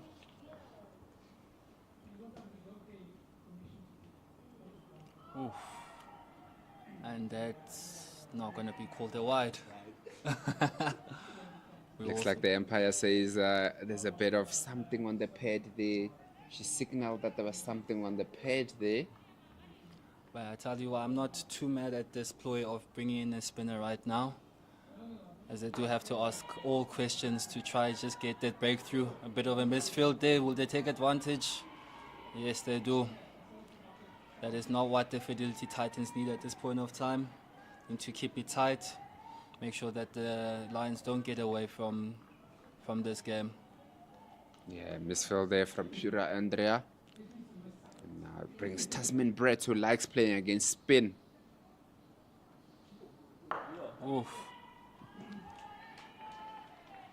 And with this field, there's only one person, or there's actually two in the leg side. So she needs to keep it there in the middle and off nearly, like there. Tasman hits that down, too long on for one. Yeah, very good bowling that time around from Palina Mashishi. The previous one was a bit outside of the off stump, but now she went a bit straight, and with the feel that she has, that's exactly where she needs to be bowling. That's the line, that's the line. Excellent running from the Lions team there. Making sure that they don't get bogged down, keeping the score ticking. That's what you want to do as a chasing side. You don't want to let dot balls get the better of you. Oi. Hits it down the ground. That's Tasman for one. And that is going to mark the end of the over. It is 44 for 0 after 9. Very good first over here from Paulina Mashishi. Going just for the 4 singles so far. As we take a look at the dugouts, it does look like the Lions, they look a bit more relaxed than the Titans dugout. They certainly a lot of laughing that's happening there from the Lions. They like betting on this flat deck, this deck here today, which is the national road. It's the N1 going very straight here. As we see, there's a bit of a change also from the Henops River end. Alicia Rudolph about to start her innings. Oof. And that nearly carries to deep cow there. Only for one. How often do we see that? A bit of a bad ball from a spinner almost picking up a wicket. That was a full toss from Alicia Rudolph, and Tasman Brett's almost hit it straight into the fielder there at cow corner. She would say she's lucky that she didn't actually get the bat that she was looking to get on it. Definitely would have been mad if she got on that delivery. Oh, that's the bowling, that's the line. Asking the correct question there. Good bowling from Rudolph. Yeah, the one thing that you would say about Tasman Brett is that she's not going to die wondering. She is going to keep on attacking. She's gone come down a couple of times so far in this innings. It is the last over of the power play also. Good ball. Tasman lets it go through there. I think they'll be very happy when they look back at this power play that they've got some runs on the board, no wickets lost. They'll just want to carry on. Woo! And that's going to be the first maximum of the game. Tasman Brett says, I'll have a bit of that. Good shot. Excellent shot from her. 6 runs. Excellent shot there from Tasman Brett, and that brings the 50 up for the DP World Lions. They are 52 for naught after 9.4 overs. As we take a look at that again, as we said, Tasman Brett is not going to die wondering. She comes down the wicket, makes it into a very high full toss, hits it over that cow corner for 6. Very good shot from Tasman Brett. Yeah, that's just the sheer power she possesses. Ooh, smacks that back past the bowler. That's already 8 from the over and already up 5.5 as a run rate.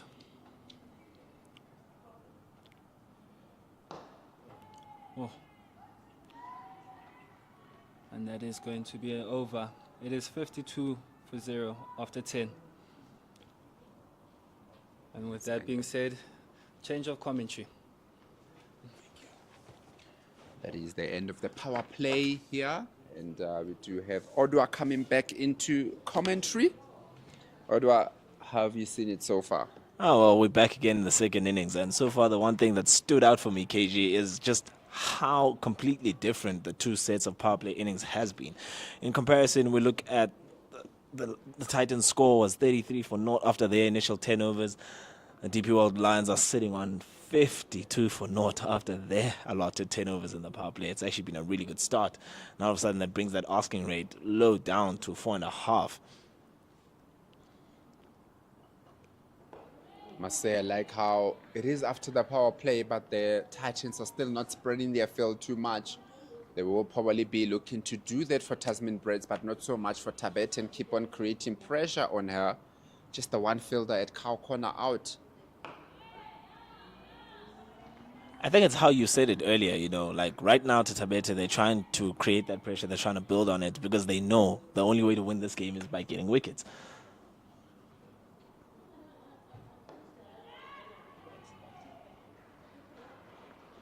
Yeah, you can say definitely that what they're looking to do is that although Tasman Breads, they know that the only way to win is to get wickets, but they need to keep Tasman Breads quiet for as long as possible and keep Tabeta on strike for as long as possible also. So they'll be looking to attack more to Tabeta and defend more when Tasman Breads, as we see, she comes onto the strike and immediately they drop the two batters down. Two fielders down rather. But with that creates a bit of an opportunity for Tasman Breads to hit it down to that long on for a single. That's the one thing about the game, is that if your plan doesn't work of keeping Tabeta on strike as long as possible, and then she keeps on getting the ones and the other side, then the over will run away from you. Exactly, and it certainly will at this rate, because now you look at Tabeta looking to get herself off strike and trying to give the strike to Brits because she knows Brits is a better player of spin. But in this situation, if they let them rotate strike freely, it's going to run away from them very quickly.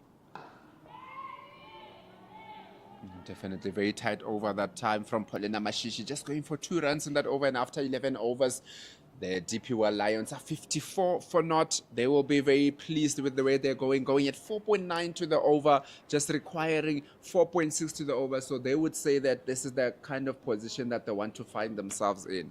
Oh, definitely, because now the one thing that they're looking at, and the one thing that the Fidelity Titans really should be focusing on, is bowling in partnerships. You know, you can't have a really good over on one end, on the pavilion side, and then on the other end of the bowling line, you have an over that goes for 12. It kind of eliminates all the pressure that you've then created in the previous over. So it's just a bit too loose at the moment.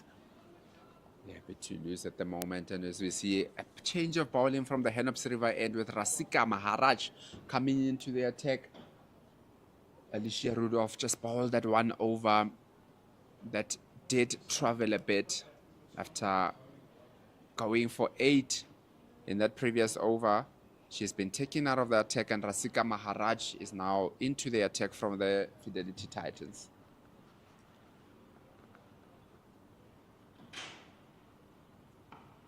Jasmine Bress looks to give herself a bit of room there. Just hits it straight to that point for a dot. Yeah, you know, Maharaj is going to be one of the pinnacle bowlers that they're going to depend on here in this change. I mean, we've seen that pace off the ball with the spinners has worked really well thus far during this game. But with Brits being such a strong player of spin, it really is going to take something of a good bowling partnership here to create the opportunity to get the wicket. Yeah, definitely. I think it's a matter of time until we see Tasman Brits coming across the off stump and trying to hit it over that square leg, because there is no fielder at the square leg boundary.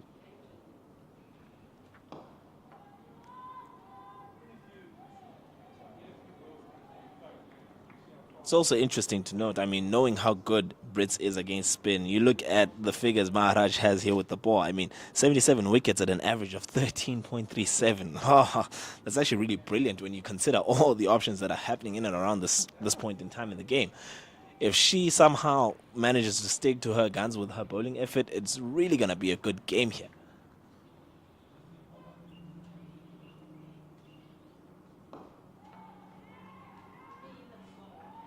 Yeah, definitely. I must say, I do like how the Titans are going about this at the moment. Could have easily just spread their field out and allowed the singles, but they are still keeping the pressure on Tabete here, trying to keep her on strike as much as possible and as long as possible. Shot. Oh. Now that's very disappointing out in the deep. It's a good sweep shot, It's a good ball to be electing to go for that shot, but that should have been done way better out in the deep. I mean, it just goes definitely. through her hands, through her legs, and all the way for 4. You see that a bit of a low full toss, and Tabete gets down, and Kaylee Tap, it looks like it is there by cow corner, letting it go through there for a 4. She will want to forget about that as quickly as possible to move on with the game. And that KG kind of then alleviates the pressure on Tabete to score runs again. Yeah, definitely. And if you look at that, also puts a bit of pressure on Rasika Maharaj, who balls the ball down the leg side, and that is a wide ball that goes through for 4 wides. Not very good last 2 balls here for the Fidelity Titans. 9 runs. That's what it is. Off that one delivery, you concede 9 runs. It's starting to slip, and it's starting to slip very quickly. And what we've noticed is that coming into the end of the power play, yes, the opportunity to switch the field is there, but you don't take it, and then you can't afford to be loose.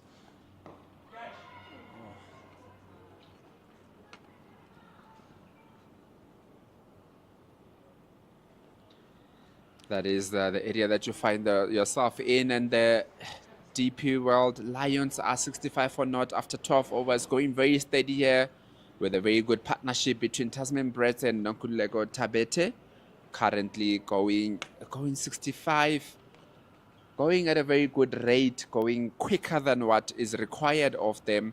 So a very good start to the game here for the DP World Lions. The Titans need wickets, and they win the wickets very quickly here. Oh, absolutely, I agree there, KG. There's absolutely no way they can say they can bowl out in this game, just focus on completing 50 overs and win it. They absolutely need to get wickets. And what the Lions did crucially in that first innings was to get wickets at very, very inopportune times. And it just started to slip up in how the Titans went about things in their batting innings. Yeah, definitely, and that's the hallmark of where the Lions got it right, just to get wickets in the first innings. When they were getting wickets, really constantly putting pressure on the Titans. Mashishi has started well in her spell so far. I mean, we're into her 3rd over. She's gone for just about 6 runs in about 2.5 overs as per we are right now. Very consistent in the way that she's bowling very much to her field. Having Elise Marie Marks coming in very tight at that mid-on, not allowing Tabeta to hit it down for a single. So a good pressure here from Mashishi, as we say, that ball is a bit of a loose ball and allows it to go down. Tabeta hits it past that mid-wicket down to the boundary for 4. As we are saying that she's bowling well, bowls a bit of a loose ball there, Odwa. Loose delivery, KG, loose delivery, and that honestly deserved to be punished through the leg side for 4. But we look at that, you build pressure, 3 dot deliveries in a row, and then you float one up, and it's a rank full toss at that length. It really doesn't pitch much, it doesn't offer you any turn, and it's just an easy put away in the leg side for 4. It's off the bat. Bit of a shout there. That looked like it came off the bat. I think Palina Mashishi bowled a very good over, but just bowled one boundary ball, and that's all that the DP World Lions need, just to get that one boundary ball, and they go on in this innings. And essentially, that's all it's coming down to right now. If ever there's a bad delivery in that over and it goes to the fence, that's all the DP World Lions actually need to keep on going forward with the scoring rate. I mean, currently 69 for naught after 13 overs has really been a really decent start. In comparison to that, I mean, after 15 overs, the Titans were on 69 in their first batting innings. So you just look at the change there, and currently the Lions are way ahead with the required rate coming down to 4.4 and their current rate being 5.3. So it's really been a comfortable game so far. It's been a comfortable chase for them, with 69 having lost no wickets. So right now, all the pressure is back on the Fidelity Titans. Yeah, and as you say that, with Sunay Lees will now come into the attack. She will take the ball. I actually said a bit earlier that they had 3 spinners, but it's actually 4 spinners. We are forgetting Sunay Lees. So she comes into the attack, taking over from Rasika Maharaj, a very experienced Sunay Lees. She's been around for quite some time also, exactly 13 years ago, where she made her debut at this level of cricket. She knows how important this is, and she is bowled into her Protea teammate. And first ball up, Tasman Brett manages to hit it down to that long on for a single. Well, this is really going to be interesting now from Sune Lewis. I mean, she needs to rely on all that experience that she has. And playing at the Protea level is also essentially a very big part that benefits her game. I mean, coming right now, representing your team here, playing for the Fidelity Titans, they need you in this game to actually make an impact here. Get a few wickets, just get them back on the game, on the board again. Yeah, definitely Suneli should be looking to contribute for the Titans. Hasn't played a game for the Titans for quite some time, so she will be looking to contribute. She did, of course, a bit earlier with the bat, a bit with the 36 a bit earlier on, or 34 a bit earlier on in the innings. But she'll be looking to contribute a bit more here with the ball. You mentioned how she did contribute with the bat. It was actually a really decent innings with that partnership with her captain. But it's been interesting so far from the Titans. They haven't really shown any aggression with the ball, really, to say that they are in a position to take wickets. They haven't really fielded all that well coming out of those initial 10 overs. So it's really in the balance currently, but they need those wickets.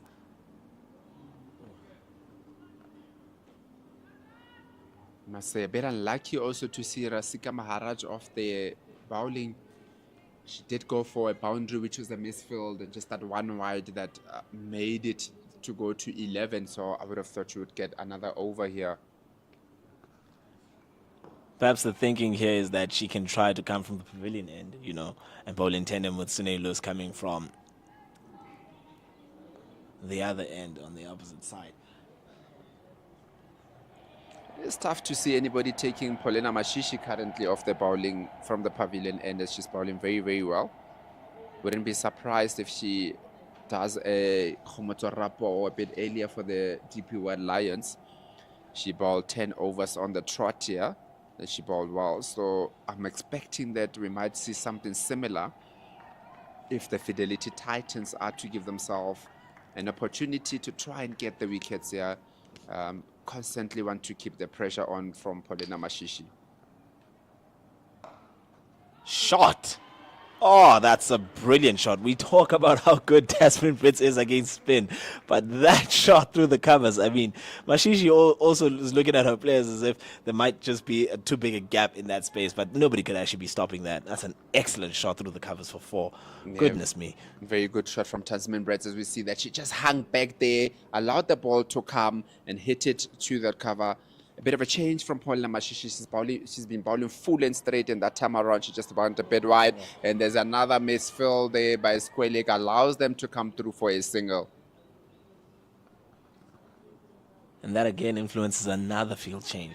I feel like at this point it's starting to slip from the Titans, because every now and then, every time there's a different striker and there's a different batter on strike, the field then changes again and again and again. They don't have a particular set plan on how to bowl to Brits.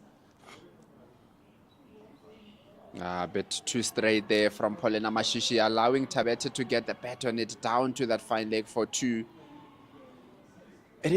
It almost looked like it's almost starting to look like at some point that the Fidelity Titans are trying to be a bit of a catch-up cricket here. They're almost catching up every time, trying to change every time, and reacting to what the DP World Lions are doing. That's exactly the word I was actually looking for. It is very much reactional to every situation that's happening. And so far, what the DP World Lions have done well was put the Titans on the back foot immediately. Nice and straight from Polena Mashishi. That's the line and length she's been bowling that went well. She strayed a little bit in this over, went a bit too wide, a bit too straight. But whenever she bowls that middle and off type of line, that's where she gets more dot balls. Okay, we talk about having, the importance of having runs on the board. But for me, what I'm clearly seeing, and each time from delivery, especially when there's a boundary in each and every other over, is the body language of the Fidelity Titans bowlers. And it's really not been a good sign for me. They look like they're just a bit wayward. Coming in to introduce again all our promotions with the Woza Nawe to the Sri Lanka and Pakistan International Tour. Our Proteas men will be taking on Sri Lanka for a 2-test match and a full Pakistan tour this summer of cricket, with our favorite pink day taking place on the 22nd of December. That'll be a Sunday at 2 p.m. Get your tickets on www.cricket.co.za. Hashtag Woza Nawe. Hashtag be part of it.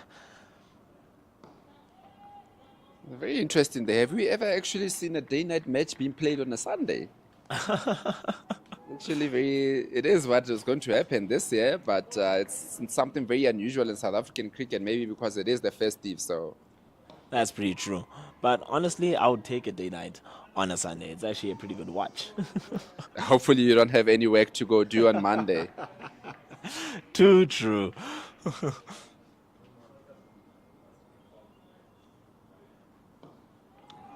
As we've been talking, Sunelis is going very quickly through this over. Has went for 3 dot balls so far to Tasman Breds, creating a bit of pressure on Tasman.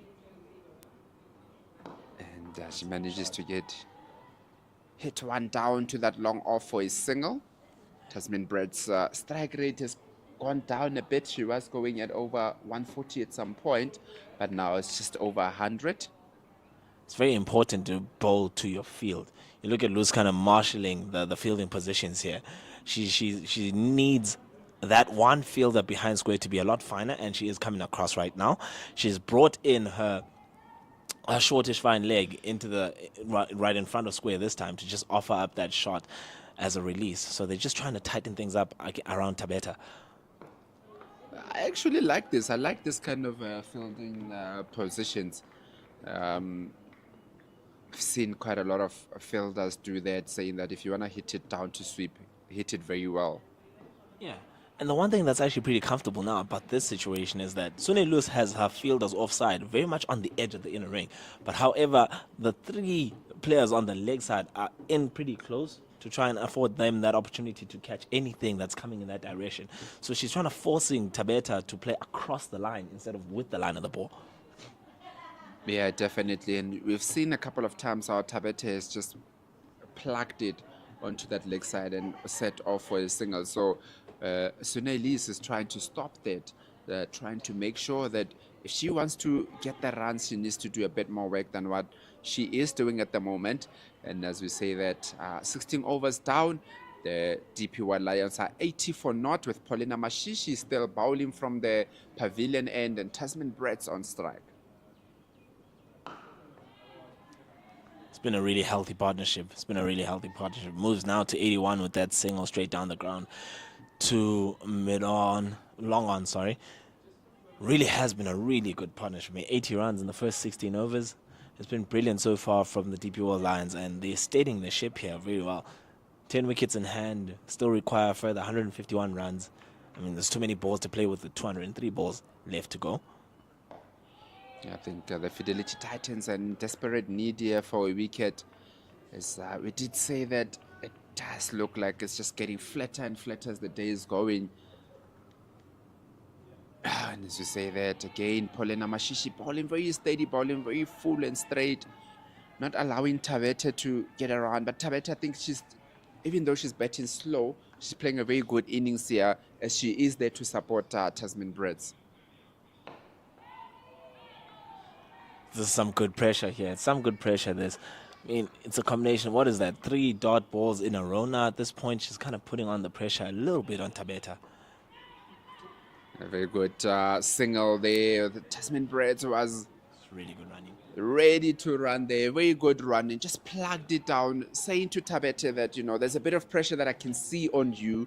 Now she's plugged it down to the leg side and said, let me get you off strike just so that you can relax a little bit. Just so to ease the procession of what's happening. Because we all know, as a batter on the opposite end, when you face 4 dot deliveries, you'll start to think, I need to go for this one, I need to go for this one. And that could invite unnecessary thinking. And at that point, it can create a false shot and you can lose your wicket. Yeah, definitely. And that is the experience that you get from Tasman Breds, isn't it? And that's the end of the 17th over with the DP1 Lions on 83 for naught after 17 overs, with Tasman Breds going on 40 of 39 balls and Tabeta also hanging in there with 34 from 63 balls. Hardly any opportunity that has been given by the DP1 Lions. It's been a clean type of partnership so far here. It's really, really been beautiful to watch, and they've taken their opportunity to score runs. So every time they've been offered a loose delivery, they've put it away, and they put it away at every turn. Ooh. One just bouncing shot there of Sunelis. She looked like she was a bit interested there for a while. I must say the last 2 overs or 3 overs from the Fidelity Titans, they've really managed to get it down a bit. Opportunity. Taken! Very, very good. Timely wicket here for the Fidelity Titans. Much needed wicket with Tasmin Bretts looking to go over that long off. Doesn't get the bat that she's looking for. Hits it straight down the throat of long off. And a very good wicket for the Fidelity Titans as we take a look at that again. Tasmin Bretts coming down, forcing it a bit there, hitting it straight down to long off for a wicket, and that's a very big wicket here for the Fidelity Titans. First wicket down for DP World Lions. And that's exactly what they needed. In that situation, they needed that wicket. They needed Britt out. And who else but to provide that sort of respite for them? But Sune Lewis, it's really been a comfortable 2.5 overs at this point. She's only gone for 4. She's created that pressure. She's created that doubt on Tasmin Bretts. And we've spoken about how good she is at playing spin. But on that occasion, it was just started in a little bit shorter than what she used to. She came down the wicket. It doesn't really meet it correctly. And as you said, KG, she doesn't hit it and time it well enough to go over that fielder out in the deep. And it's gone straight down her throat, and then she's taken. That is the importance of the building blocks that the Titans have done in the last few overs or so. Sunelius came on the other side, created a bit of pressure, and that pressure has been telling. And then towards the now, we did have the wicket of Tasmin Bretts, who was looking to force it a bit here, and that allowed for Sunelius to just get the wicket. Very good, timely wicket here for the Fidelity Titans. They will be looking to put on a bit more pressure here. We've seen in the first innings how wickets fall in clusters. Once you get that first wicket down, you can get the other wickets very quickly, and that is exactly what the Fidelity Titans will be looking to do. They'll simply look to manage and stay in the game here. I mean, at this point in time, they've got that breakthrough they were looking for with Brits getting out in that fashion. So right now, that's wicket number 1. 9 more to go. You need to get yourself in. You need to grind for the time being, and you need to ensure that you create that pressure again. Now, all of a sudden, with the new batsman coming in, it's going to swing again to Tabeta being the one who has to be positive up front. And as you say that we do have a bit of a drinks break here, with that wicket bringing a drinks break as we take a look again at where we are. But earlier on, the Fidelity Titans scoring 231 all out after 47.5 overs, with Catherine Pryor getting 56. Gandhi Jafta 34 and Sunelis on 32. Rasika Maharaj finished unbeaten on 26. And with Komotso Rapo picking up 3 wickets for 10 overs. And Ralabahela Mukize 2 wickets for 35 in 8.5. Madison Landsman 2 wickets for 33 from 7. And Jenna Evans 2 wickets for 36 and 6. And now we currently have the DP World Lions, who just lost their first wicket, with Tasmin Bretts on 40 from 41 and Tabete on 34 of 63. Now joined by Palisa Mapo, the wicketkeeper of the DP World Lions. Suno Lewis going very well here, having picked up 1 wicket for 4 runs in 2.2 overs. Paulina Mashishi is bowled very steady from the other side, not for 2 in 5 overs. And Elise Marie Max a little bit earlier on, also bowling 4 overs for 20 runs and not picking up any wickets so far. Wow, how much did the Fidelity Titans need that breakthrough, especially when it came in the moment that it did come? It brings a new batsman in on strike. It kind of shifts the whole momentum of the innings again. And now, all of a sudden, even their body language has changed. They are now somewhat in the game again. Yeah, definitely. That's all it takes, isn't it? Just get a wicket, and then it really brings you back into the game. And you can see now they've gone a bit more tighter once again. And this is what they would have been looking for, to get rid of Tasmin Bretts so that they can be a bit tight and try to pick up the wickets. I actually like how they're set up now with the field. They're in tight on the offside and the leg side. They're not really looking to offer any much of a difference to get Mapo on off strike immediately here. They just want to continue building pressure so that on the other end, Tabeta is going to think she needs to go as well. Yeah, definitely. And if you've got Sune Elise bowling the way that she is bowling, and also Paulina Mashishi on the other side not giving too many runs away, it does create a bit of pressure on the batting team here. An opportunity will be created for the wickets. The Fidelity Titans just need to make sure that they take all the opportunities in this game. Otherwise, they might have actually just fall short in defending their 231. And but that's we're the looking end at of the the case. And that's the end of the 18th over, with the DP World Lions on 83 for 1 after 18 overs. It's been a really good start. It's been a really good start with the ball after the power play. I mean, they haven't really given much away. Because after the first 10 overs, we saw 60 or 70 odd runs there. And then it was 56 after the first 10 initially. Towards the 13th over, they were already on 60, 70 runs. But from then to now, after 18 overs, it's been five overs later, and they've really kind of strangled the scoring. And it's looking really, really good so far from the Fidelity Titans. Yeah, definitely. The Fidelity Titans are wrestling the big game here to their side. The DP World Lions have had a very good start to this game, but the Fidelity Titans have since brought it back a bit more. And I think they'll be looking to say that if they can pick up another wicket or two in the next 5 overs or so, they will really be in a very good position. I mentioned the necessary change for Rasika Maharaj to come on the pavilion end, and there is the change that we see right now. To take on her second over to Tabeta, she's bowling from the pavilion end. It's a really good start. It's a good ball, just floated in, but unfortunately it's a really relatively easy single down the ground to long on. But right now that long on fielder comes in as Spalisa Mapo, who's now on strike, closing up those gaps and really kind of just tightening the inner ring around her in order to create some pressure going forward. It's very interesting, I must say, from the Fidelity Titans. We'll just continue with that after this. It's very interesting to see them actually drop the long on down when Tabeta was on strike, because when Tasman Brett was batting, they were looking to keep Tabeta on strike because he's not been threatening. But now Tasman Brett go out and they let her come off the strike a little bit easier. So I would have kept on going with the pressure because she hasn't been finding it very easy to hit the ball to the boundary. And with Tasman Brett out, it might be a bit more pressure on her to try and go over, and that's where you can get an opportunity for a wicket.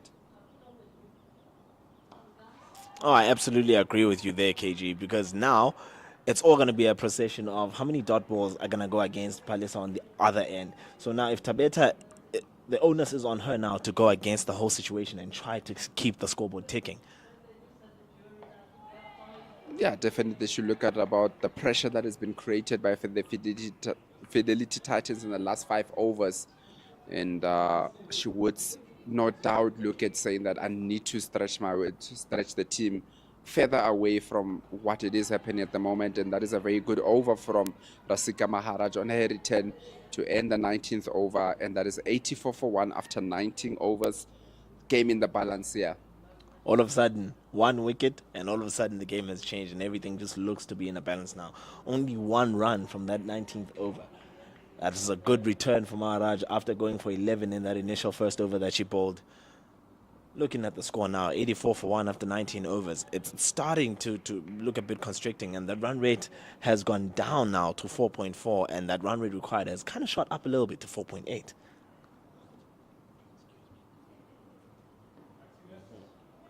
That's what it is, isn't it? Just the building blocks of how you're going to go about the innings. And I think the Titans have found a recipe here. We did say that if you're going to get anything, it has to be with the spinners. And the Titans do have all 4 of them playing. As you see that Sunailis bows a bit straight to Tabeta. Doesn't get the bat that she's looking for. Hits it straight to that fielder that has been put at that between mid-wicket and square leg area for a dot.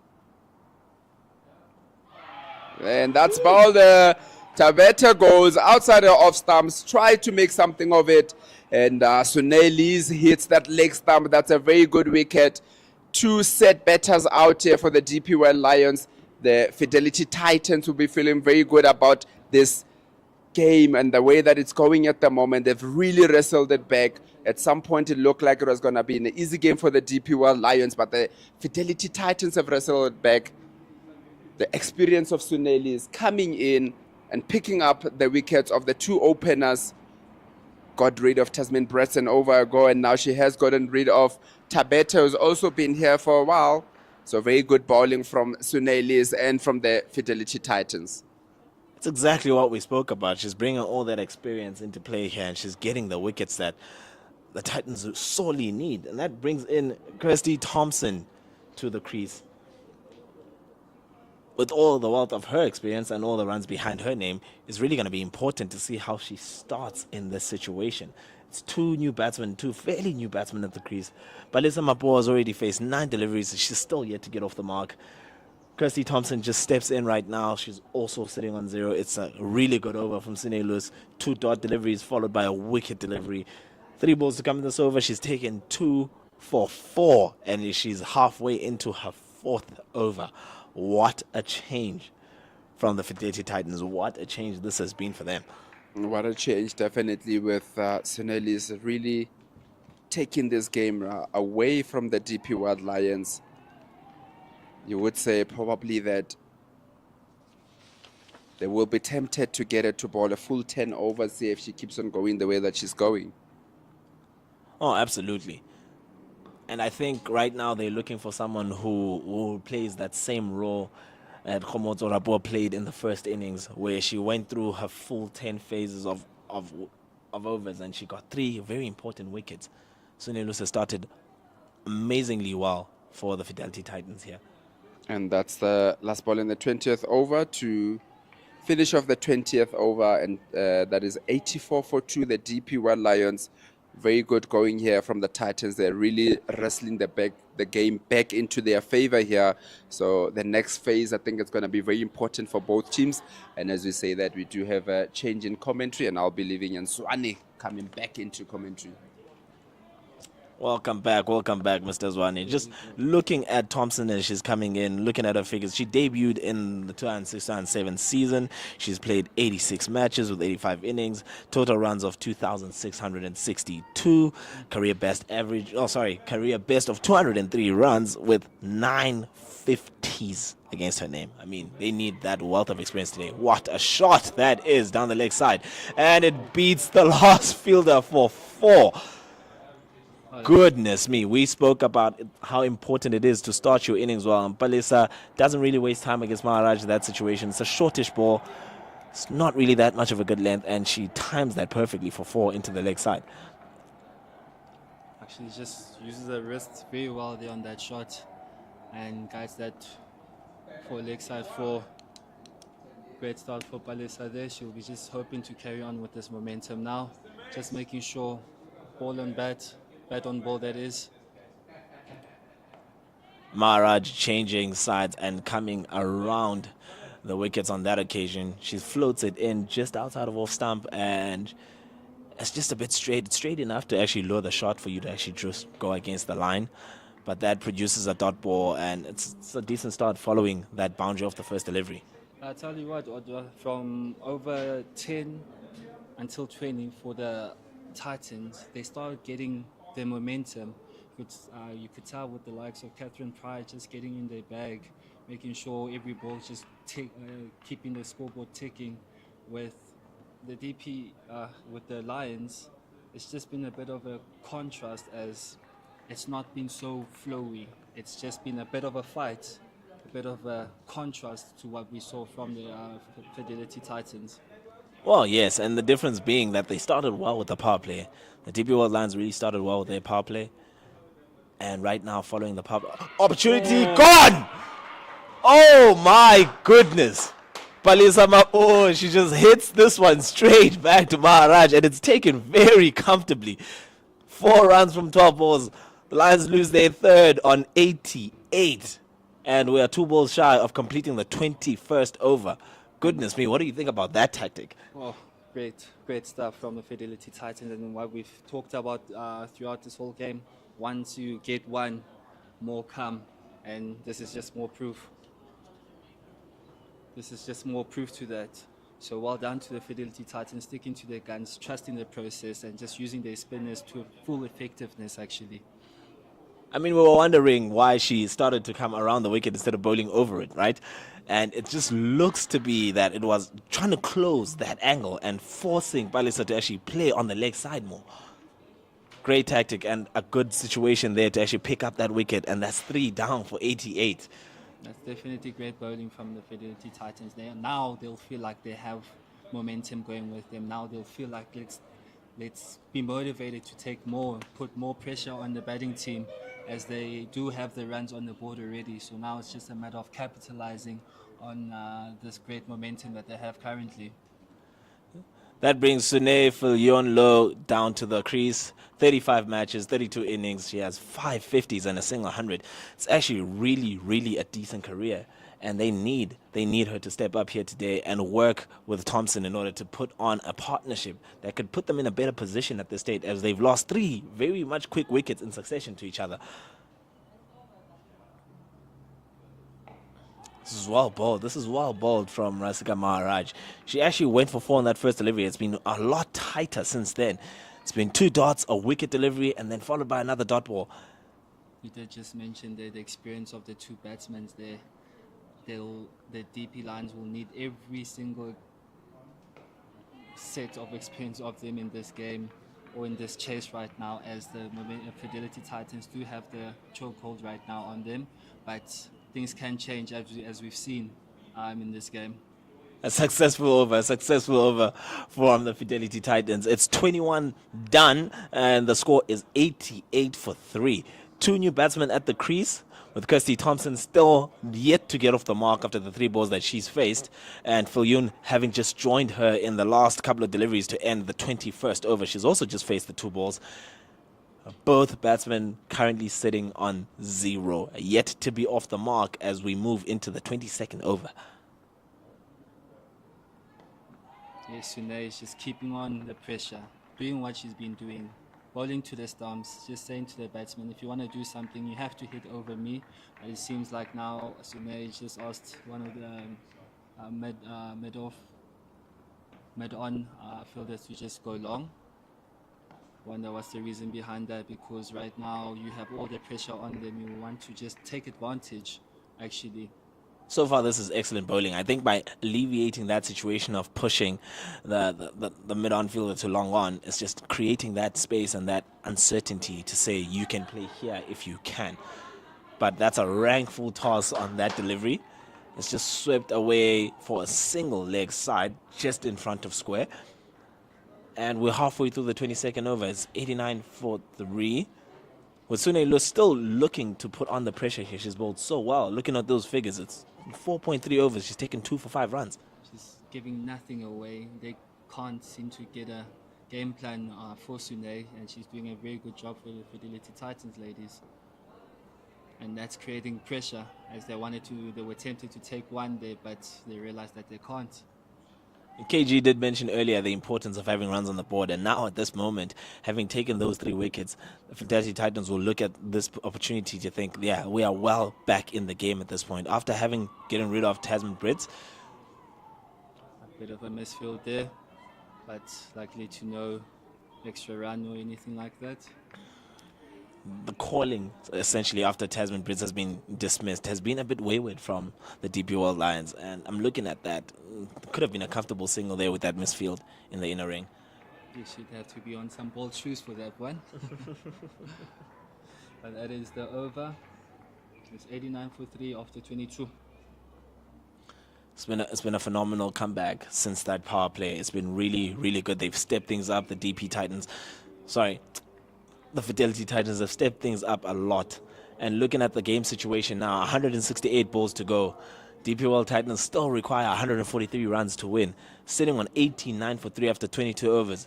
That required rate has pushed up now to 5.1, with that current rate starting to standardly drop. Now it's around 4 to the over. Yes, you did just mention the run rate just picking up a bit. The Fidelity Titans will be very happy with that, as they'll feel if they can just get 1 more scalp here, they're very much in the game and in the chase. So they'll just want to just carry on with the way things are going.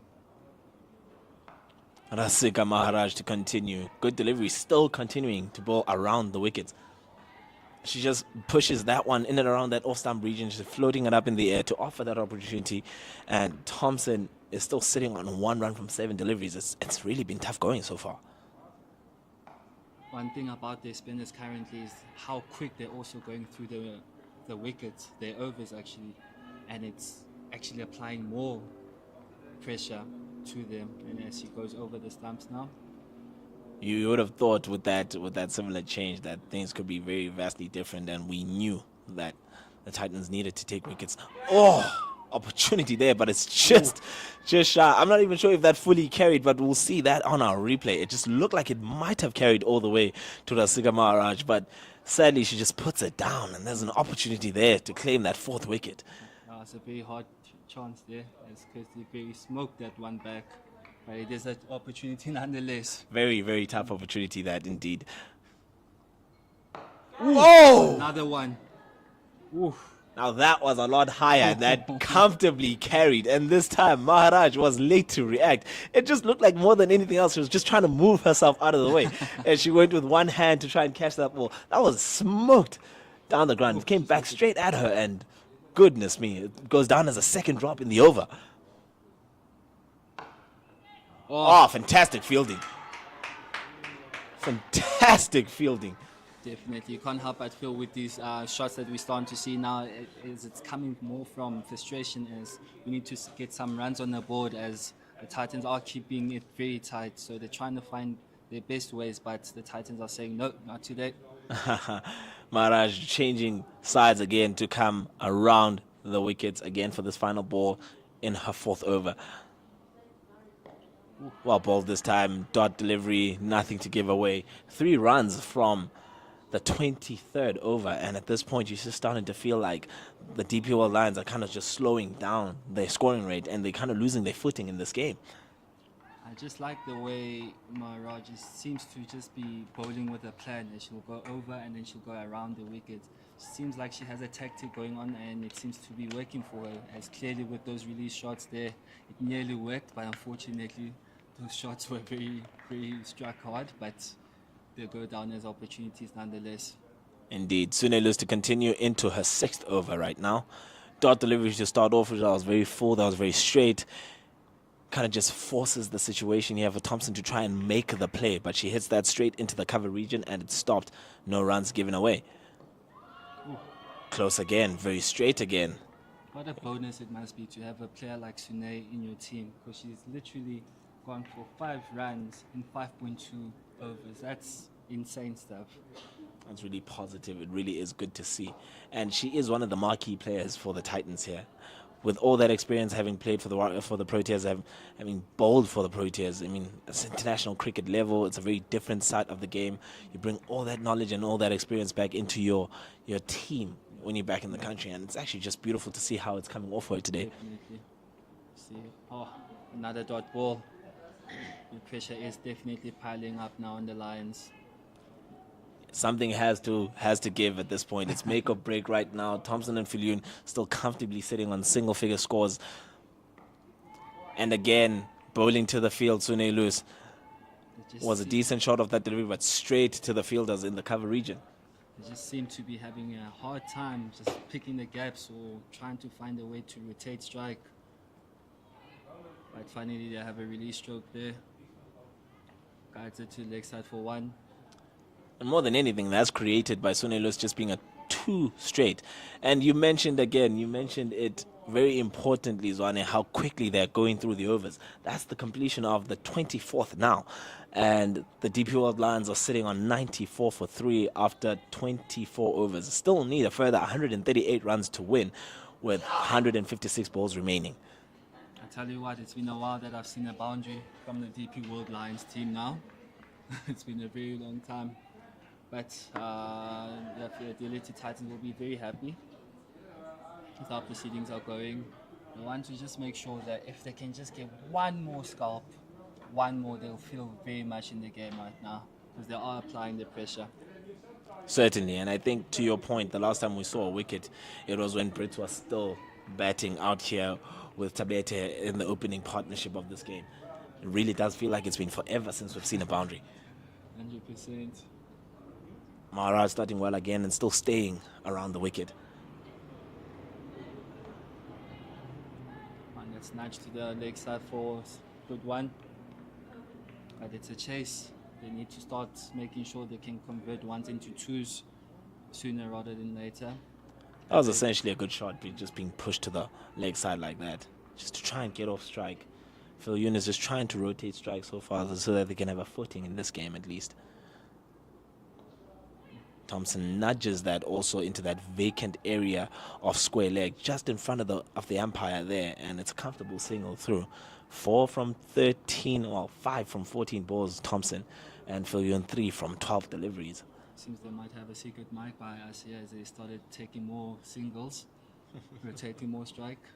Let's see how they hit to mid-off there very firmly. At this moment in time, I think I'd be much happier in the Fidelity Titans camp more than the Lions, because right now it's actually becoming a bit more and more. Oh, that's a fine shot through the cover region again, and this time it goes through the fielding players in there for 4. It's a good shot. It's just a bit short-ish there from Maharaj. It's just a bit too much width actually given, and that brings up the 100 runs for the DP World Lions. 100 for 3 after 24.5 overs. We saw with the previous innings that what Miss Fields could do, and they don't want to certainly raise that bar up. Maharaj goes back to what she knows, and that is an over. It is 100 for 3 after 25. I mean, looking back at that shot for 4 in that previous over, I mean, Kaylee Tapp looks to be over the ball at that moment. She just looks to be over the ball and in a position to stop it, but it comfortably goes through her for 4. What a shot there. Yeah. What a shot from Phil Yoon.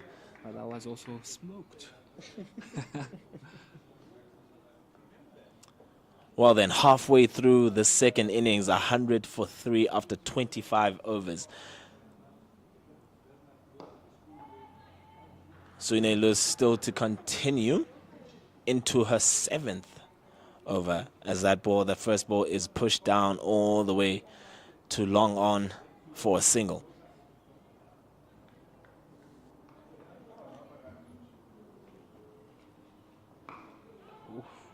Shot again and into a vacant region of space.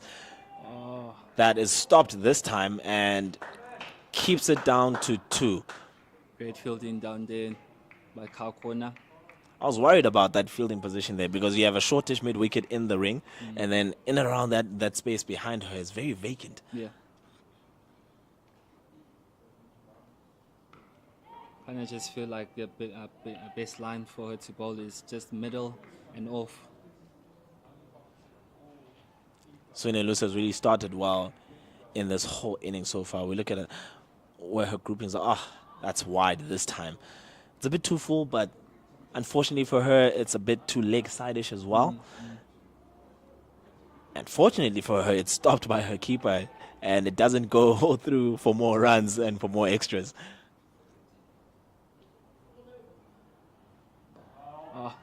Good bowling from Sune. But you know, he decides to show that ball some respect. But it's been good so far from Sune. Just a 1 wide. It's another ball that's just slightly pushed leg side-ish, and it's a comfortable single all the way to find leg. It's not as square as Lo would have liked, I guarantee, because she would have liked that to be a little bit more finer in order to get that boundary. But she still takes the single. She moves on to 10 from 19. It's really been a good start so far. Can't help with her moving away from the stump that much that one of these balls are going to stay low. But hopefully she just manages to see it through and make sure she goes through the shot. End of the 26th over.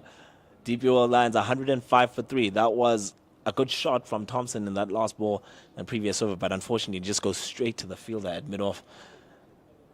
And looking at the situation now, DP World Lions still require a further 127 runs to win from 144 balls. Required rate is starting to push up and it's creeping up just little by little at 5.3 runs to the over, with the current run rate sitting on 4. The key is definitely this partnership. It's definitely the key. They'll be wanting one of these batsmen, if not both of them, to just make sure that they carry through into the innings bat deep, and make sure that they can get to the 31st or 35th over and make sure that they still one, if not both of them, that one of them is there to just make sure that they see the game through. I still feel like the Fidelity Titans are still having an upper hand in this game, but only slightly now. It only just takes one wicket and everything changes. Oh, absolutely. And right now, we've seen a bowling change coming in with Madisha starting to start, Lesedi Madisha to start her first over from the pavilion end. Oh, it's an excellent start. That's an excellent delivery. She just puts it out there in that region just outside of stump, floated it nicely, and it just goes through to the keeper. No bat involved at all. And you start to think to yourself, that's a really good ball. If she could just bring that line just a bit more closer to the stumps and be attacking at a wicket-to-wicket line, it would be beneficial to her as the bowler. Definitely, that is a very good start from her. As you mentioned, just pitch it more on that fourth, fifth stump region and hopefully let the ball do some talking there. But that's a great start from Lesedi Madisha. We've seen how it has played for seamers throughout the day today. It's really been flat. It really hasn't been nipping off in the air. It really hasn't been, showing much off the surface as well. But to start off that well, it just gives her a little bit of confidence where she can understand that, I can just go a little bit more straighter in order to be attacking at the wicket. Just like that. It's another really good delivery following up from that first ball. 100%. That's it. She just wants to keep it there the whole day. Just be consistent and be patient, most importantly. In most cases, we saw with Sunefulin Low that she got a bit frustrated with her time, wanting to change what could have been working. But if you see that, quick run out. Oh! Risky stuff, but just made it there. That was close. That was very close, and we need to look at that again. I mean, it just looks like right now it's becoming more and more difficult for Kirsty Thompson and Sunet for your low to actually score runs in between wickets, and that the calling there was a bit more tighter than what it should have been. Yeah, would have been out. Direct hit would have had her out, and we would have been looking at 4 wickets down, 106. Well bowled again. Better calling this time, because there's certainly one there, because it at least just drifts to the left side of the fielder at mid-off. Yeah. So she has to just run around it first before she can collect. It offers the opportunity to come through for the single. Yeah, it was helped by that early call there, as they learned from the previous ball. Rather, let's just call nice and early. And another one. Applying the pressure on the Fidelity Titans fielders are the DP World Lions right now. Soft hands that time. It offers that opportunity to actually get through for the single, because the ball is not hit as convincingly as the first couple of times. Just a slight push there, just nudges it into that space, and nobody moves except for the mid-off fielder coming in to restrict the ball. Good shot again. But it should be kept to one as it goes all the way into that mid-wicket region down there towards the fence. Yeah, that was a pretty good start from Lesedi Madisha. She'll be happy, but with that lost delivery, she'll want to just make sure that she pitches it more fully. But that is 109 for 3 after 27 now. How is the game looking for you right now, Edward? Zwane, I'm looking at the whole situational context right now. We're needing 123 more from 138. At some moment, there was a situation where they required 160 odd from 205 balls. Yeah. It's come so low. Right now, it's becoming more and more precious to get off the mark and actually score your runs. It's really an in-depth situation. Let's just look at Sune Lewis's figures again. 7 overs completed, 12 runs, 2 wickets. It's been a brilliant display of bowling. Brilliant stuff from her, actually. And you can't help but feel it's just scoreboard pressure. Scoreboard pressure that is playing a big factor right now, because the more you look at that big screen, you just ask yourself, okay, are we going at the right rate? Do we need to pick it up some or other time? Or when is the right time to pick it up? Oh, absolutely, that's true. That's a good shot straight through the hands of Sune Lewis as she was trying to field that off her own bowling. But it's just a single, straight down all the way to long on. They're fielding at the boundary. But looking at the situation right now, Sune Lewis has constricted the runs. She's bowled so well. She's bowled tight. She's not given anything away. She's actually pulling the same role that Homotso Rapo was doing in that first innings as she completed her 10-over spell and taking 3 for 40. Lewis has taken 2 for about 13 runs now, and we are in her 8th over. Yeah, she's really doing a good job, and that's a quick single. The DP World Lions get through for 1 there.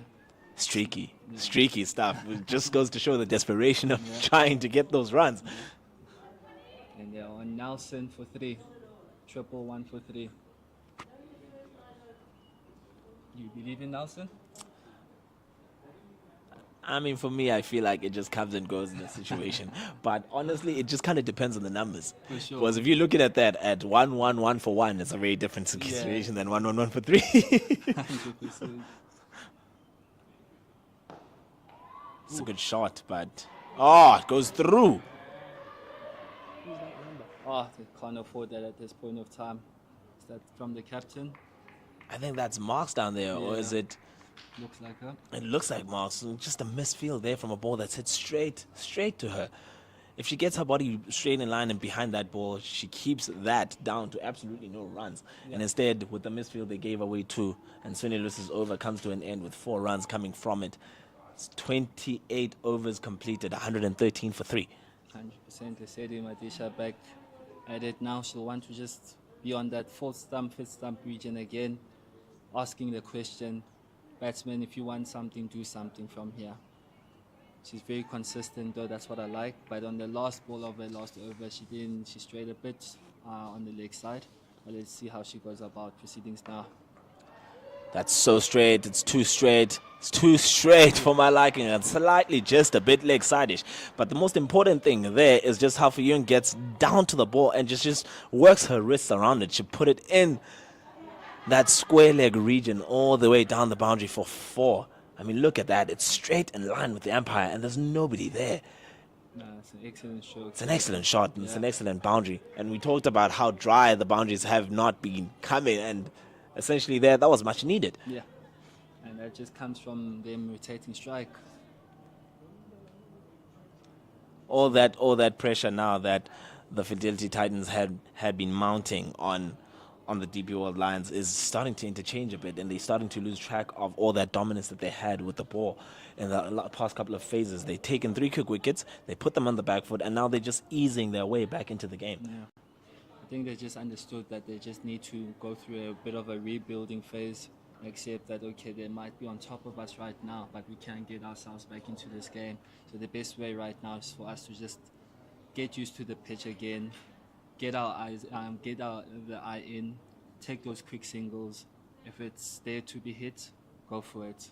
But there seems to be a very good understanding right now between the 2 batsmen. And we spoke about how they just arrived at the crease together. I mean, Kirsty Thompson is sitting on 11 from 22, while Sunette Villion Low is sitting on 17 from 26. It's actually been a decent partnership of 29 runs following losing their 3rd wicket, and it's a good building block currently. It's been a hard grind. Excellent ball from Lesedi on that occasion, and well fielded by Tap in that cover region. Yes, as we've mentioned, they're building up. It's been a hard grind, but they seem to be making sure right now that they keep the scoreboard ticking at every ball.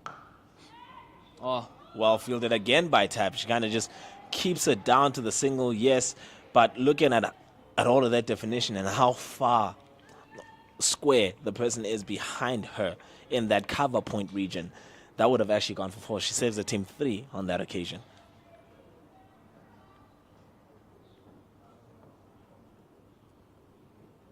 Ooh, that's wide. Ooh. The line is just not right on that occasion from Lesedi. She comfortably bowls and she strays on the offside. Wide ball given by the umpire. She just needs to re-bowl that one.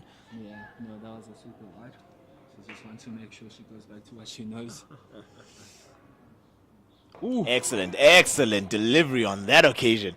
And you talked about it earlier, Zwane. You mentioned how on this end, from the pavilion end, the ball kind of just stays low a little bit. And we just saw it again on that occasion. That's straight. I mean, at that point, if Kirsty Thompson does not get her bat behind that ball, we're in for a different situation. Might have been 4 down. 100%. She tries it again. Another misfield. Costly. All these misfields are starting to play a part in towards what is happening. That Sarah Nettleton this time could not stop a direct ball that sits straight down towards her, can't keep it down to the dot, and gives away the single. Can't help but feel if the weather's also starting to play a factor in this misfields as well, because they're happening at a rate of not right now.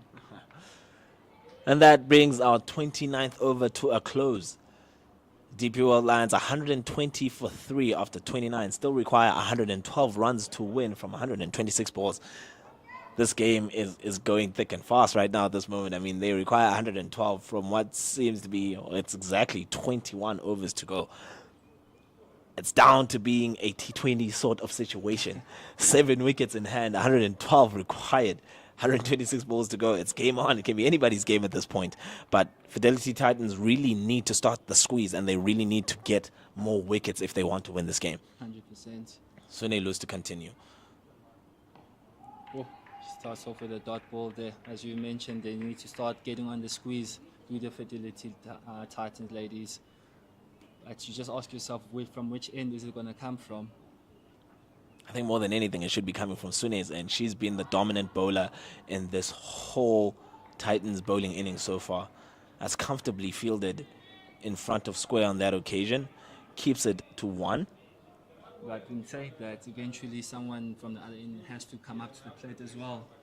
Sune can't do this job alone. We were talking in the other innings of the Lions that they were bowling in partnerships, from Madison being able to contribute at certain moments, and in that way they applied the pressure and they put the pressure on the Titans and stuff. So the Titans right now need to just make sure that they find a way to just, they will see a slight misfield there, but they just need to start bowling in partnerships again, going back to what was working between post power play, between overs 10 and 20 actually.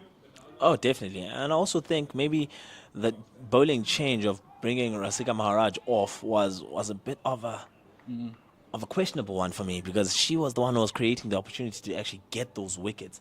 But she kept on providing those deliveries, floated up in the air in a comfortable spot where you can try and attack her, but it also leaves the room for the batters to make an error and actually get caught. Good shot down towards fine leg. And that's more fine. That's exactly where Phil Yun Lo was looking to play it in the previous over against Sune Lewis. She gets it a lot fine this time, and it races away to the boundary for 4. It's been a very quick outfield considering how hot it's been today. 100%. It's been super hot. But let's look at that shot again. Fantastic. Gets it as fine as she wanted to. And finally. And that closes off our 30 overs. And with that, it brings KG on as our change in commentary. Thank you, Odwa. Very good game that we have here. Spoke about the 4 spinners, but Gandhi Jafta also does bowl on spin, so they're bringing a 5th spinner into the attack here. So we're hoping to just get some purchase from the pitch, as it's been a spinner's pitch so far. So we're wanting to do the exact same job as Sune has been doing. Ooh. Ooh. Great start.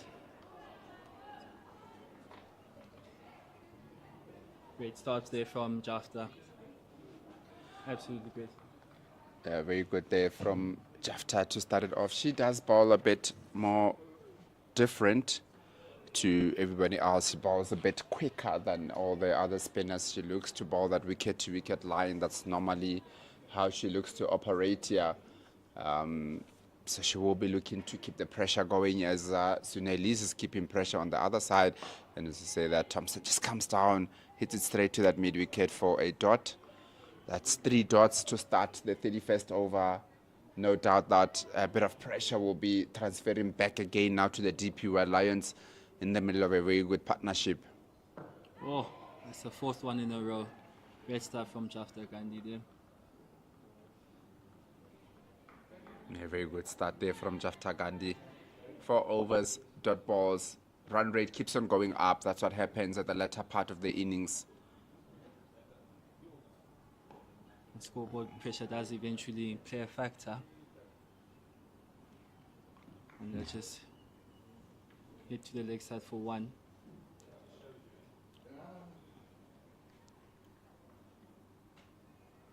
Yeah, that is, I think that the Titans know and understand that spin bowling is what's going to get them through the line here. Because there isn't too much that's happening on the wicket here. You almost have to induce the mistakes from the batting team And Gandhi Jefta just throws that one wide. And Sunat Felyun does not manage to hit it away like she would have wanted to. And that's the end of the 31st over, and a very good over from Gandhi Jefta. After 31 overs, the DP World Lions are 126 for 3, requiring a further 108, needing to go at 5.5 to the over with 7 wickets in hand. You can't help but feel that after Sune's spell, who's going to come on her end, can't help but feel it's going to be Maharaj. That would be the next best choice for me, as they do want to keep to spin because it is doing a great job so far. Once again, just plugging onto that mid wicket, manages to go through. They might come back for 2, but no. Sune Felyun just went quicker. Yeah, it is going to be very interesting. Remember, you still have also the overs from Paulina Mashishi, and it looked like Maharaj was operating better bowling from the pavilion end. Yeah. So I don't know if you want to then get Paulina Mashishi to be bowling from the Hennops River end and get Maharaj to come back when Gandhi is done on the pavilion end. 100%. Because she did produce those 2 chances, those 2 very hard chances from her bowling. But unfortunately it didn't go to hand, as they were very hit very firmly. But that would be a very good ploy from the Fidelity Titans ladies right now. They're not out of the game. They just need probably to get 2 quick wickets, or just break this partnership, find a way to break this partnership so that they can feel that they can very much still win this game. Because if this partnership gains momentum as it is right now, it might just slip away from the Fidelity Titan ladies. Yeah, definitely. I think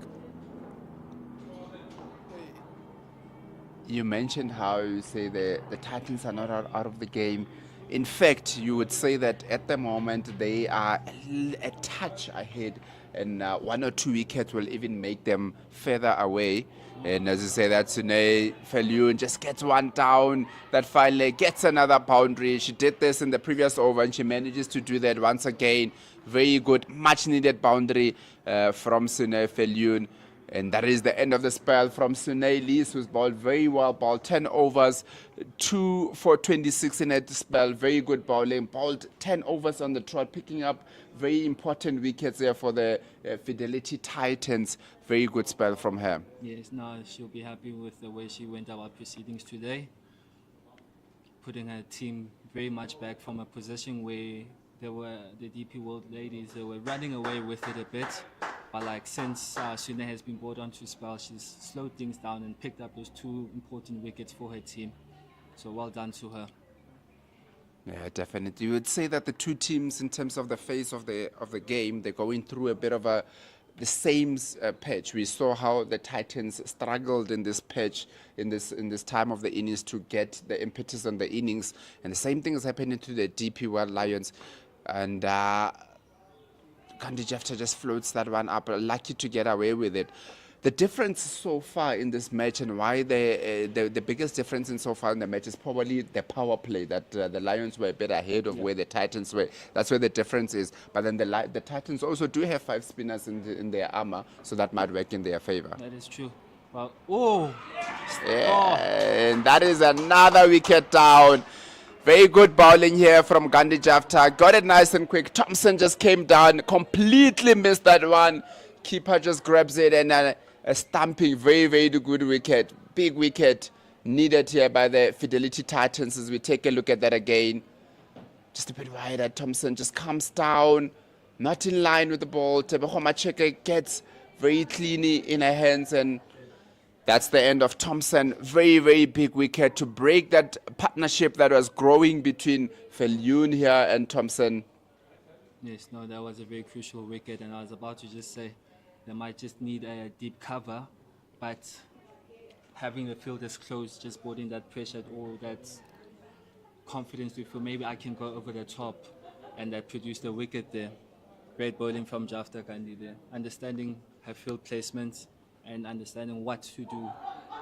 You can't feel that, don't want to say that's the game changer, but it could contribute to how proceedings go right now for the DP World ladies.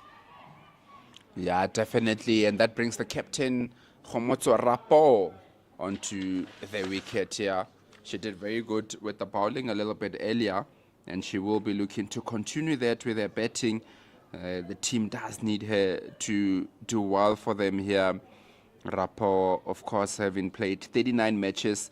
She does have a high score of 60, the only 50 that she's gotten in her career so far. She's only got an average of 12.55, so the Titans will be looking to say that this is certainly a wicket that we can try and get early on here, continue to create the pressure that they are creating. Definitely. And just going back to the coin toss, where we all thought maybe it might have not been a smart decision to bat first. All of a sudden now slightly, it's definitely game on. It's definitely game on with how things are going, because the DP World ladies have been known to be setting good targets, and now they're chasing and they're finding it a bit difficult right now.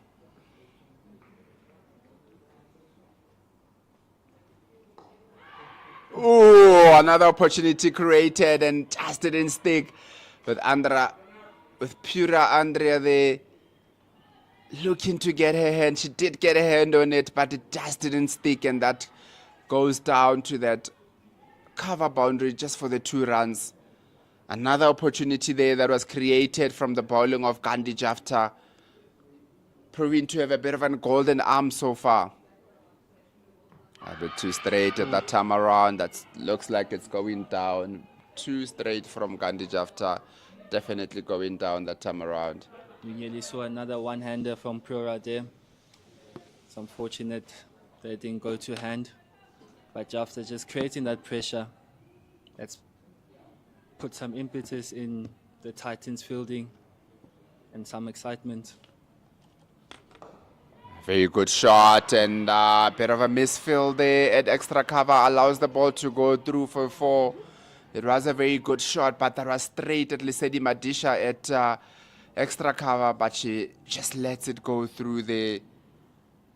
Can't help but feel that maybe they should put a bit more protection in the offside for Jafta there, because you are at the point where it's getting very tight, so you don't want to give too many runs away. But you can understand why they also have a packed offside. Yeah, definitely. I think it's a bit of a catch-22 here, where are they looking to score the runs or to get the wicket, to stop the runs or get the wicket? They do know, though, that they don't want to take this game too deep and allow the DP World Lions to bat until the 45th over also, so they need to get wickets as quickly as possible. And we say that as we thought that would happen. We've got Paulina Mashishi back into the attack from the Henops River end. Yes, she'll be wanting to carry on her good work from the pavilion end, from the Henops River end right now. And that's a good start, as that was a dot. Ooh, that's another dot for Paulina. Applying that pressure, making sure that she's giving absolutely nothing away.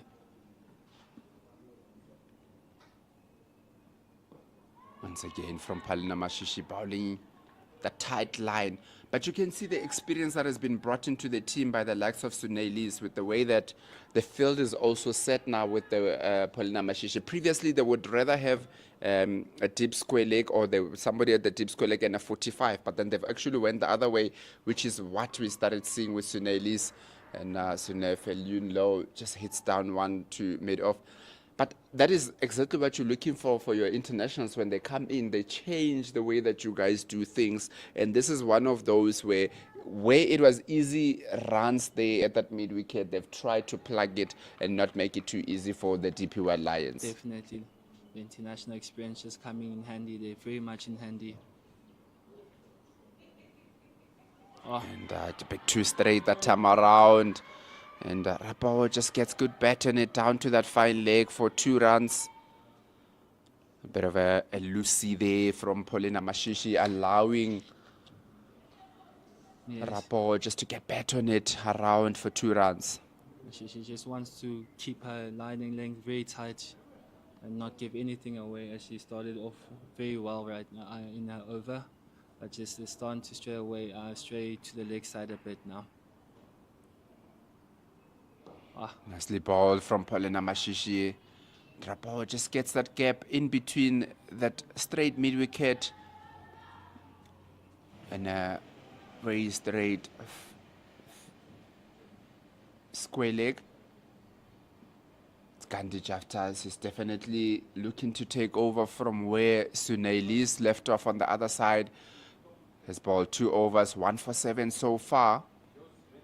She is definitely looking to continue picking up the wickets and continue putting the pressure on the DP World Lions. AJ, it's 91 to win from 96 balls. It's quietly evenly poised, you'd say, but when do you think would be the right time for the Fidelity DP World Lions ladies team to start saying, let's up the run rate, let's make sure every ball goes for at least a single or a boundary? When is going to be that time? I think the way that they obviously lost a wicket in the middle of a very good partnership. I think importantly for them would be that if they have Sunette Fenulno batting for as long as possible, they definitely get the run. So I don't think there should be too much sense of urgency at the moment. Yes, the run rate has gone up a little bit to 5.8, but I would say that just get to that 40 over mark without losing an extra wicket and see if you can. And as we say that, they managed to get a run out. A bit of a ball watching there from the two batters. Rapowo comes through, but Sunefeliun does not come through for her. And that is a run out. A very, very big wicket here for the Fidelity Titans. That is a 5th wicket down for DP World Lions. It was a bit of a misfill, but then they ended up getting a run out of that. You know the old cliche where they say that do not run on a misfield, and that's what they mean by that. They ran on a misfield, and that just allowed the Fidelity Titans to get a wicket. That is very Bet against the run of play here, you would say.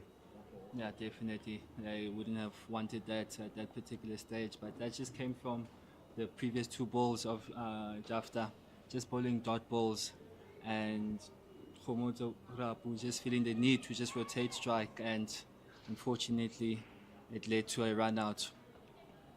It led to a run out, and with that brings Jenna Evans. She has had a good season so far. She's in the top 5. She's only played 24 matches, but already she's got 152 a name, averaging 30 also with a higher score of 104. And that came against the Fidelity Titans in the last season.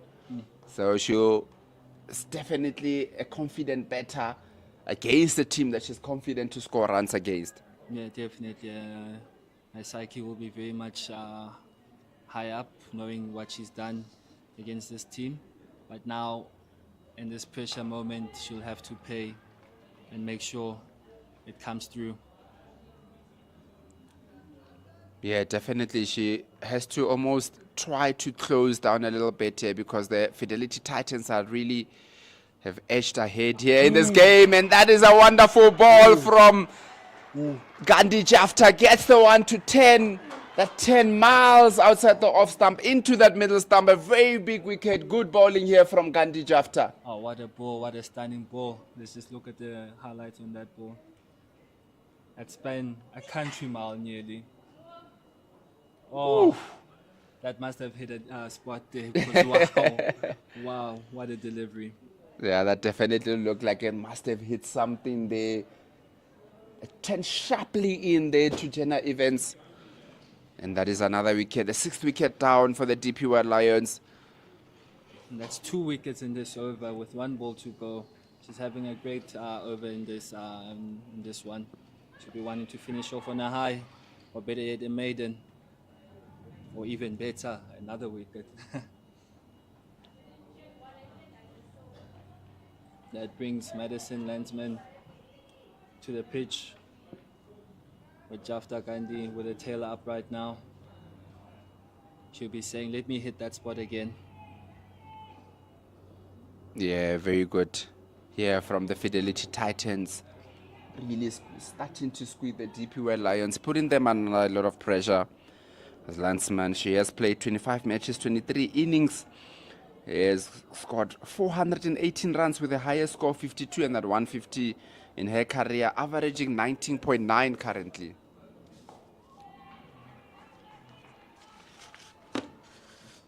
And that's the end of a very good over and over that produced 2 wickets here. Very, very good bowling here from Kandi Jafta in that over. A lot of pressure created from her side. That is 2 wickets and no run from that over. At the end of the 35th over, the DP World Lions are 141 for 6. Rosa now to the 2024 Pink ODI. The 13th Pink ODI will see Proteas men take on Pakistan on Sunday, 22nd December, 2 p.m. start. Get your tickets on www.cricket.co.za. Hashtag Hozanawe, hashtag pitch up in pink, and let's support people living with breast cancer. Hozanawe, indeed. You see Paulina Mashishi continuing from the Hanops River end and starting off with just a wide there. I wonder if pressure will start coming in here to Sune Felyun Low. Will she start be looking and saying that I need to score these runs as quickly as possible? Ooh, dot ball. What the Fidelity Titans have done is that they've kept the pressure going, as we said. It is not the type of a game that you want to go to 50 overs. You want to try to win it as quickly as possible, and that's what the Titans are doing, picking up the wickets. Definitely. At regular intervals, and a bit of a sloppy fielding there of Paulina Mashishi from her own bowling. She'll be disappointed with that. But she'll be saying she did that on purpose to just get the new batsman on strike. As you see, they bring the field a bit closer as well, just to try to put more pressure, just to say if you want to do something, go over the top. Good ball there from Mashishi.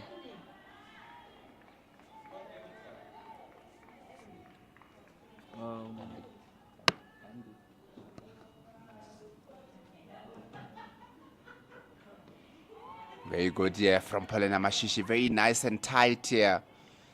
We've got no one on the offside boundary here, so she needs to bowl tight, and that's exactly what she's doing. Very, very good here from the reigning Fidelity Titans player of the season. Yeah, one thing Titan spinners are doing a very... I think there was a bottom edge there. The spinners are doing a very good job for them right now. They've definitely told themselves that spin is the way to go. If we're going to find the grip in this game, we have to make sure that our spinners bring the A game, and the A game is what they're doing right now.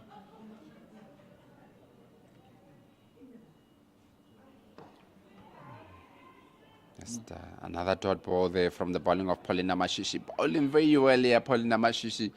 Very stingy with the runs here, only giving away the wide and the 1 run. We did speak in the beginning about her economy rate, her career economy being 3.2. She hardly gives anything away. So the Fidelity Titans will be feeling very confident about the game at the moment. They certainly are ahead, with the DP World Lions requiring to go at 6.4 to the over for them to win this match. Very good bowling here from the Fidelity Titans, wrestling the game further and further away from the DP World Lions. Scoreboard pressure tailing here. Definitely, no. With the introduction of Jafta Gandhi, she's been phenomenal so far, and she'll want to carry on. Oof, borderline on a wide line. Borderline, just. They call it the Mugabe line. They're not giving anything away.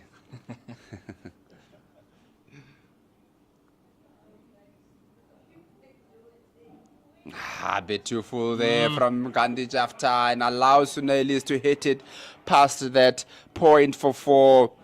Bit of a loose delivery there from Gandhi Jafta. Yeah, she'll be very mad at herself for that one, as it now does give a bit of freedom to Sune Felyun Low, and releases unnecessary pressure that they were building on.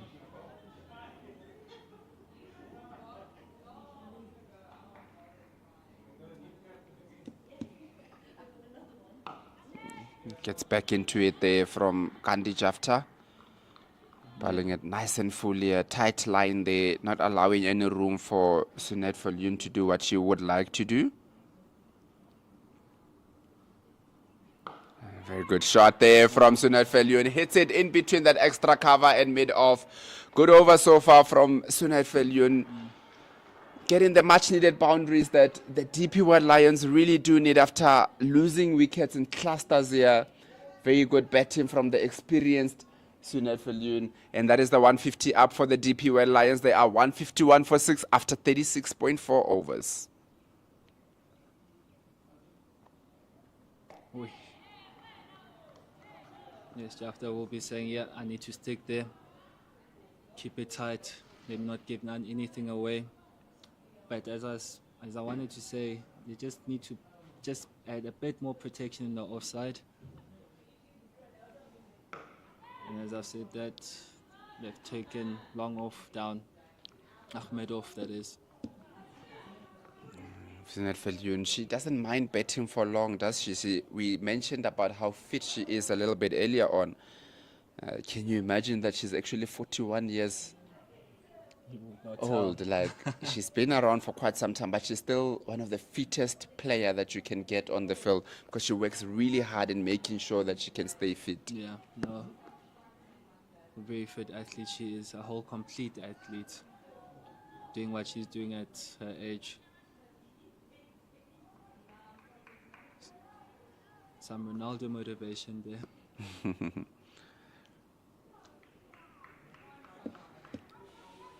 Definitely defying the norm.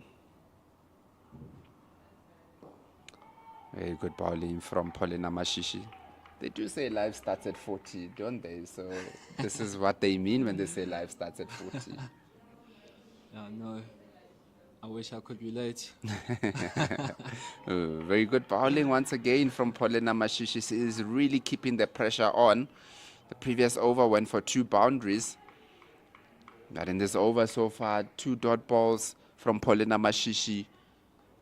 Yeah. And she creates another opportunity, hit straight back at her. Just doesn't manage to hold on. Hit very hard from the bat of Felyun there. You want to feel for the couldn't ball opportunities because they are hit very firmly, but at this level you need to take your opportunities, especially in this stage of the game.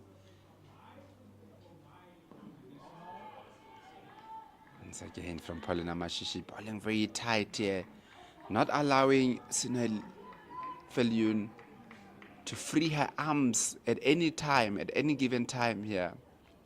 Coming down the wicket, Sunil Felyun just gets it down to that long off for a single. Very good over so far from Paulina Mashishi. She is really stuffing them off the runs.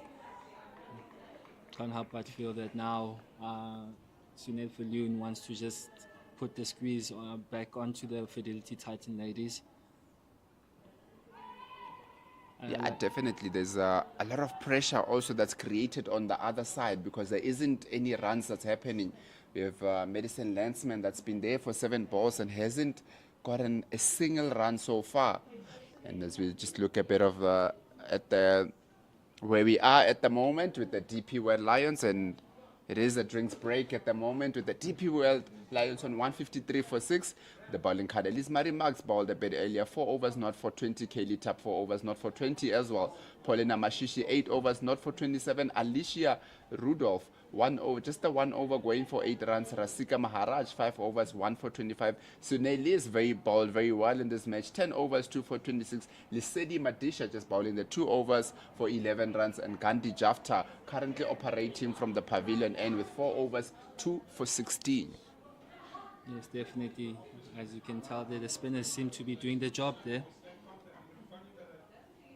And now the batting, see, Nonkululeko Tabete went out a bit earlier on.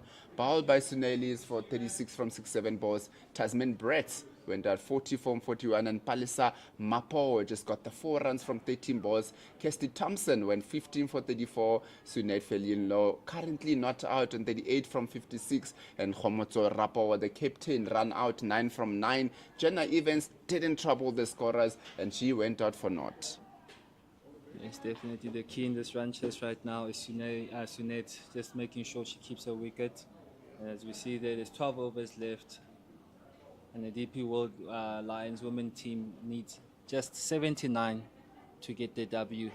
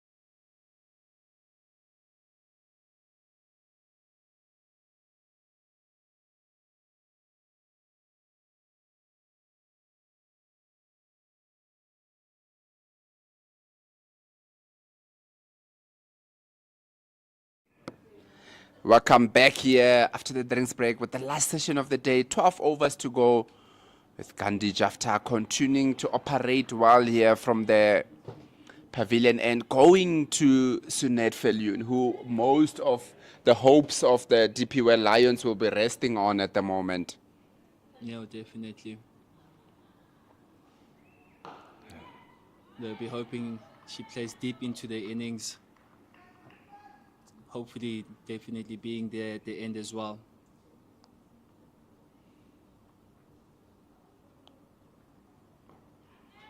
But with tight bowling like that from Gandhi Jafta, won't happen anytime soon, as she is the important wicket.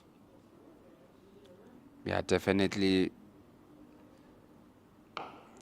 Shot coming down the wicket here from Sunet Felyun, hitting it straight down to Catherine Pryor at long off.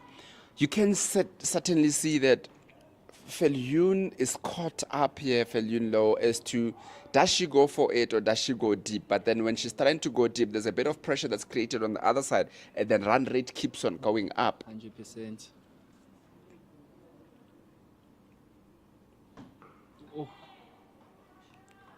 That's exactly what we're saying. You see the pressure that keeps on being created here by the Fidelity Titans, putting a bit of a python squeeze here on the DP World Lions. I like what you just see now with Gandhi pushing the long off down, saying, oh, and she bowls a full toss as we say that, and that is also a no ball that was dropped at the boundary, but it was a no ball. Very high full toss there from Gandhi Jafta. Oh. And the batsman's crossed there, so it's going to be a free hit likely to the informed batsman for Felyun low. Will she make something out of this free hit? Felyun low gets good bat on it, hits it down to that square leg 4-4. Very good batting from Sunet Felyun low, managing to get it down. You would say that that should have been stopped. Bit of a misfield there at the boundary by Rasika Maharaj, allowing that to go for a 4. Gandhi Jafta will not be too happy with the last 2 balls that she has bowled. No, definitely. Felyun just hit it very sweetly out of the middle of the bat, but that should have been stopped at the boundary. That is the much needed boundary, the boundary that the DP World Lions needed in that over. Yeah, but it just goes back to that cliche. Put your body on the line. These misfields are really starting to hurt the Fidelity Titan ladies in the quest in trying to win this game. But Paulina Mashishi will want to have other ideas. Very good shot coming down, just hitting it down to that fine leg where you get Kaylee Tapp managing to just stop it, and it's a 1. Very good shot for 1 run. Yeah, Paulina will just want to go back to that line in the offside there, middle and off. Right there. That's the money ball. That is it right there. That's where there's a bit of talking that happens when she bowls it a bit straighter there. It's one of those, isn't it, though, that with the field that she has, she can't afford to bowl too wide or too straight. So she needs to find that perfect line. Like that, and that's a bit of pressure. Once again. That was very close, But that's the line we're talking about. Yeah, that's a line that doesn't allow you to hit to the offside nor to the leg side, so you have to try and get something. And another one that looks straight on, that is out. That is the line that we've been speaking about, and wonderful bowling from Paulina Mashishi to get the wicket of Landsman. Yeah, excellent bowling there. She just missed it on the previous ball, but she said, let me put it back there.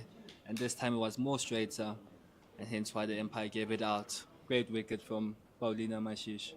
Definitely very good bowling there from Paulina Mashishi. That's what we were speaking about, that she needs to bowl in that off stump, middle stump, and that's exactly what she did. Nice and full, and Madison Landsman doesn't get any bat on it, and that goes through, and that is a wicket, a very, very big wicket, you would say, there for the Fidelity Titans. And with that, it brings Sarah Nettleton onto the wicket. Just averages 7.1 so far in her career, playing 22 matches with the best of 20.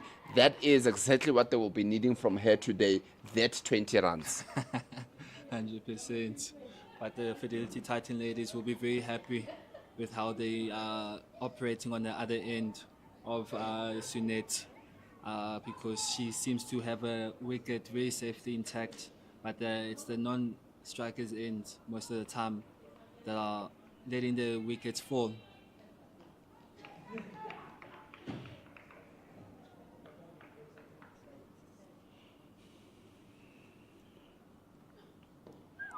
Good bowling from Paulina Mashishi. Very good bowling from Paulina Mashishi here. Not giving anything away. Saying to the batters that if you want to get some runs, you have to do something, as we saw in the previous over, in the previous ball raider that got a wicket. Once again, just a bit touch too straight this time around. And Nettleton just managing to hit it down to that cow corner for a single, which I don't think the Fidelity Titans will mind much. That is a single that keeps Nettleton on strike. The new batter on strike, you won't mind seeing that at all. And with that, it will be a change of commentary as we bring Odwa back.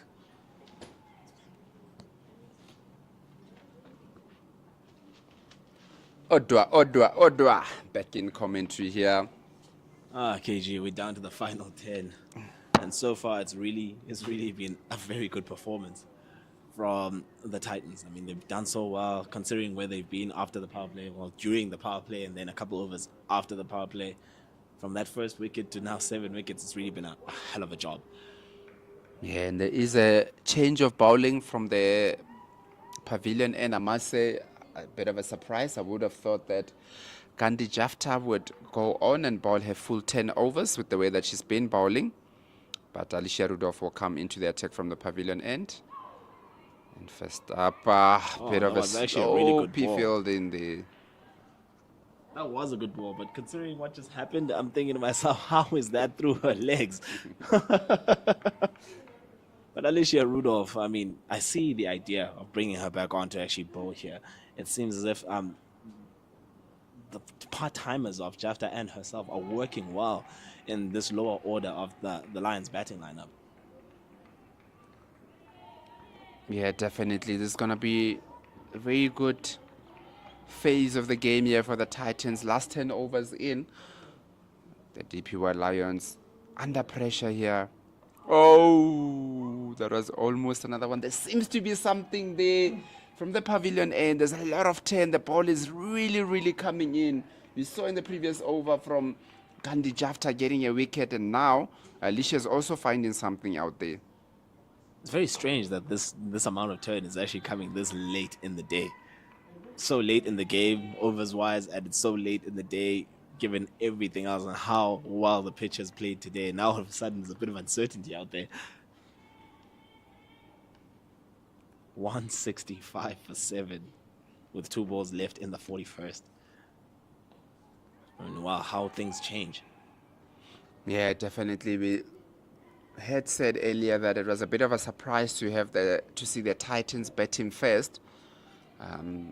It did look like a surprise also until the 15th over of this innings, but then all of a sudden there's been a dramatic change, and that is courtesy of the spinners that the Titans have with the 5 spinners that they have. I just think with that initial first 15, we really did believe that it was the best decision to be batting second on this pitch. But given how much the Fidelity Titans have fought back in this game, it just goes to show that it's never really over. It's always a comfortable position to have, runs on the board. You know exactly what to defend. You know how to go about your setup. And right now, it's 41 overs done, 166 for 7. Still requires 66 runs. And from 54 deliveries, the conversion rate here it's just been crazy. And the required rate has shot up to 7. Yeah, definitely. And as we say that, Hosanna to the 2024 Black Friday, the 4th Black Friday, we'll see the Protesia women take on England on Sunday, the 8th of December with a 10 a.m. start. Get your tickets on www.cricket.co.za. Hashtag Wozanawe, hashtag NGBV, and let us take a stand for equality. Paulina Mashishi to complete her 10-over spell here today. She's actually bowled really well, judging from those figures. We're into 9.2 overs. I mean, 1 wicket. Yeah, she hasn't had a lot of wickets today, but 30 runs. She's only conceded 30 runs within that 10-over point. It's a good shot leg side, but it just finds fine leg. And it's just another single. And at this rate, the lines are just being strangled here. Yeah, that is how Paulina Mashishi actually goes. She's not the one that's going to pick up a lot of wickets, but she will make sure that she puts a lead on the pot here, not give any runs away. You did mention earlier how stingy she was when she started the spell. Yeah, definitely. The repo rate is very high on that side, doesn't allow you to buy any runs there. This has been some solid bowling effort. I mean, judging from where we were after that first opening 15 with Tasman Brits just going how well she was earlier on in this innings, the game has changed so much, and it's been a drastic situation of it's just constant drama from over to over. Yeah, and it is not like the wicket has gotten any worse to bet on or anything, but it has definitely, the wicket has stayed the same, but it has definitely been very good bowling here from the Fidelity Titans to just bring the game back, especially their spinners. Well, their spinners have actually done almost all the bowling so far with the sim bowlers, having started off bowling 8 overs between themselves and Lesedi coming in also for 2 overs. So only 10 overs so far has been sim bowlers, but pretty much the other 32 overs has been from the spinners, and they've done all the damage so far. Paulina Mashishi completing her spell of 10 overs with that last over. 10 overs, 1 wicket for 32 runs. That's a solid effort with the ball today. It's a solid effort. That's her career economy, 3.2. That's exactly what she does. She does a hell of a job. That's an excellent shot, but it's going down the throat. Oh! My goodness! What a catch that is! It's a one-handed effort right at the edge of the boundary line in that cow corner region. Let's just look at that again. Let's have another look at that again. Goodness me. Alicia Rudolph just floats it up there. Phil Yunlo says, yes, I'll have some of that. It goes all the way down to that field. That's an excellent grab. And that's the substitute fielder Mapanga. Goodness me. What a catch that is. That's the wicket number 8 down. Oh, the Lions are stranded now. They're looking really stranded at 168 for 8 after just 2 overs in the 43rd over. Definitely a very good catch there from Amogelang Mapangula coming in there as a substitute fielder. She is the best fielder that the Fidelity Titans have, and she just showed us there. Look at that once again. She just had a grab at it, managed to keep in. Very good fielding there from Amogelang Mapangula. I mean, there's a lot to like about that catch. For starters, I mean, she's well aware of where the line is at that moment. She's well aware where the line is. Because after she takes it, the way she lands, it's just 1 foot in and she doesn't even trickle to fall over. There's no sign of her losing her footing as she's coming down after she takes that catch. Goodness me. But a brilliant take. At some point, I thought she was going 2 hands with it, but goodness me, that was just showing off. Yeah, very good take, yeah. Very good sportsmanship here. We just saw Sinefel Yun after going off. She went to Amogelang Mapangula and gave her a high five to say, wow, that is a very good catch. And that might be the game. Woo! And it is indeed going to be the game. That's bold. Top of the bail on that occasion. You spoke about turn earlier on, but I wasn't expecting this much, especially on that delivery. Alicia Rudolph, she's 2 from 2 and on a hat-trick with 1 more wicket to go in this innings. Goodness me, what a ball that was. What a ball that was. So much turn. Look at that. It just pitches outside off and then it just drifts so much towards the leg side and it clips the top of the bail. What a ball indeed. I don't think any of these teams would have expected that it will turn the way that it is turning at the moment. But the Titans have certainly found something on this wicket. And this is this will be a massive win for the Fidelity Titans. It's not over yet, but this will be a very massive win with the way that the season has gone so far. Honolo Meso doesn't trouble the scorers at all as she's dismissed, bowled on her first delivery. And that brings in the last batter in the Lions lineup in Relebohile Mkhize. Yes, she's not known with bat in hand, but I mean, at this point, there has to be a miracle here for the Lions to try and get over the line as they're down to their last set pair of batters to end the game. 64 runs required to get them over the line on a required rate of 8.5 to the over. Current score 168 for 9 with 3 balls remaining in the 44th over. Alicia Rudolph on a hat-trick. This is a massive moment in this game. Ooh, she gets it through in between the pad and bed. Wow, that looked like it was going to hit the stump, so it was going to get a bit of an inside edge, but nothing there. That is a wonderful ball there from Alicia Rudolph. That is the ball that you want to ball on the hat trick, but too good of a ball, isn't it? Too good of a ball. Oh, wow, what's a game? She does it back to back. I mean, goodness me, this has been a very interesting over. Where is this 10 all of a sudden coming from, eh?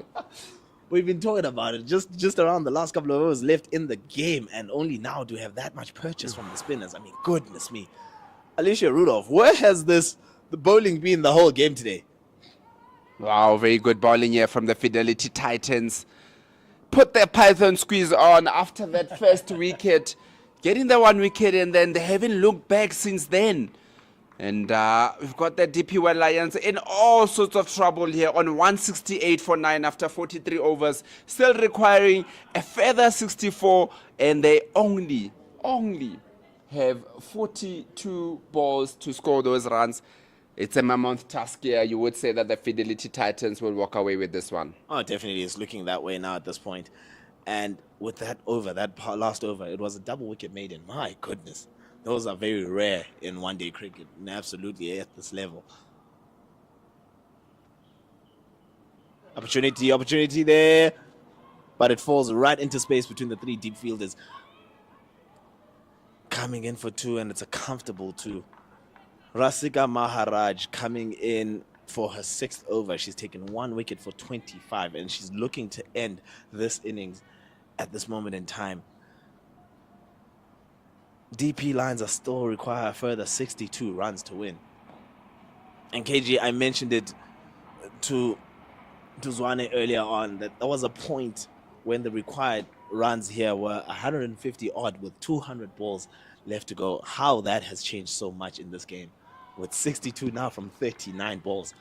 Yeah, definitely. There's been a 360-10 here by the Fidelity Titans. 8 wickets to the spinners and just that 1 wicket that was actually a run out. It's been a very interesting game. Opportunity. It's just over the head of that catching fielder at square leg and all the way to the boundary for 4. Sarah Nettleton is still taking opportunity to actually enjoy herself in the middle, smashing that shortish left ball leg side for 4.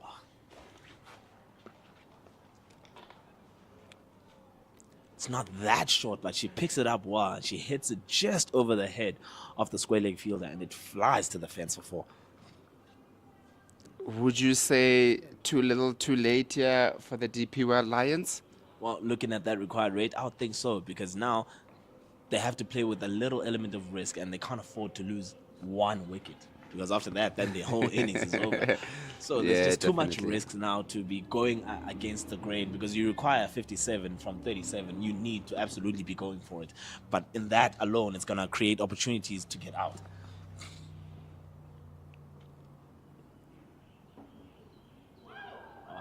Kize is just flat-footed right there in the crease. She's just flaunting her arms at that one. And luckily for her, she misses it, as it's a good take by the keeper behind the stumps. End of the 44th over. DP World Lions 175 for 9. Still require a further 57 runs to win from 36 deliveries. Wow, how much this game has turned around. You'd say that the first about 55-60% of the match, you would say that the DPY Lions have thought that this will be their match, but the Titans have found something, and that came through the bowling, wonderful bowling from Sune Lee's on the other side, and since then they haven't looked back, and she's just been supported by the other spin bowlers. Maharaj picking up a wicket, Alicia picking up a wicket, Gandhi Jafta also picking up 2 wickets. Opportunity there and taken! And that's the game! Alicia Rudolph comes in on her 4th over, and with that first opportunity, it's just pitched up to Sarah Nesselton, and she doesn't take any opportunity to look at it one direction. She just goes for that shot down to the mid-wicket, to the deep mid-wicket region, and it goes all the way down the throat again. It's well taken in the deep again. And that is 175. Bowled out the DP World Lions women's team. And they lose the game by 56 runs. Wow, what do you think of that, KG? Yeah, very good end to the game here for the Fidelity Titans. The Jukskate Derby goes to the Sky Blues here with the Fidelity Titans, making sure that they win at home. 2 good catches at the end of the day from Amkhelam Mapangula to make sure that they finish this off very, very, very good from the Fidelity Titans, winning this match here, a much needed win, their first win of the season. Much needed, absolutely much needed.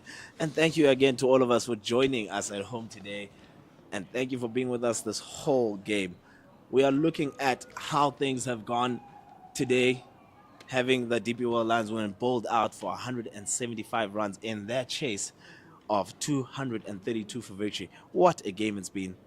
Yeah, indeed. What a game it has been. You would say that this will bring a bit of confidence into the Titans winning against the DP World Lions. And as we look at the scorecard with the DP World Lions bowled out for 175 a little bit earlier on.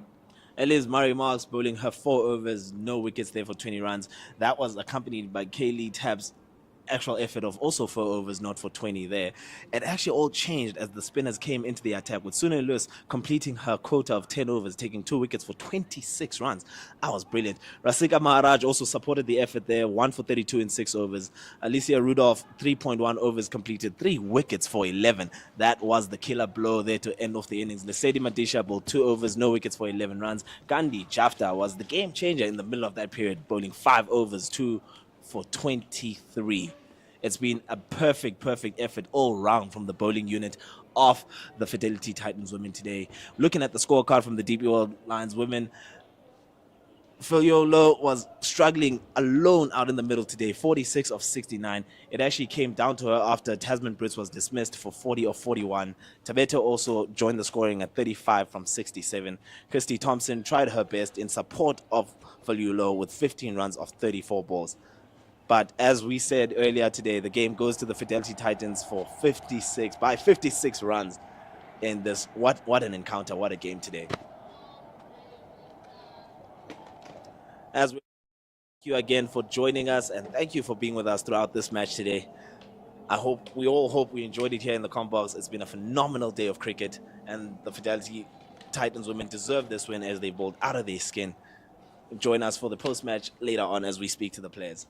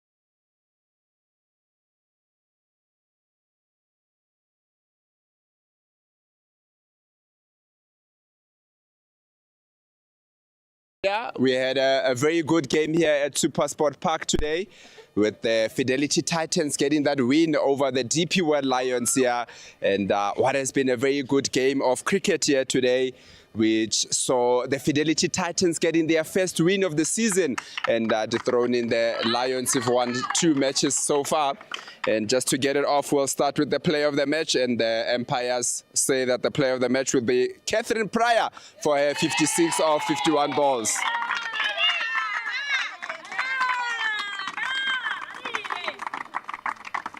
Catherine, very well batted here today. What was the recipe that you had going out there to bat today? I think in the beginning it was a bit of a tough start, but low. So just wanted to go in there and take it see how it went. And I got some full balls, wanted to capitalize on it and just come out there with intent. And yeah, that's what I did.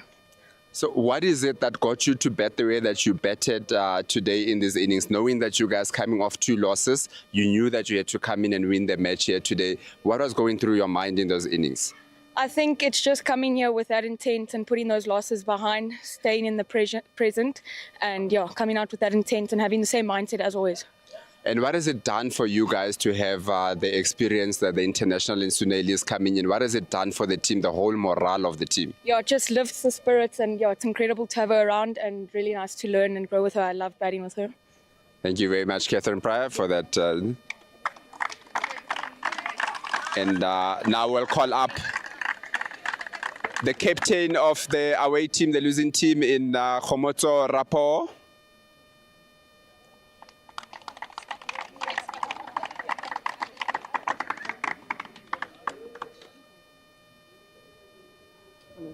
Khomotso, hard luck today. What is it? What went wrong in these innings? I think just staying in there, batting 50 overs. I think that is one thing we lacked as a team. But besides that, I think we really tried our best. It wasn't that bad. It's just like little things that we can work on. Having to chase 231 on a wicket that looked like it was getting flatter and flatter, how disappointed are you guys not to be able to get that score? I mean, it is very disappointing, but tomorrow is still another day, and we still have other games in hand, so we can't just give up now. It happens. Some days you lose, some days you win. So it's part of the game. And what would you say is the difference in between the bowling, the way that the Fidelity Titans bowled and the way that you guys bowled a little bit earlier on? I think it wasn't much difference, just the fielding. Just the fielding. I think they were more tighter and they had like better plans, especially at the end. So I think with us, we were just getting tired at the end, and it's something that we need to work on. Thank you very much, Khomotso. Hard luck and all the best for tomorrow. And now we'll call up the captain of the winning team, Elise Marie Max.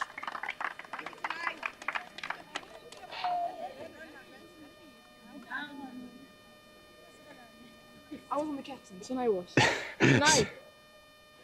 Seem to be limping a bit here, Tlinky. How was it? How does it feel for you guys to finally get the win in this Pro 50 series? I think it's massive for us. I think it set us up well with the bonus points. So I really think going into the next games, I think a lot of confidence will take from this game.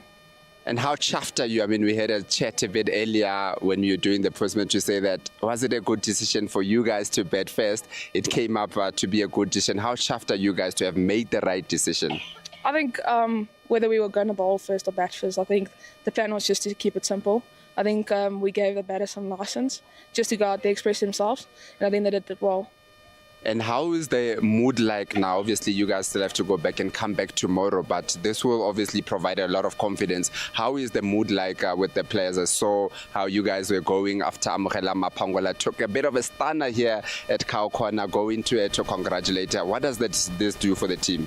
I think it lifts our moods quite a bit. I think the team are now in a better space in terms of our mental space. I think obviously a win really lifts us up, and we can just bowl from strength to strength. Thank you very much, and well done. All the best for tomorrow again. And that brings us to the end of the post-match presentation here at SuperSport Park. We will see you tomorrow for the Hollywoodbets Pro50 match, which will be against the Fidelity Titans against the DP World Lions. Good evening.